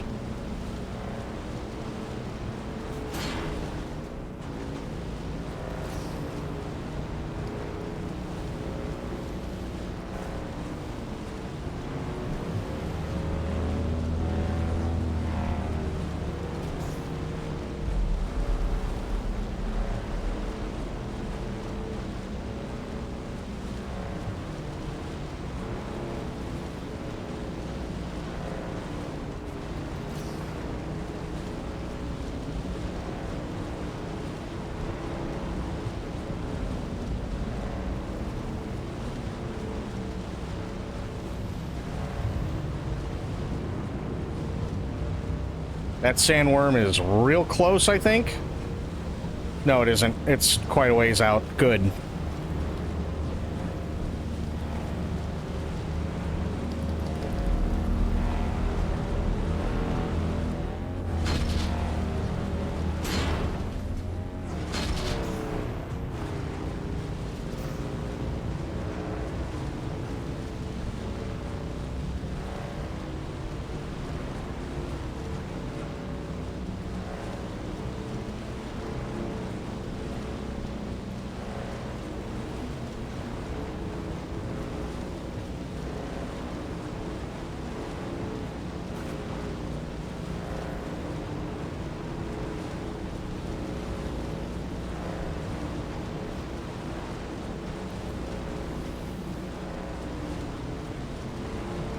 Okay.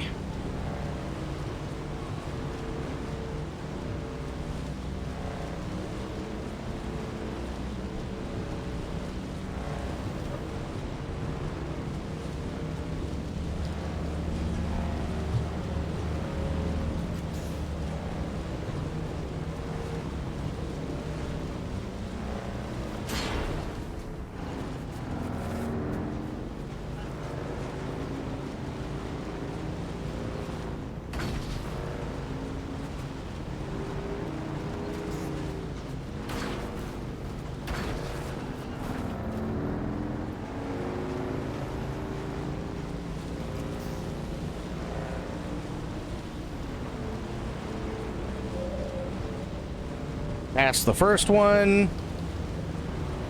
There it is. That's what I was looking for.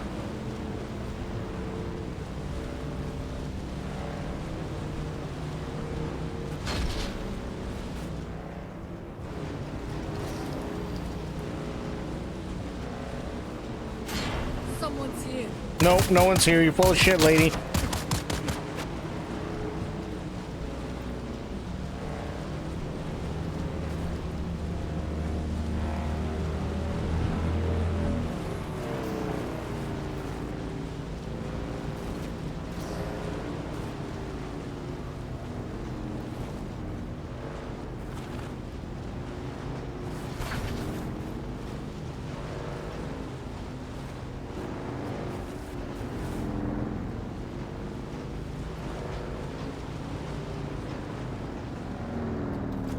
Wholeheartedly enjoy watching people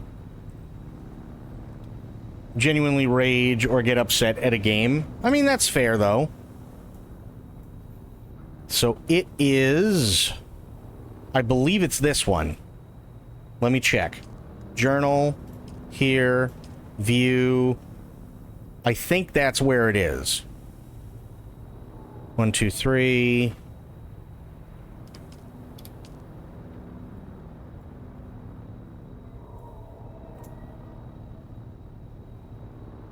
Yeah, I think that's where it is.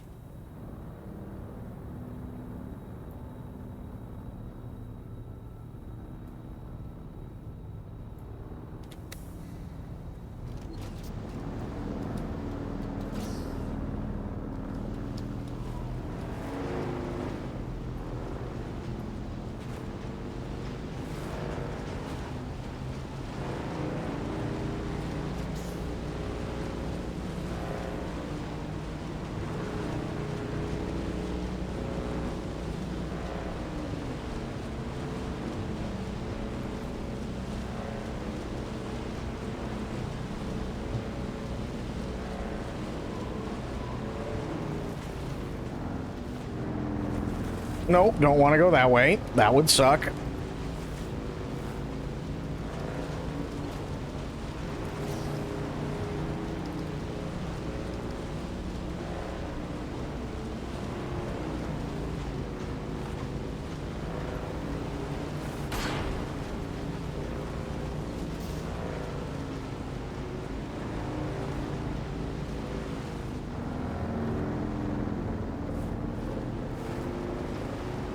Gonna have to check. I don't think that's quicksand, though.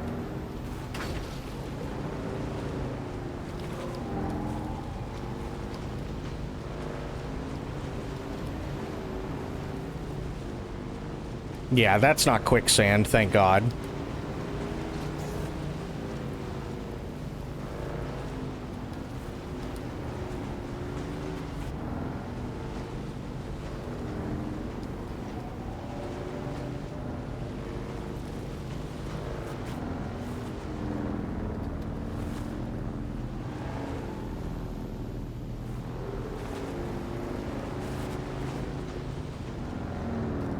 That's a dead end. How far am I? I'm still 1,300 meters.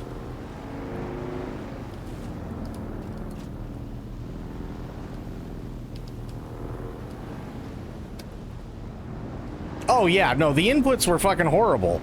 I mean, like, and that's the shitty thing. And I know that they've done a lot to fix it since then, and I haven't gone back and played them yet. But it's like, imagine a game that you've beaten hundreds of times, and then all of a sudden you just can't beat it. And it's not because you don't know what you're doing. Oh, wait a minute, wait. Okay, we're good. It's not because you don't know what you're doing, it's because they fucked it up so bad that it's so fucking stupid in terms of how everything plays out. Because you have to... You're trying to fight a computer that is, you know, doing everything based off of an algorithm, and that's fine, but you have to anticipate what it's going to do based on that algorithm at least a second ahead of when it does it. And that's stupid. That's insanely stupid.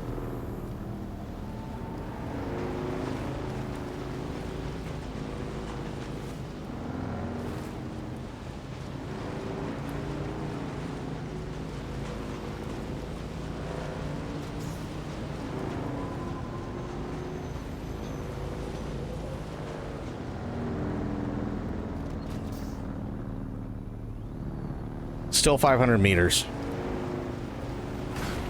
Well, no, Sekiro Rage was a little bit different. Because I had a shit computer, right? And because, for whatever reason, FromSoft didn't feel like it was necessary to make the game so that you could change things that needed to be changed if you don't have the latest and greatest hardware. Now that's dumb, but at the very least, it also has the benefit of being one of those games where I can go, well, yes, but also I've never beaten the game and I've never played it, so there is also that. Right? But when it comes to MGS1, I've literally beaten that game hundreds of times. Hundreds of times. Literally to the point where, oh, really? Literally to the point where, when I was younger, I used to beat that game before I went to school. I played it so much, I could beat it from start to finish, and just blasting through the cutscenes, I could beat it start to finish in about 45 to 50 minutes.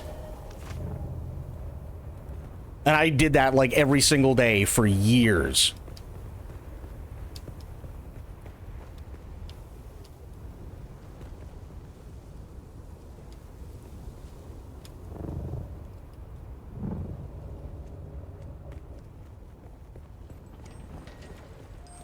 Who's that? No one.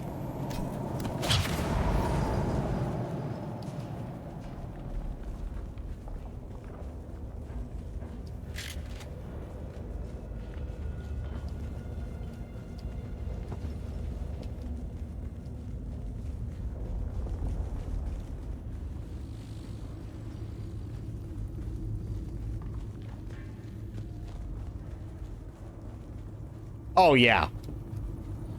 And you know what? Honestly, it was deserved.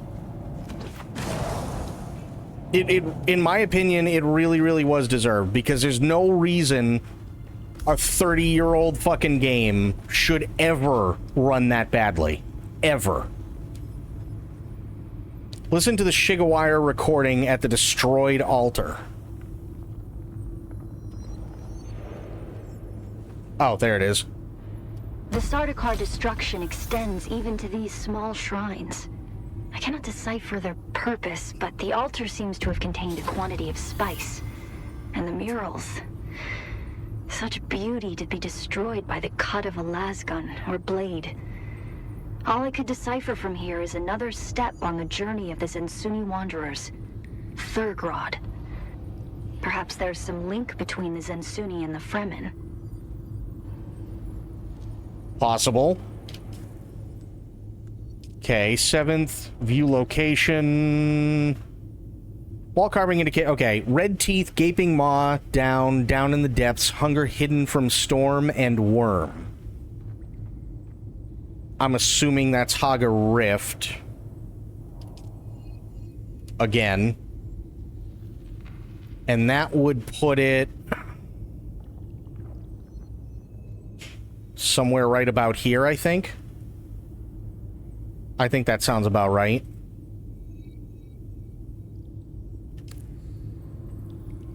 Let me take a look. Okay, so we got this bridge, so 3 bridges. It's just to the left of the middle one.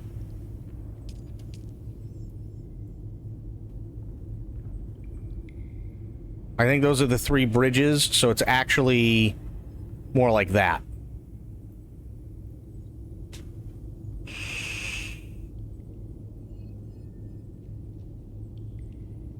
I think that's where it is, roughly. Wonder if they ever found Ronan. Yeah, good question. I don't know.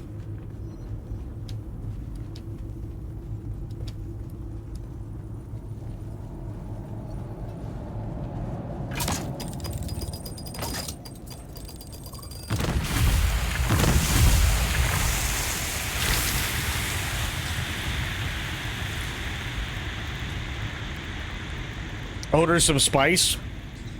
Who knows? It's entirely possible.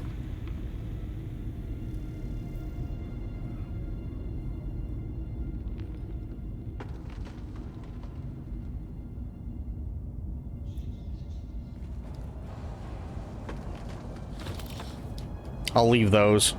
I don't need any more of those right now.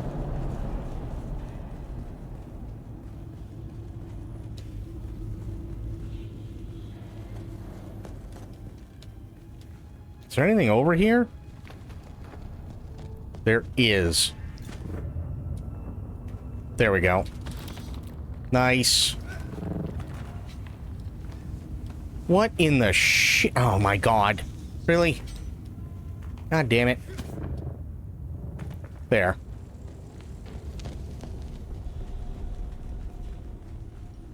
Is there anything over here? No. Spider-Man. Yeah. Inadvertent Spider-Man.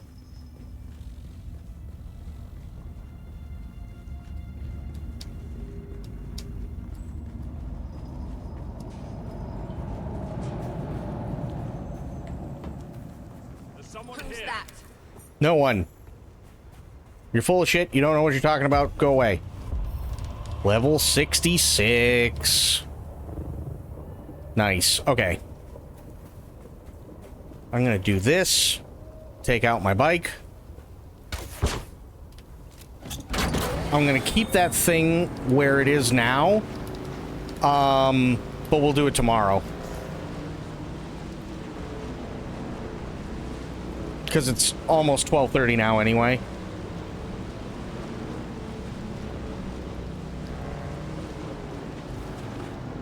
And it's probably going to take a minute, well, more than a minute to actually, like, get there and figure out what the fuck needs to be done. But I'll keep that marker there for now.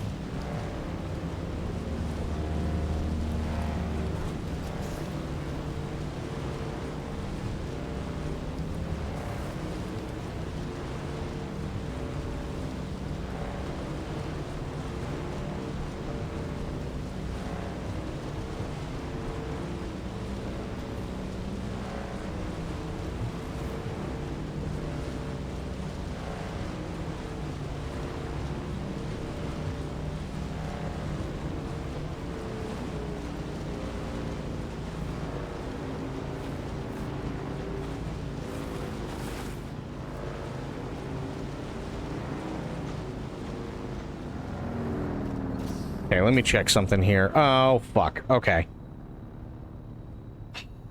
Balls. That's not what I wanted. Going in the wrong direction. Okay. Good job, me.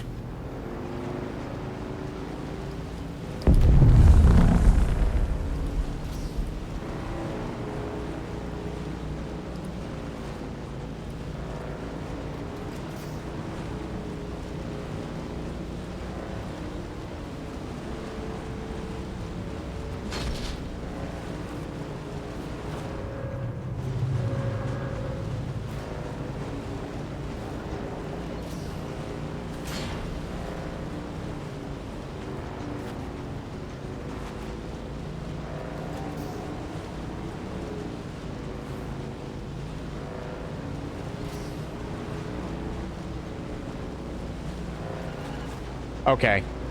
Pretty sure I know where I am now. Except I took the wrong turn. God damn it.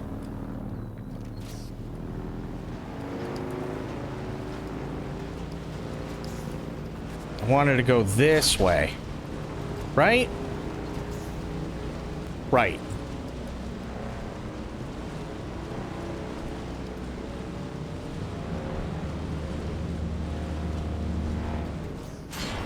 Oh.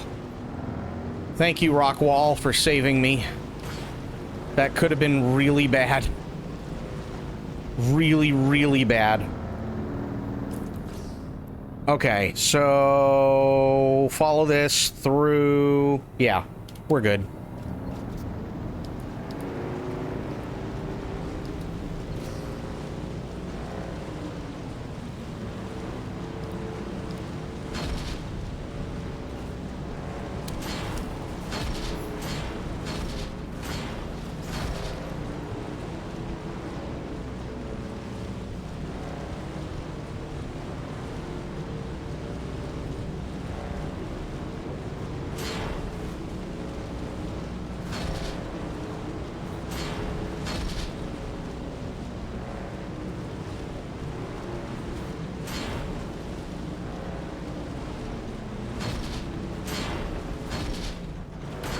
Jesus.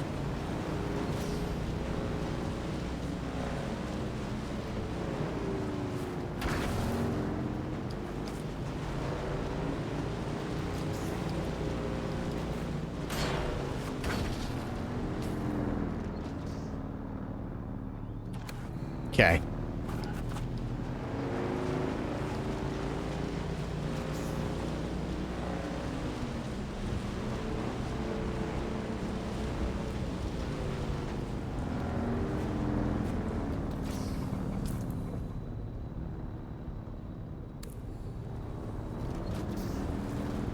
Oh, okay, perfect. Actually.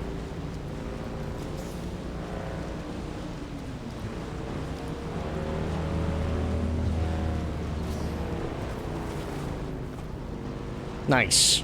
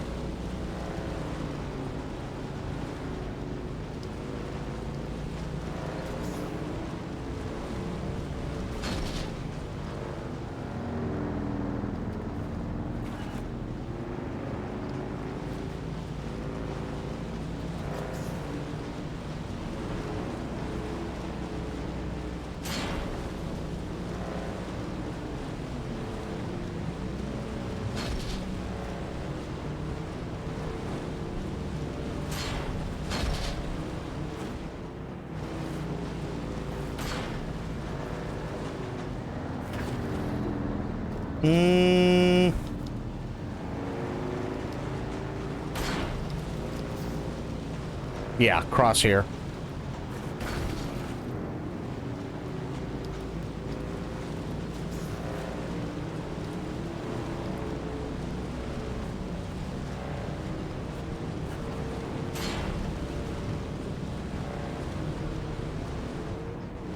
There we go. Nice.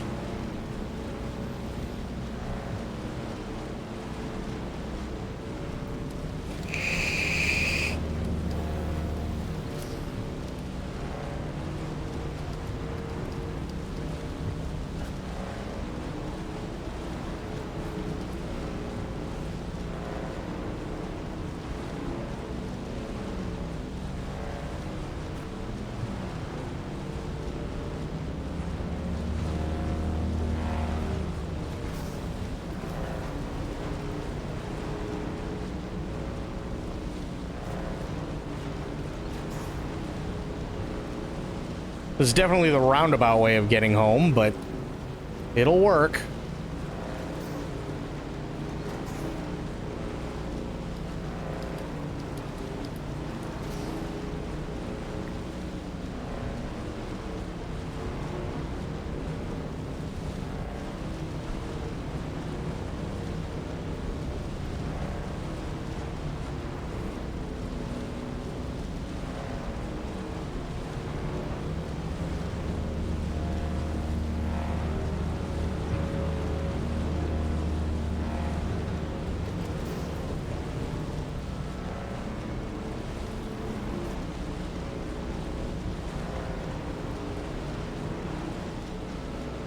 Jesus Christ, that ship is zooming. Holy fuck.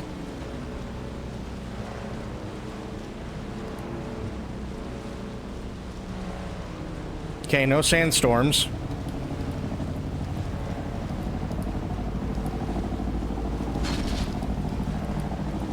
Oh, hell yeah, those look awesome. All right, we're committed.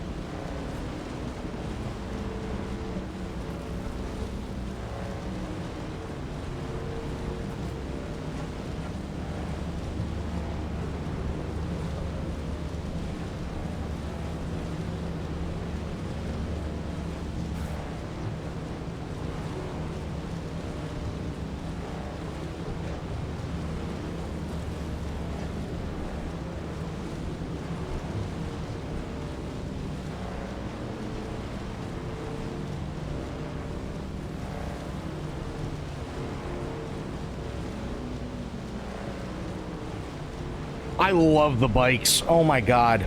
These bikes are so much fun.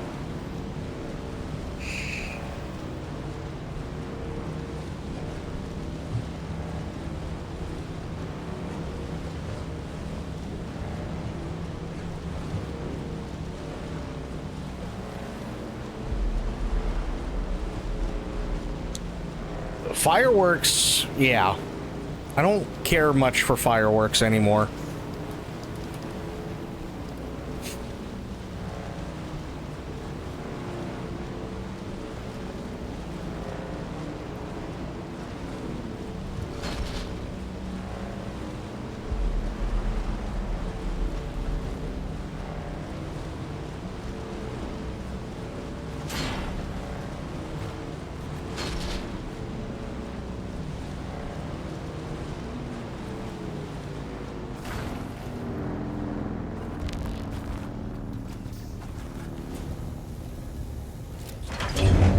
There we go.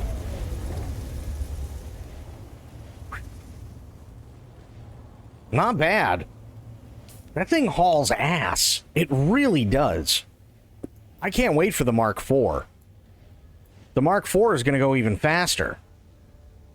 That's going to be something.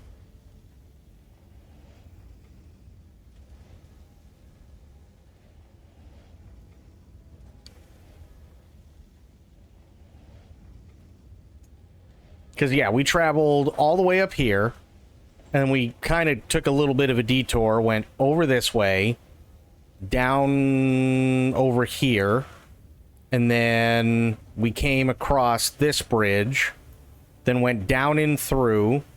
I think we popped back out somewhere maybe around here, then went back down, kept coming down, and then came out right about here, and then all the way around, cut across. Yeah, all the way around, we cut across, and then we cut across again, and then back down around here, and then cut across, and then home. Finally arrived. Nice. My dog was hiding in her kennel and whimpering when the fireworks are going off. Aw. They should really introduce firework zones or something and ban them in most places so idiots aren't lighting them off in the middle of the street and catching shit on fire and making every dog and cat in the area go wild and triggering PTSD in people. I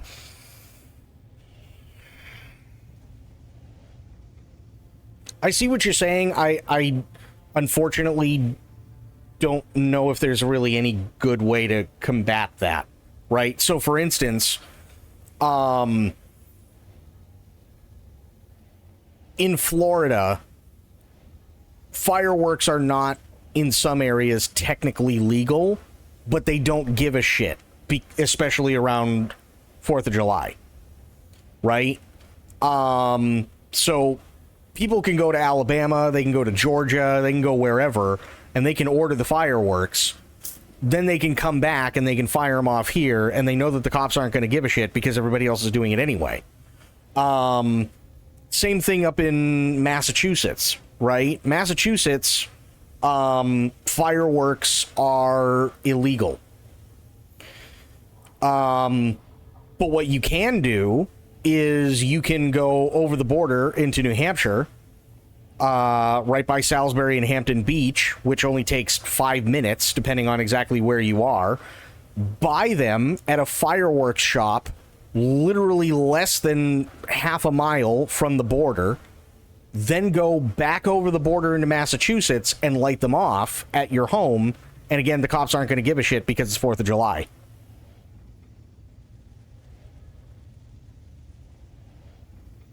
That's the thing, though. They're not... I understand what you're saying, but there's clear delineations between what actual festival-grade fireworks are and what you see in the streets. People who buy festival-grade fireworks have to pay out the ass in terms of licenses and taxes and everything else just to even buy them. Right? And if they ever get caught, they lose that indefinitely. That's it. Right? They will no longer ever be able to purchase fireworks, commercial grade, industrial grade, or otherwise, ever again. So they have to be very, very, very careful. Now, there are definitely some fireworks where shit gets really, really big. And I can absolutely see how a lot of people would be like, no, that shit should absolutely be at a festival or whatever. But there are clear delineations, like very, very clear in terms of size and everything else. Because essentially when you get like those really, really big ones that you're talking about, that should be at a festival or like a July 4th celebration where you see the fireworks that get shot out over the Hudson River in New York City, things like that, right? Those aren't the fireworks that you get at a fireworks shop. You're essentially just buying a bomb. It just so happens to be a bomb that gets launched in the air and detonates off a timer. That's really, really dangerous shit. So in terms of like people not being able to buy them, unfortunately, I kind of feel like people are going to find a way to buy them either way, whether they're illegal or not. And because of the holiday, sadly, the cops and really nobody else gives much of a shit unless you're one of those people that sadly has to deal with the PTSD or deal with the pets or, you know, you just don't like loud noises in general, things like that. And by the way, like, it's not for nothing, they actually treat it very, very similarly to automatic weapons. I'm not even kidding. Like, they do. So, can you technically buy a light machine gun in the United States? Yes. You can technically buy a fully automatic light machine gun in the United States.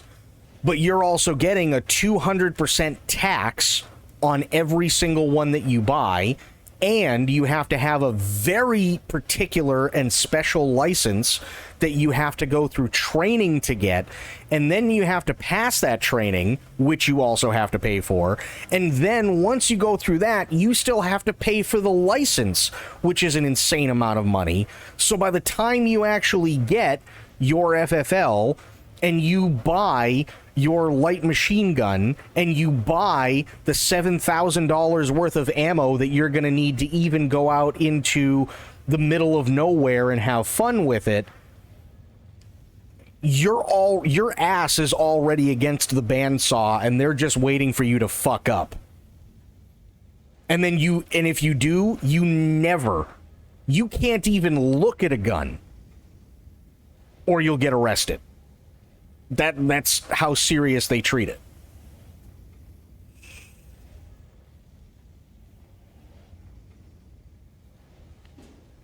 Yeah, but M80s aren't Unfortunately, M80s aren't commercial grade, and M80s, a lot of the time, the way that they're used, you have to worry about a lot of other things when it comes to criminal charges before you ever have to worry about improper usage of fireworks.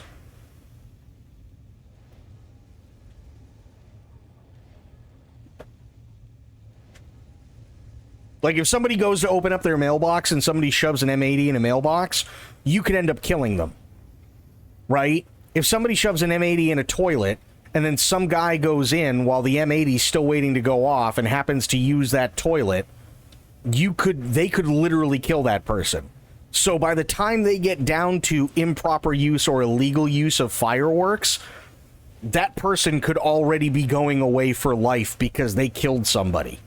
And because it was premeditated in terms of causing harm or damage to people and property.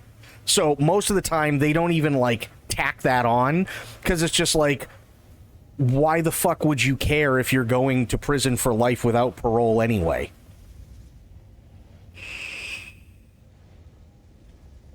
You know what I mean?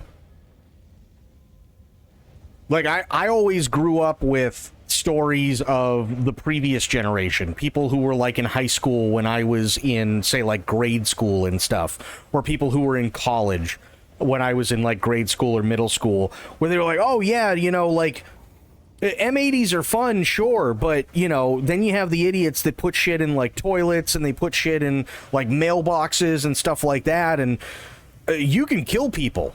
Like, it's amazing how quickly somebody's arm can get ripped off because a metal piece of a mailbox went right through it at 700 miles an hour because of the explosion. So we always grew up with horror stories like that and never touched them.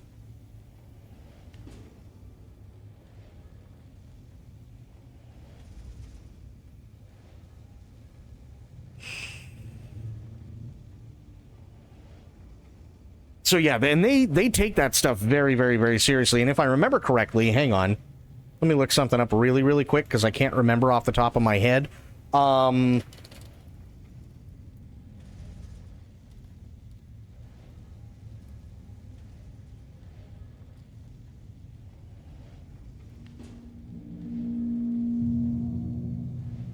Yeah, so the ATF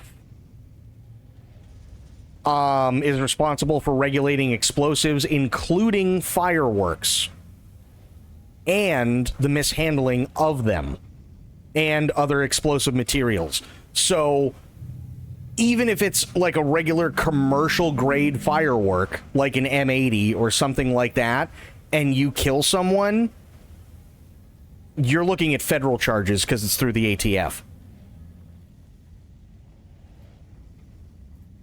That's a bad day.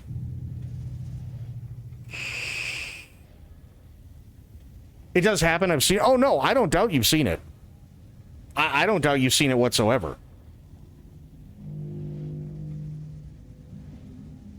But yeah, it's just... It's overall, it's not worth it, right? Like, when literally the same people who have the control over guns and stuff like that federally and are just waiting for you to constantly fuck up are also the same people in charge of what happens when you do something dumb with fireworks. It's not worth it. It is so not worth it.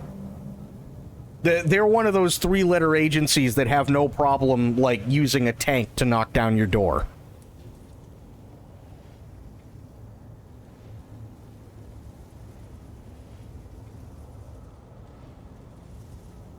Yeah. Sector weather alert. And like, sandstorm is approaching. Don't get me wrong, there's still people who are idiots and who do it. Absolutely there are, and I completely get the anger behind the, like, I have a bunch of fucking idiots in the neighborhood next to me, like the street next to me, right, that I'm backed up against, who I guarantee for the next 3-4 days are going to be lighting off fireworks and getting shit-faced and blasting Merle Haggard the entire time. But, again, the cops around here don't give a shit, because the last time I called because somebody was firing a gun, they didn't even want to come out because they're like, nah, it's probably just fireworks anyway. Who gives a shit? So it's like, they clearly don't care. So unfortunately, I just have to deal with it, and it sucks. But again, what are you going to do? You know what I mean? People are going to get them one way or the other. Alert. A large sandstorm is approaching. Is it coming from the south this time?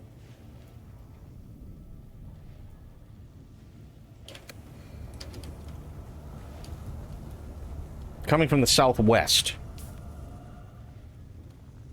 So it's coming up this way, or it's coming across this way.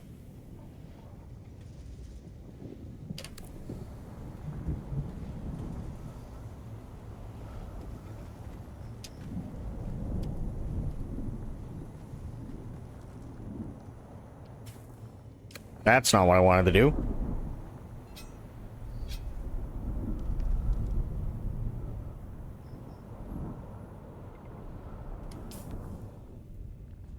There it is. Yeah, it's coming up this way.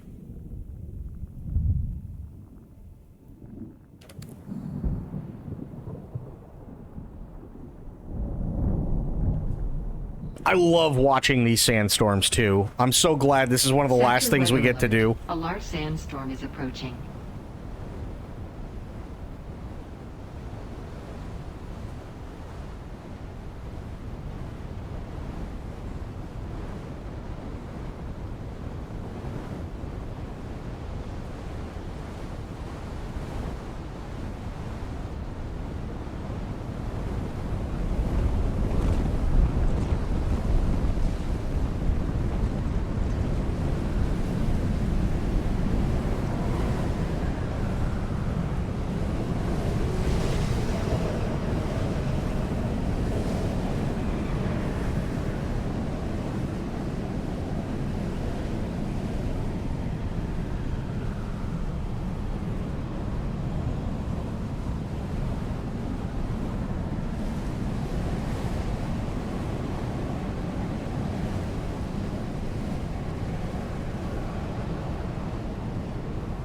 Deep desert sandstorms are cool. I'd like to see one at some point.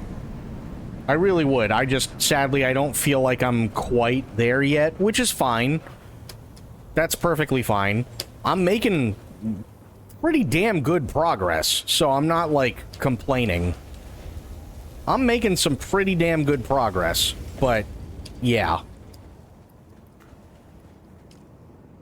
And I'm not worried about this. I'm not worried about this at all. But one thing I am gonna do... And actually, Alpa, I got a question for you, and I know we're coming down to, like, the wire here, but I have a question for you about this. About the wind trap. Right? Is there any way for it to just automatically take the filters out when it needs them? Or is that something where I literally just have to keep manually putting them in every time?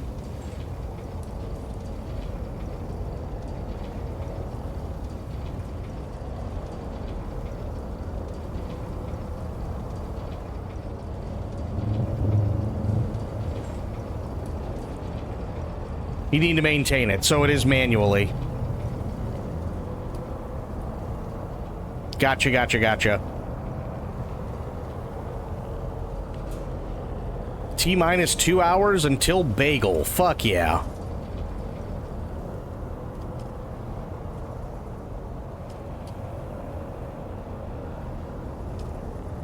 So I've got 16 hours. Okay, 16 hours isn't bad. I just want that running for a good period of time while I'm gone. You know what I mean? Because this will fill up slowly. It's just going to take a while.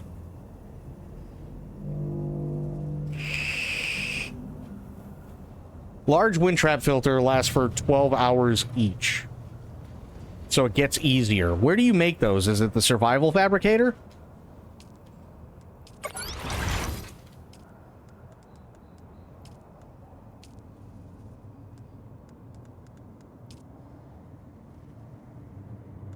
standard filter, particulate filter. Oh, that's duraluminum and stuff. Okay. I'm not there quite yet then.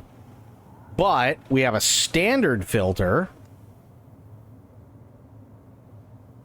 I think I'm using the makeshift right now.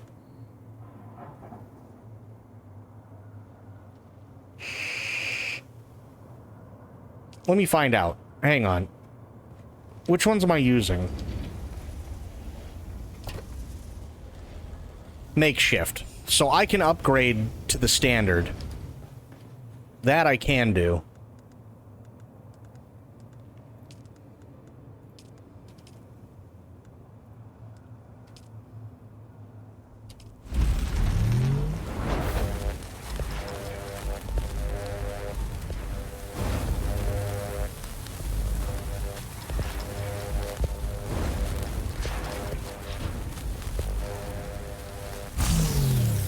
So the standards are the same as the makeshift? Is that what you're saying?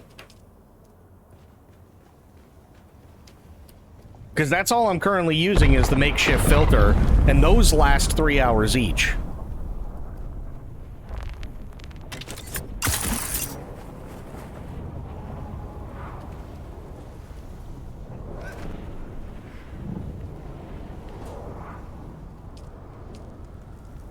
No, standard lasts 8 hours.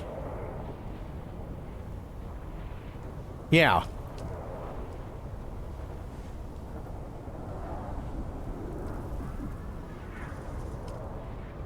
That's not bad. That's not bad at all.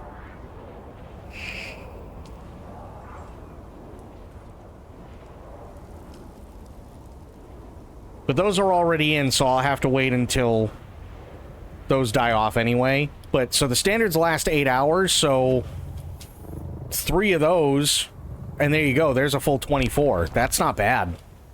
That's not bad whatsoever. So I'm assuming it's what, 12 hours you said for the like the large filter? Yeah. 3, 8, and 12. 8 is really good. 8 is really, really good. But that is where I am going to call it for tonight. Guys, gals, and pals, I do want to thank everybody for watching and thank everybody for hanging out.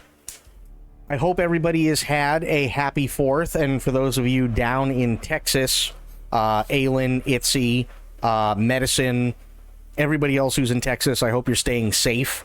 I know that's not exactly the easiest thing. But yeah, I hope everybody's staying safe. I hope that you're, at the very least, having a safe 4th, and if at all possible, having a good 4th. We had Sober, we had Alpa, we had Sophia, we had Corgi, we had Aylin, we had True. We had a bunch of people tonight. We really, really did. So thank you, everybody. Gina and Mitch. Gina, thank you so much for the raid. I really, really appreciate that. And Gina and Mitch, I hope you have a great 4th, or we're having a great 4th. Chris Graymore, thank you so much for the follow. If you're still there, hope you are having a great day as well. Yeah, that's going to be it for me. I will be back later on today. But until I see you all then, have yourselves a great day, great night, wherever you are. Be good to yourselves, be good to one another, stay safe, stay frosty, and of course, the #1 golden rule around here, try to remember some of the basics of CQC. And I will be seeing you all later on.